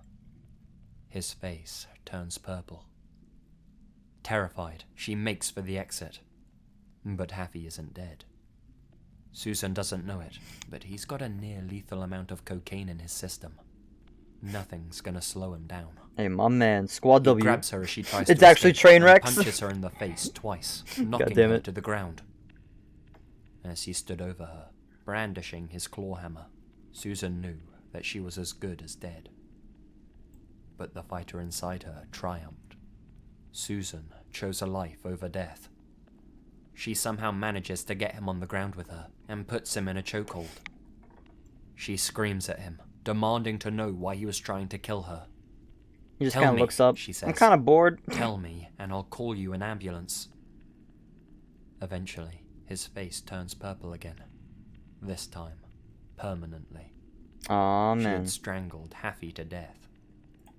An ambulance was called, and statements were taken. It was obvious that Susan had acted in self-defense.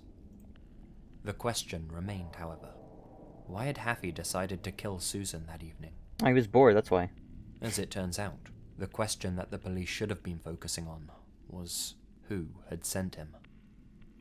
You see, Haffy was a hitman. He was paid $50,000 to sneak into Susan's house and beat her to death. Jesus! Got some oil princes When out there. the police searched the crime scene, they didn't find anything that might reveal the identity of whoever hired Haffy.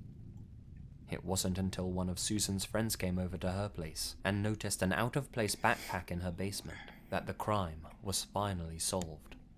Oh boy. Inside the backpack was a container of Hershey's syrup, $200 in cash, diabetes pills, and a notebook containing a cell number. Next to it, Haffy had written, "Call Mike." Mike. That was Susan's husband. Her estranged husband, to be precise. The pair had been separated for a while at this point, and since their breakup, Mike hadn't been doing so well for himself. He'd lost his job at the local adult video store and had no place to live. But he and Susan were still technically married. If she were to suddenly catch a bad case of having her brains bashed in, he'd inherit the house. True. So he made a deal with Haffy, a former co-worker at the porno shack. The porno shack. So-called bitch of a wife, sell the house, and earn a sixth of the place's value. 50 large. Mike still had a spare key to The Susan's fucking terminology. and knew all of the alarm codes. If all went well, there'd be nothing to link him to the crime. It was perfect. What he didn't plan on, though, was his Vietnam vet hitman being killed by his former partner. Down at This the isn't station, scary, he this is came just up with like, a half-assed alibi, but the police weren't buying it. Like, He got 7 years in jail. this shit isn't scary. Right? Because it's just talking about a fucking hitman. Right? It's like the attempt to try and be like an action story. It's not scary. Like, the scary part of a story is not when the murderer kills you. It's when you're thinking about what the murder will do to you if they catch you, right? It's the chase. It's not what happens when the chase is over. So if there's no chase, if there's no, it's not essentially like a chase every time, but like if it's not like a fucking like conflict, if it's just the resolution of a conflict, then it's not interesting. This story sucks. But died of cancer Hot take. on Friday the 13th of June, 2014. Damn, that's only Reed's birthday. 92 days before he was due to be released. If this incident teaches us anything, it's that love can be a dangerous game, especially when you fall out of it and there's money on the line. Thankfully, Susan survived her ordeal. "If you can't run and you can't hide, you have to fight," she said. "You don't know that you won't survive." Alright, can we get on to the next one already? That one was very fucking bad. Real and true, Pog you. This isn't a family curse that affects my family, but rather my friends. Oh boy. Every year, on May 25th, all of his family gather together at one of their homes and spend the next 24 hours in the same room together. Nobody leaves until midnight, and nobody ever leaves the eyeshot of another family member. They don't why? sleep. They just spend the time eating and talking, waiting the day out. If one of them needs to go to the bathroom, they'll go in groups and keep each other in their sights. The fuck? When my friend and his siblings were kids, they thought this was just some family tradition that every family in America took part in. As they got older, their mother let them know that there was a much more serious reason they did this. For as long as the family on their mother's side could remember, every year, on the 25th of May, one of their relatives would go missing. In the past, this seemed to happen without fail. Some would eventually turn up dead, but for the most part, they just disappeared, never to be seen or heard from again. That big It could fucker be over any here. one of their blood relatives that Yoink. happened to go missing on the day. A cousin, an uncle, an aunt. As long as they shared blood with that side of the family, they were at risk of vanishing, at risk of falling victim to the family curse. Sort of like a deadly version of roulette, if you will. Generations ago, when their family started to notice a pattern emerging, the various related Did you say a deadly version of roulette? Isn't the normal version deadly too, because you're playing with a fucking revolver? Or is that Russian roulette? Is there a difference? There's probably a fucking difference. Never mind, created the Pepega. tradition of coming together on Forget the same it. day every year. By keeping an eye on each other, nobody was ever going to vanish into thin air. In the years when everyone in the family stuck to the plan, it worked, and nobody would go missing. This had apparently been going on in their family for centuries, before any living family member could remember at least. Everyone would just come together, stick together, and wait the day out. Occasionally, a cousin or someone might decide that the whole Mayday family curse was hogwash, and go off to do something else by themselves. If they spent any of May 25th alone, even just like driving somewhere or going to the bathroom by themselves, then it was going to be their year to take the bullet. One year, my friend's second cousin, Tony, ignored the family ritual and went off to see a concert with some friends instead. God damn it. 3 weeks later, they found his body off the side of the motorway. Oh, what are you gonna do? Fucking He'd lost Tony. control of his car and crashed into a tree. Took people ages to find him for some reason. According to my friend, 2 other family members had gone missing in his lifetime alone. He has no idea what happened to them. Nobody in the family does. Whatever you make of this story, I think it's pretty interesting. And I know for a fact that my friend and his family still have these gatherings every year. They don't spend 1 minute of that particular day out of eyeshot. And if the story's true, I can't say I blame them.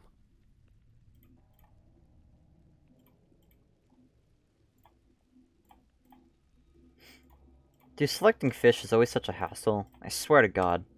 If there's only 1,000? Well, that's fine. It wouldn't be a Lazy Masquerade mystery video if we didn't have at least a few more creepy doe reconstructions. Those artist depictions of unidentified bodies. Oh, I just love digging deep into the uncanny valley. A lot of people wonder why the reconstruction artists make their subjects look so inhuman. I mean, surely they'd want to make them look as close as how they looked in reality as possible, right? Well, actually, the opposite is true. The fuck is he going on about? By making the images too realistic, they run the risk of making the victim look like any other generic person. If the picture they create could literally be anyone, then it wouldn't stay fresh in people's minds, or might not catch the attention of someone who actually knew the victim. Yeah, it's interesting. Instead, the police intentionally accentuate certain distinguishing features about the dead person. For example, this woman. Is he showing her things? Body, the police could tell that she had a very crooked neck. No, he's not. Sure, it's okay, very creepy, he's just talking. but it stays in your head and makes you think if you know anyone who had a crooked neck. In this way, the images are more likely to ring a few bells. That's interesting. I never knew that. What the fuck? I mean, I never really thought about that either. You might have thought it was unlikely anyone would have recognized the woman. It's barely recognizable as human to begin with. Looks more like something you'd see in a particularly creepy episode of Courage the Cowardly Dog. Okay, dude. At the time, she was known only as Suitcase Body. Ooh. Police That sounds like a had found superhero the name. half-decomposed corpse of a young woman stuffed into a suitcase along a Wisconsin highway. Judging from how decomposed she was, she must have been dead for at least a year. They had absolutely no leads, nor any idea of who she was. What they did know was that she had a very chipmunk-like face. So, that's what they asked their artist to highlight in this reconstruction. Their hope was that it might help solve the mystery of who she was, and, in turn, reveal who left her in the suitcase. Let's get Wukong to max. Fuck Amazingly, this creepy image served its purpose. The Jane Doe, known only as Suitcase Body, was actually 19-year-old Jenny Gamez from Cottage Grove, Oregon. You might not see the likeness. I know I couldn't. But the reconstruction was enough to draw the attention of Jenny's foster mother, Lorraine. She hadn't heard from Jenny in a good long while. Jenny had moved away, but it still seemed strange I didn't mean to that do she this had cut solo, off all whoops. contact. Papeka clap. Police checked Jenny's dental records, which I meant to confirmed actually, that like, the body in the get into a suitcase group. was indeed Whoops. hers. Over a year after her murder, Suitcase Body had finally reclaimed her identity. Sadly, Jenny wasn't her killer's only victim. On the same stretch of highway, another suitcase was found. This one containing another woman's body. The fuck? This victim's identity wasn't so hard to trace. She was Laura Simonson, a 37-year-old from Farmington, Minnesota. So who was responsible for all of this? Well, it took them a while to crack the case, but eventually, the police were led to the home of the killer.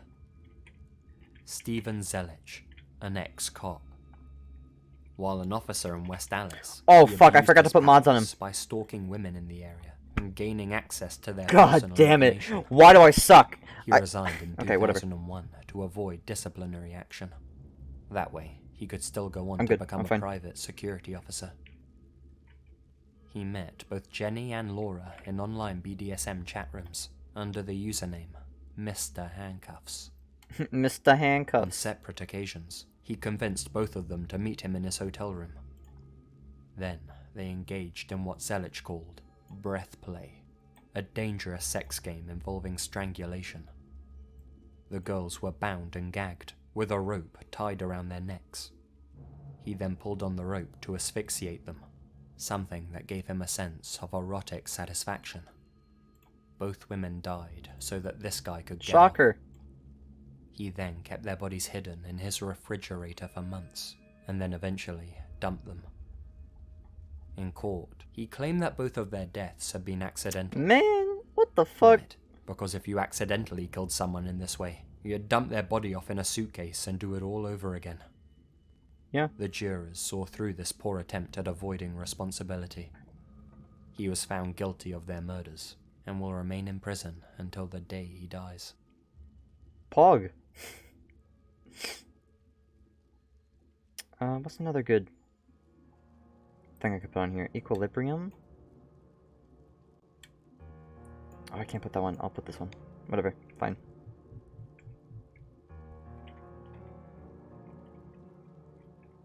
This is honestly a little freaky, and makes me a bit terrified whenever I think about it, to be honest. Oh boy. Here we go. Still, I'm willing to share.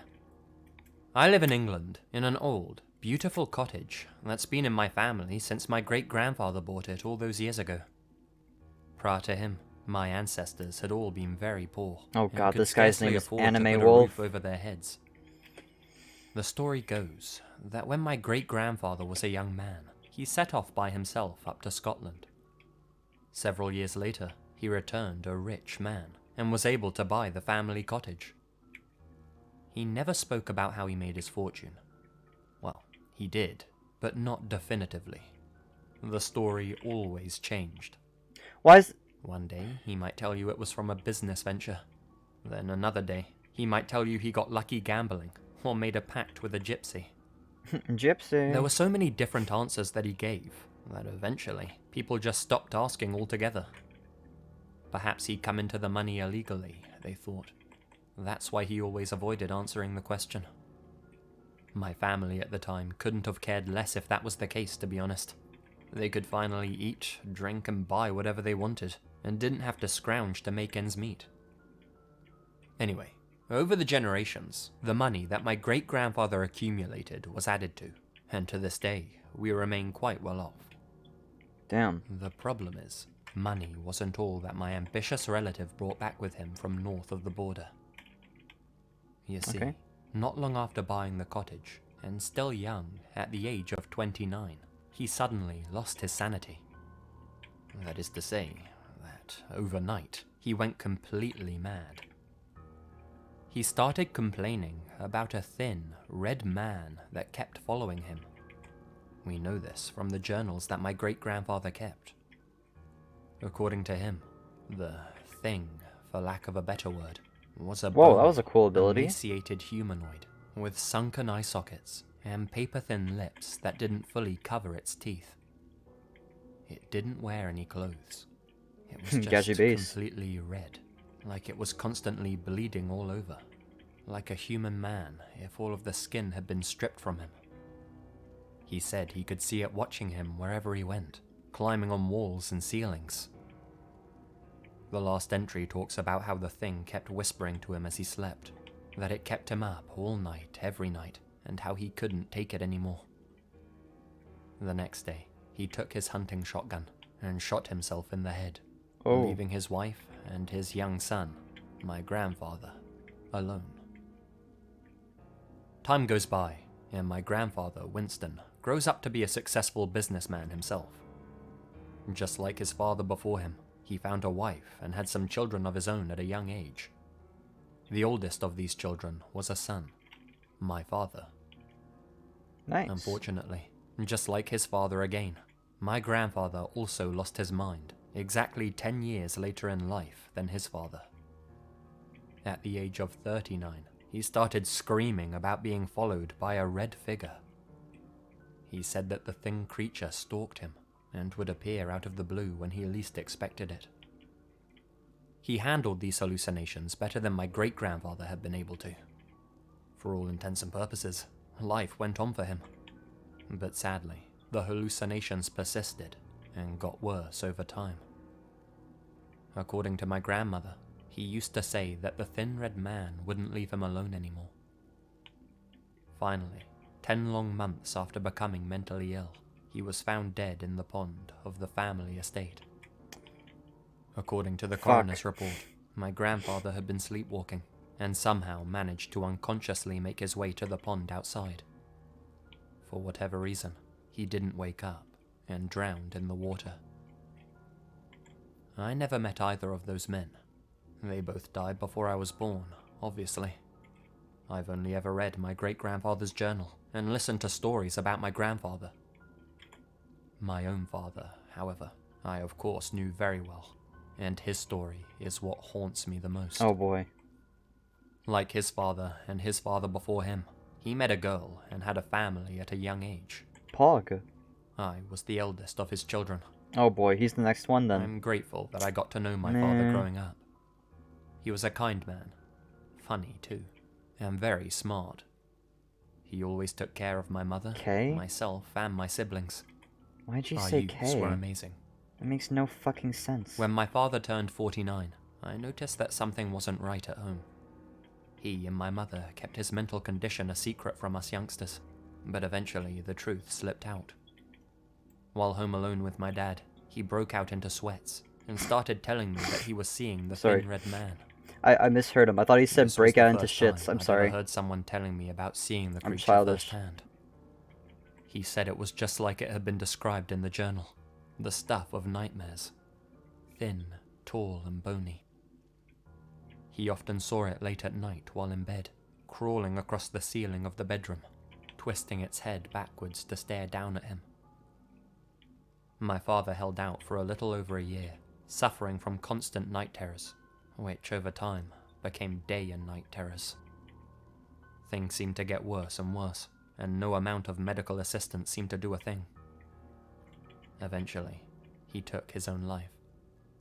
I don't want to go into details about that, but it was definitely deliberate. Yeah, no shit! Greatly. We all do. Wait, what do you say? As it stands, I'm 26 years old. I too met a girl whilst I was away at university, and the two of us are currently planning our wedding. She wants to start a family, and to be honest, so do I.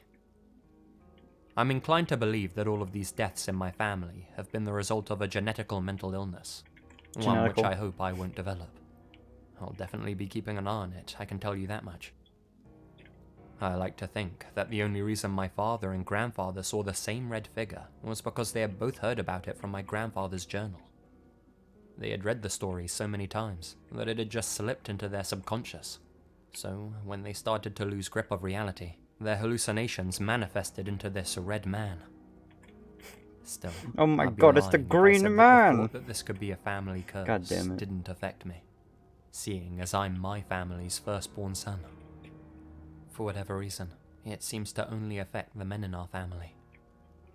I just hope that I never meet this thin red man face to face.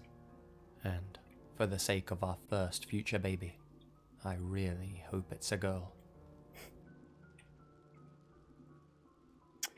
Okay. That one wasn't true, I don't think. Didn't seem like it. But that shit was freaky. You see, when it actually While I deals was with like, growing up, no, okay, my shut up, family would visit. dude. When it actually like starts dealing with like some fucking schizophrenia shit, nah, fuck that, fuck that. There is like, that shit actually unnerves me when it's actually done well. Oh man, yeah, no, fuck that. That shit's actually scary. Let's see here. I need to get into this corner so I can replay it. At the same lake. This one's called Letters. Every summer. We'd stay in the same cabin every time. Oh boy. As we got older, we would visit a large rock we called the Cliffs and jump off it. The fuck? The rock was only 15 feet tall at its highest okay. point. I was like, but what? The water was really, really deep. When we got older, we'd jump in and try to touch the bottom, but we never could. When my brother and I were in our teens, we took kayaks out to the cliffs to jump off on our own. We jumped off several times, and when we got too cold, we'd take a break on the top of the cliffs to warm up in the sun. As we were sitting there, we noticed a white shape in the water, floating towards the surface. Oh, fuck me. One of these again? It was a letter. H. Eventually, it sank back down into the water, and we lost sight of it. It was fucking dragon Before fruit. we could look away or say anything, another shape was floating upwards. It was the letter E. Eventually, it was Markiplier. It too sank below, but it was soon followed by two more letters. L and P. Help. We didn't jump in after that. We stood up and left without saying a word. We never mentioned it to anyone, and I forgot it even happened after a while. Several years ago, I was working as a camp counselor, and I told this as a ghost story. I'd forgotten about it, and I texted my brother to see if I hadn't just made it up completely. I asked him if he remembered the time we went to the jumping cliffs alone and saw something in the water. He replied yes, that he did remember. Oh boy. I asked him what it was, and his reply was, letters. They spelled help. Letters.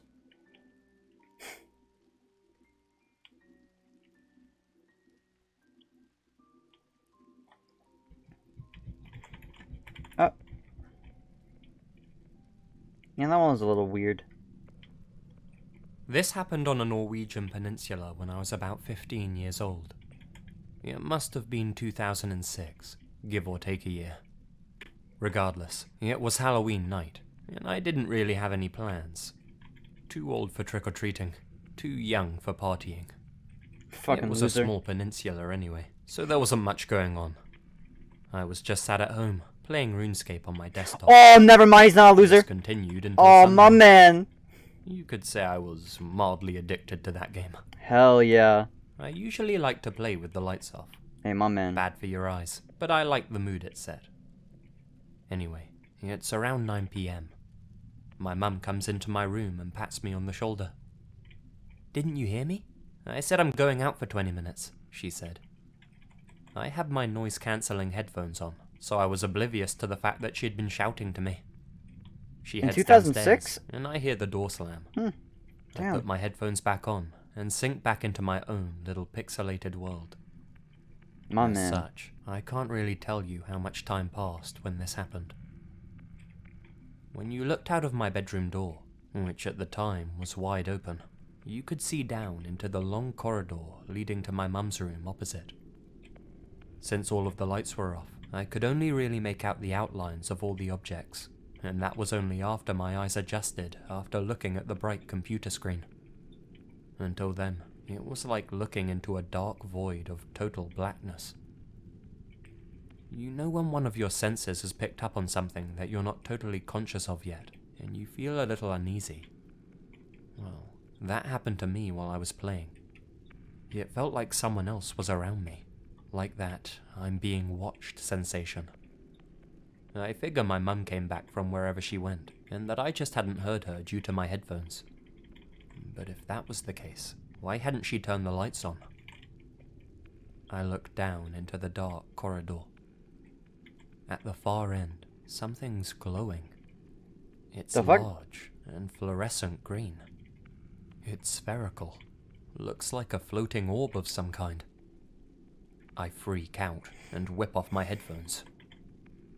After looking at it for a moment, it becomes clear that this isn't an orb at all, or anything supernatural like that. There's 2 black holes where eyes should be, and a dark slit for a mouth. It's a glow-in-the-dark mask, and it's not floating. Someone's wearing it. Whoever it is facing me. I can't make out the rest of their body, but the head is definitely looking in my direction and is slowly inching closer. It's some sort of distorted, expressionless face. It's hard to describe, but the image of it is burned deep into my memory. Realizing he's been spotted, the guy freezes. We just stare at each other for what felt like the longest time. He raises a finger up to the lips of his mask. Shh. I'm just a trick-or-treater. Hey, my man. It's a thick, manly voice. One I didn't recognize. In a state of shock, and not really knowing how to react, I just sit there, keeping my eyes on him. So, trick or treat? I mumble out, neither. Please go. God damn it. But he doesn't go. The glowing face starts moving towards me. Desperate to keep him out of my bedroom, I leap up and slam my door closed, locking it and pressing the full weight of my body against it. The guy is just outside my door. I can hear his deep breaths on the other side. He tries the door handle. It rattles. More heavy breaths. He tries the handle again. Again, we go again. I can hear quick footsteps moving down the stairs, and what I think is my front door opening and closing. Still in shock, I just sit in my barricaded room, sobbing to myself until my mum finally returns. It felt like forever since I'd last seen her. She asked me what was wrong, why I was crying, and why there was a large Hessian sack left in the corridor. I told her what had just happened. She called the police for me immediately. I like to think that this was just a crazy person, and that they didn't really have any intention of harming me. Just some sort of messed up Halloween prank. Whatever the case, it was a surreal experience, and the image of that floating, talking face has haunted me for the longest time. The most unnerving part about this to me, though, is the fact that the peninsula really was very small. For me to see a face around town that I didn't recognize was very rare. More than likely, someone in my family knew who this person was. Hell, I probably knew who it was. I hate to think that after that event, I may very well have interacted with that person. The thought that they specifically targeted me out of everyone in the area made me extremely uncomfortable. I never felt safe there after that. That's part of the reason I moved away when I was 18.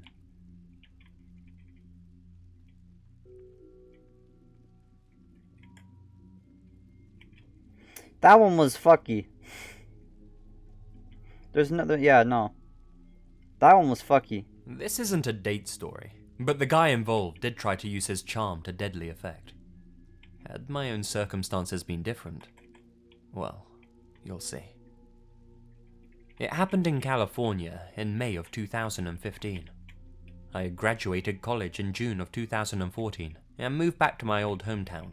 Started a consulting company with my boyfriend, which was going very well. We had just finished a contract in the Bay Area, and were beginning a new one about 8 hours south of Torrance. He moved down there first to start setting up, while I took care of the loose ends at our closing contract before moving down to meet him. The day comes, and I pack my car and head south down the I-5. For the uninitiated, it's a straight highway with little in the way of scenery, As opposed to a aside gay from highway. the occasional strip mall. Its monotony has a reputation for putting drivers to sleep at the wheel. I pass a strip mall with gas and a fast food joint and decide to fill up my car and my stomach. I go to park in the food venue's parking lot, I but thought he it's said fill his completely car full. with his stomach at first. I got really Thus, confused. I park across the street at a hotel, which at the time I didn't think anything of. I go inside and eat my meal, then cross the street to get back to my car. I'm well into the hotel parking lot when a pickup truck pulls down the aisle and cuts off my path. It stops with the passenger side facing me. The driver is alone. He's a clean-cut white male in his mid-30s. I don't remember anything about him, except that he looked very generic and buttoned up. Oh, side character. The way he pulled up in front of me to block my path didn't initially set off any alarm bells. He did it very organically. He rolls down the window and says, "Excuse me, miss, but could you tell me where the grocery store is in this town?" "Oh, I'm sorry. I'm not from here, so I couldn't say." "Oh, where are you from?" Good question. I don't know. Not here, though." I didn't say that to be rude. I'd just moved through so many cities at that point, and was on my way to a new one, so I wasn't really sure how to answer. He laughs and makes a joke, then asks me where I'm headed. I mention that I'm moving. I will say, he was very charismatic, and at this point, I think he's just trying to flirt with me. If I hadn't been so exhausted or in a relationship, on another day it might have worked. He makes another comment about how unpleasant moving can be, and then he gives me a warm chuckle and extends his hand to shake mine. "Well, I'm glad I got to meet you. I'm Scott." Fucking If you Scott. recall, the truck is in front of me, with the passenger side facing me. I actually take a step forward to shake his hand, and then got the delayed response of every alarm bell that should have gone off earlier. 1. I'm in a hotel parking lot. 2. He asked me a question that establishes I don't know where I am. 3. Another question that establishes I'm alone. And 4. Another question that establishes I'm not expected at my destination for many hours. The thing that connected all these synapses? When he extended his hand, he didn't make even the faintest effort to make it accessible to me. He didn't move over the seat to move toward me in any way. His hand was hovering comfortably over the center console, waiting for me to grasp it, which, in order to do, I would have had to lean well into the car. Again, I had already taken a step toward him, and I had already begun to raise my hand to shake his when the sirens went off. I rocked backwards, back to where I was standing, and I just remember looking in his eyes for what felt like forever, feeling everything click into place, while also half convinced that my imagination was just running wild. His hand is still waiting. I lowered mine and felt my eyes slightly narrow with suspicion. Slowly, I said, "I'm going to walk away from your car now, Scott." Boom. Truck burns rubber with thick grey smoke as the guy guns it out of the hotel lot at 100 miles an hour. He must have fucking floored it. Regrettably smart on his end, because I didn't have the license number or anything to offer the police. In the immediate minutes following the event, I felt relieved, but hadn't fully processed the full weight of what had just happened. Unfortunately for me, I had many more hours to think back and analyze the whole interaction to shreds.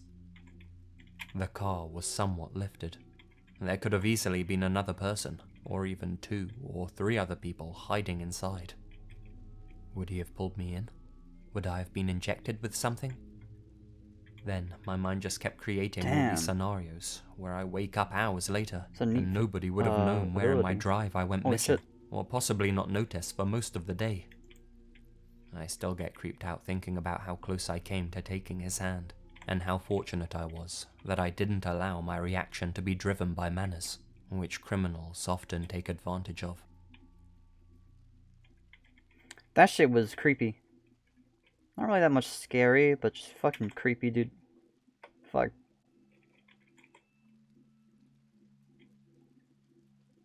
This didn't just happen to me, but my friends, Macy, Eric, and Dorian too, while we were all out on a trip in northwest Montana. Macy's parents had a cottage out by Flathead Lake. One weekend, we all decided to head over there and do a spot of fishing. In this digital age, it's very easy to lose touch with nature. Personally, I was starting to feel like a caged animal that summer, trapped indoors with no reason to go outside.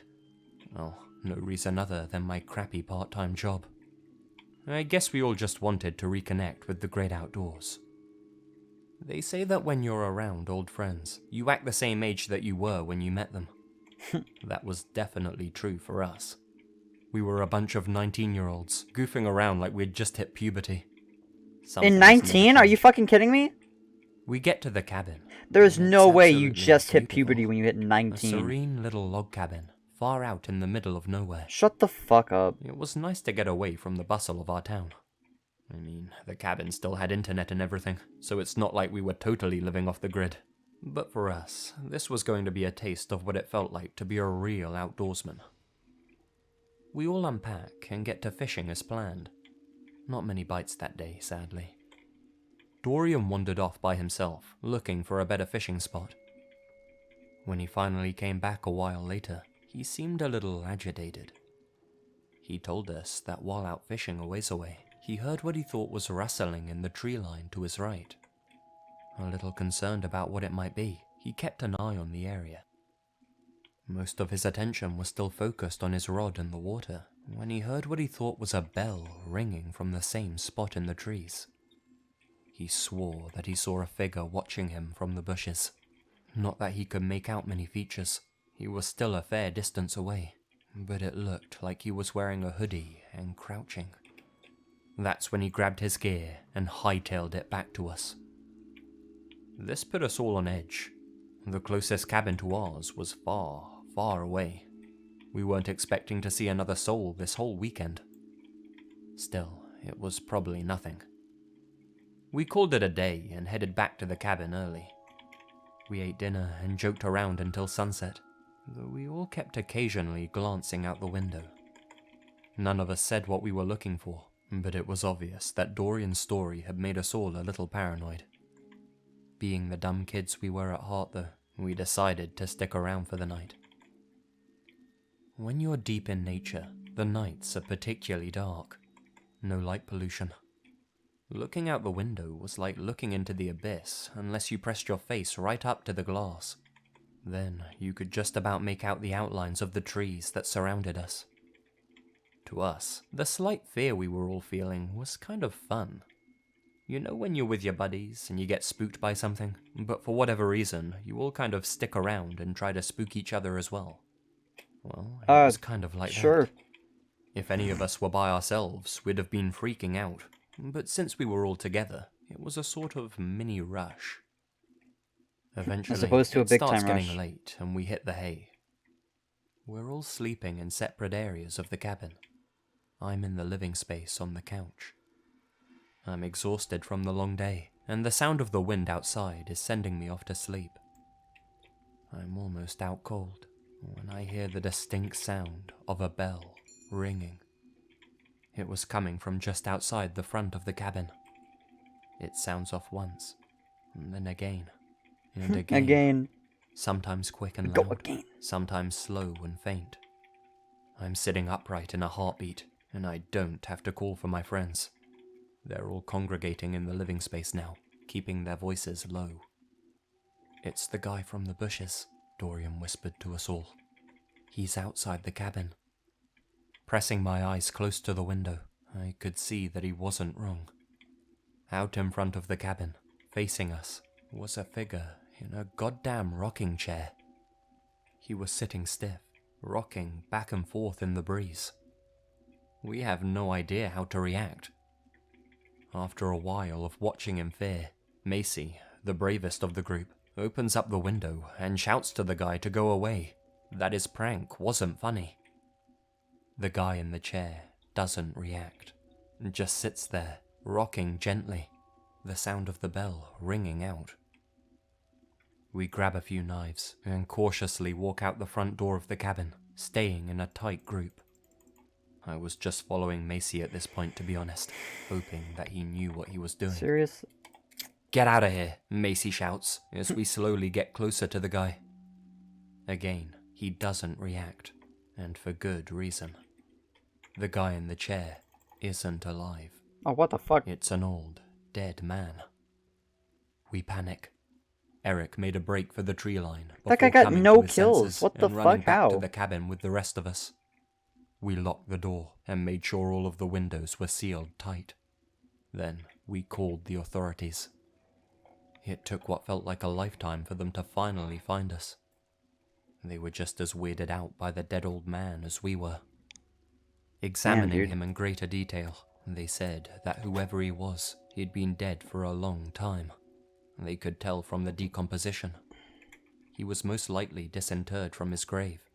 Namely, some sicko had dug this poor guy up and put him in that damn rocking chair. Whoever had done this had also tied a small bell around the man's neck, which rang out as the chair rocked back and forth. That's so weird. What the fuck? A very light set of footprints could be made out in the dirt, leading up to the chair from the tree line. The authorities couldn't find a set leading back though, so God knows what direction the perpetrator walked off in. To our knowledge, the investigation never came to anything. Whoever was watching Dorian from the woods that day remains at large. Why they dug up the old man and used him to terrorize us, I have no idea. Fuck. Alright, dude, listen. You know what it is. Yeah. I think I'm gonna dip. What time is it? It's 5 a.m. Been streaming since midnight, so that's 5 hours. God damn, that's a good stream. But yeah, I'm gonna dip. So, dude, honestly, thank you for all the fucking subs today, all the bits, and follows. I got follows too, apparently. But yeah, dude, I'm gonna dip now. I appreciate everything. I wish I could express it more, but yeah, dude, I gotta dip. I'm out. Yeah, bye!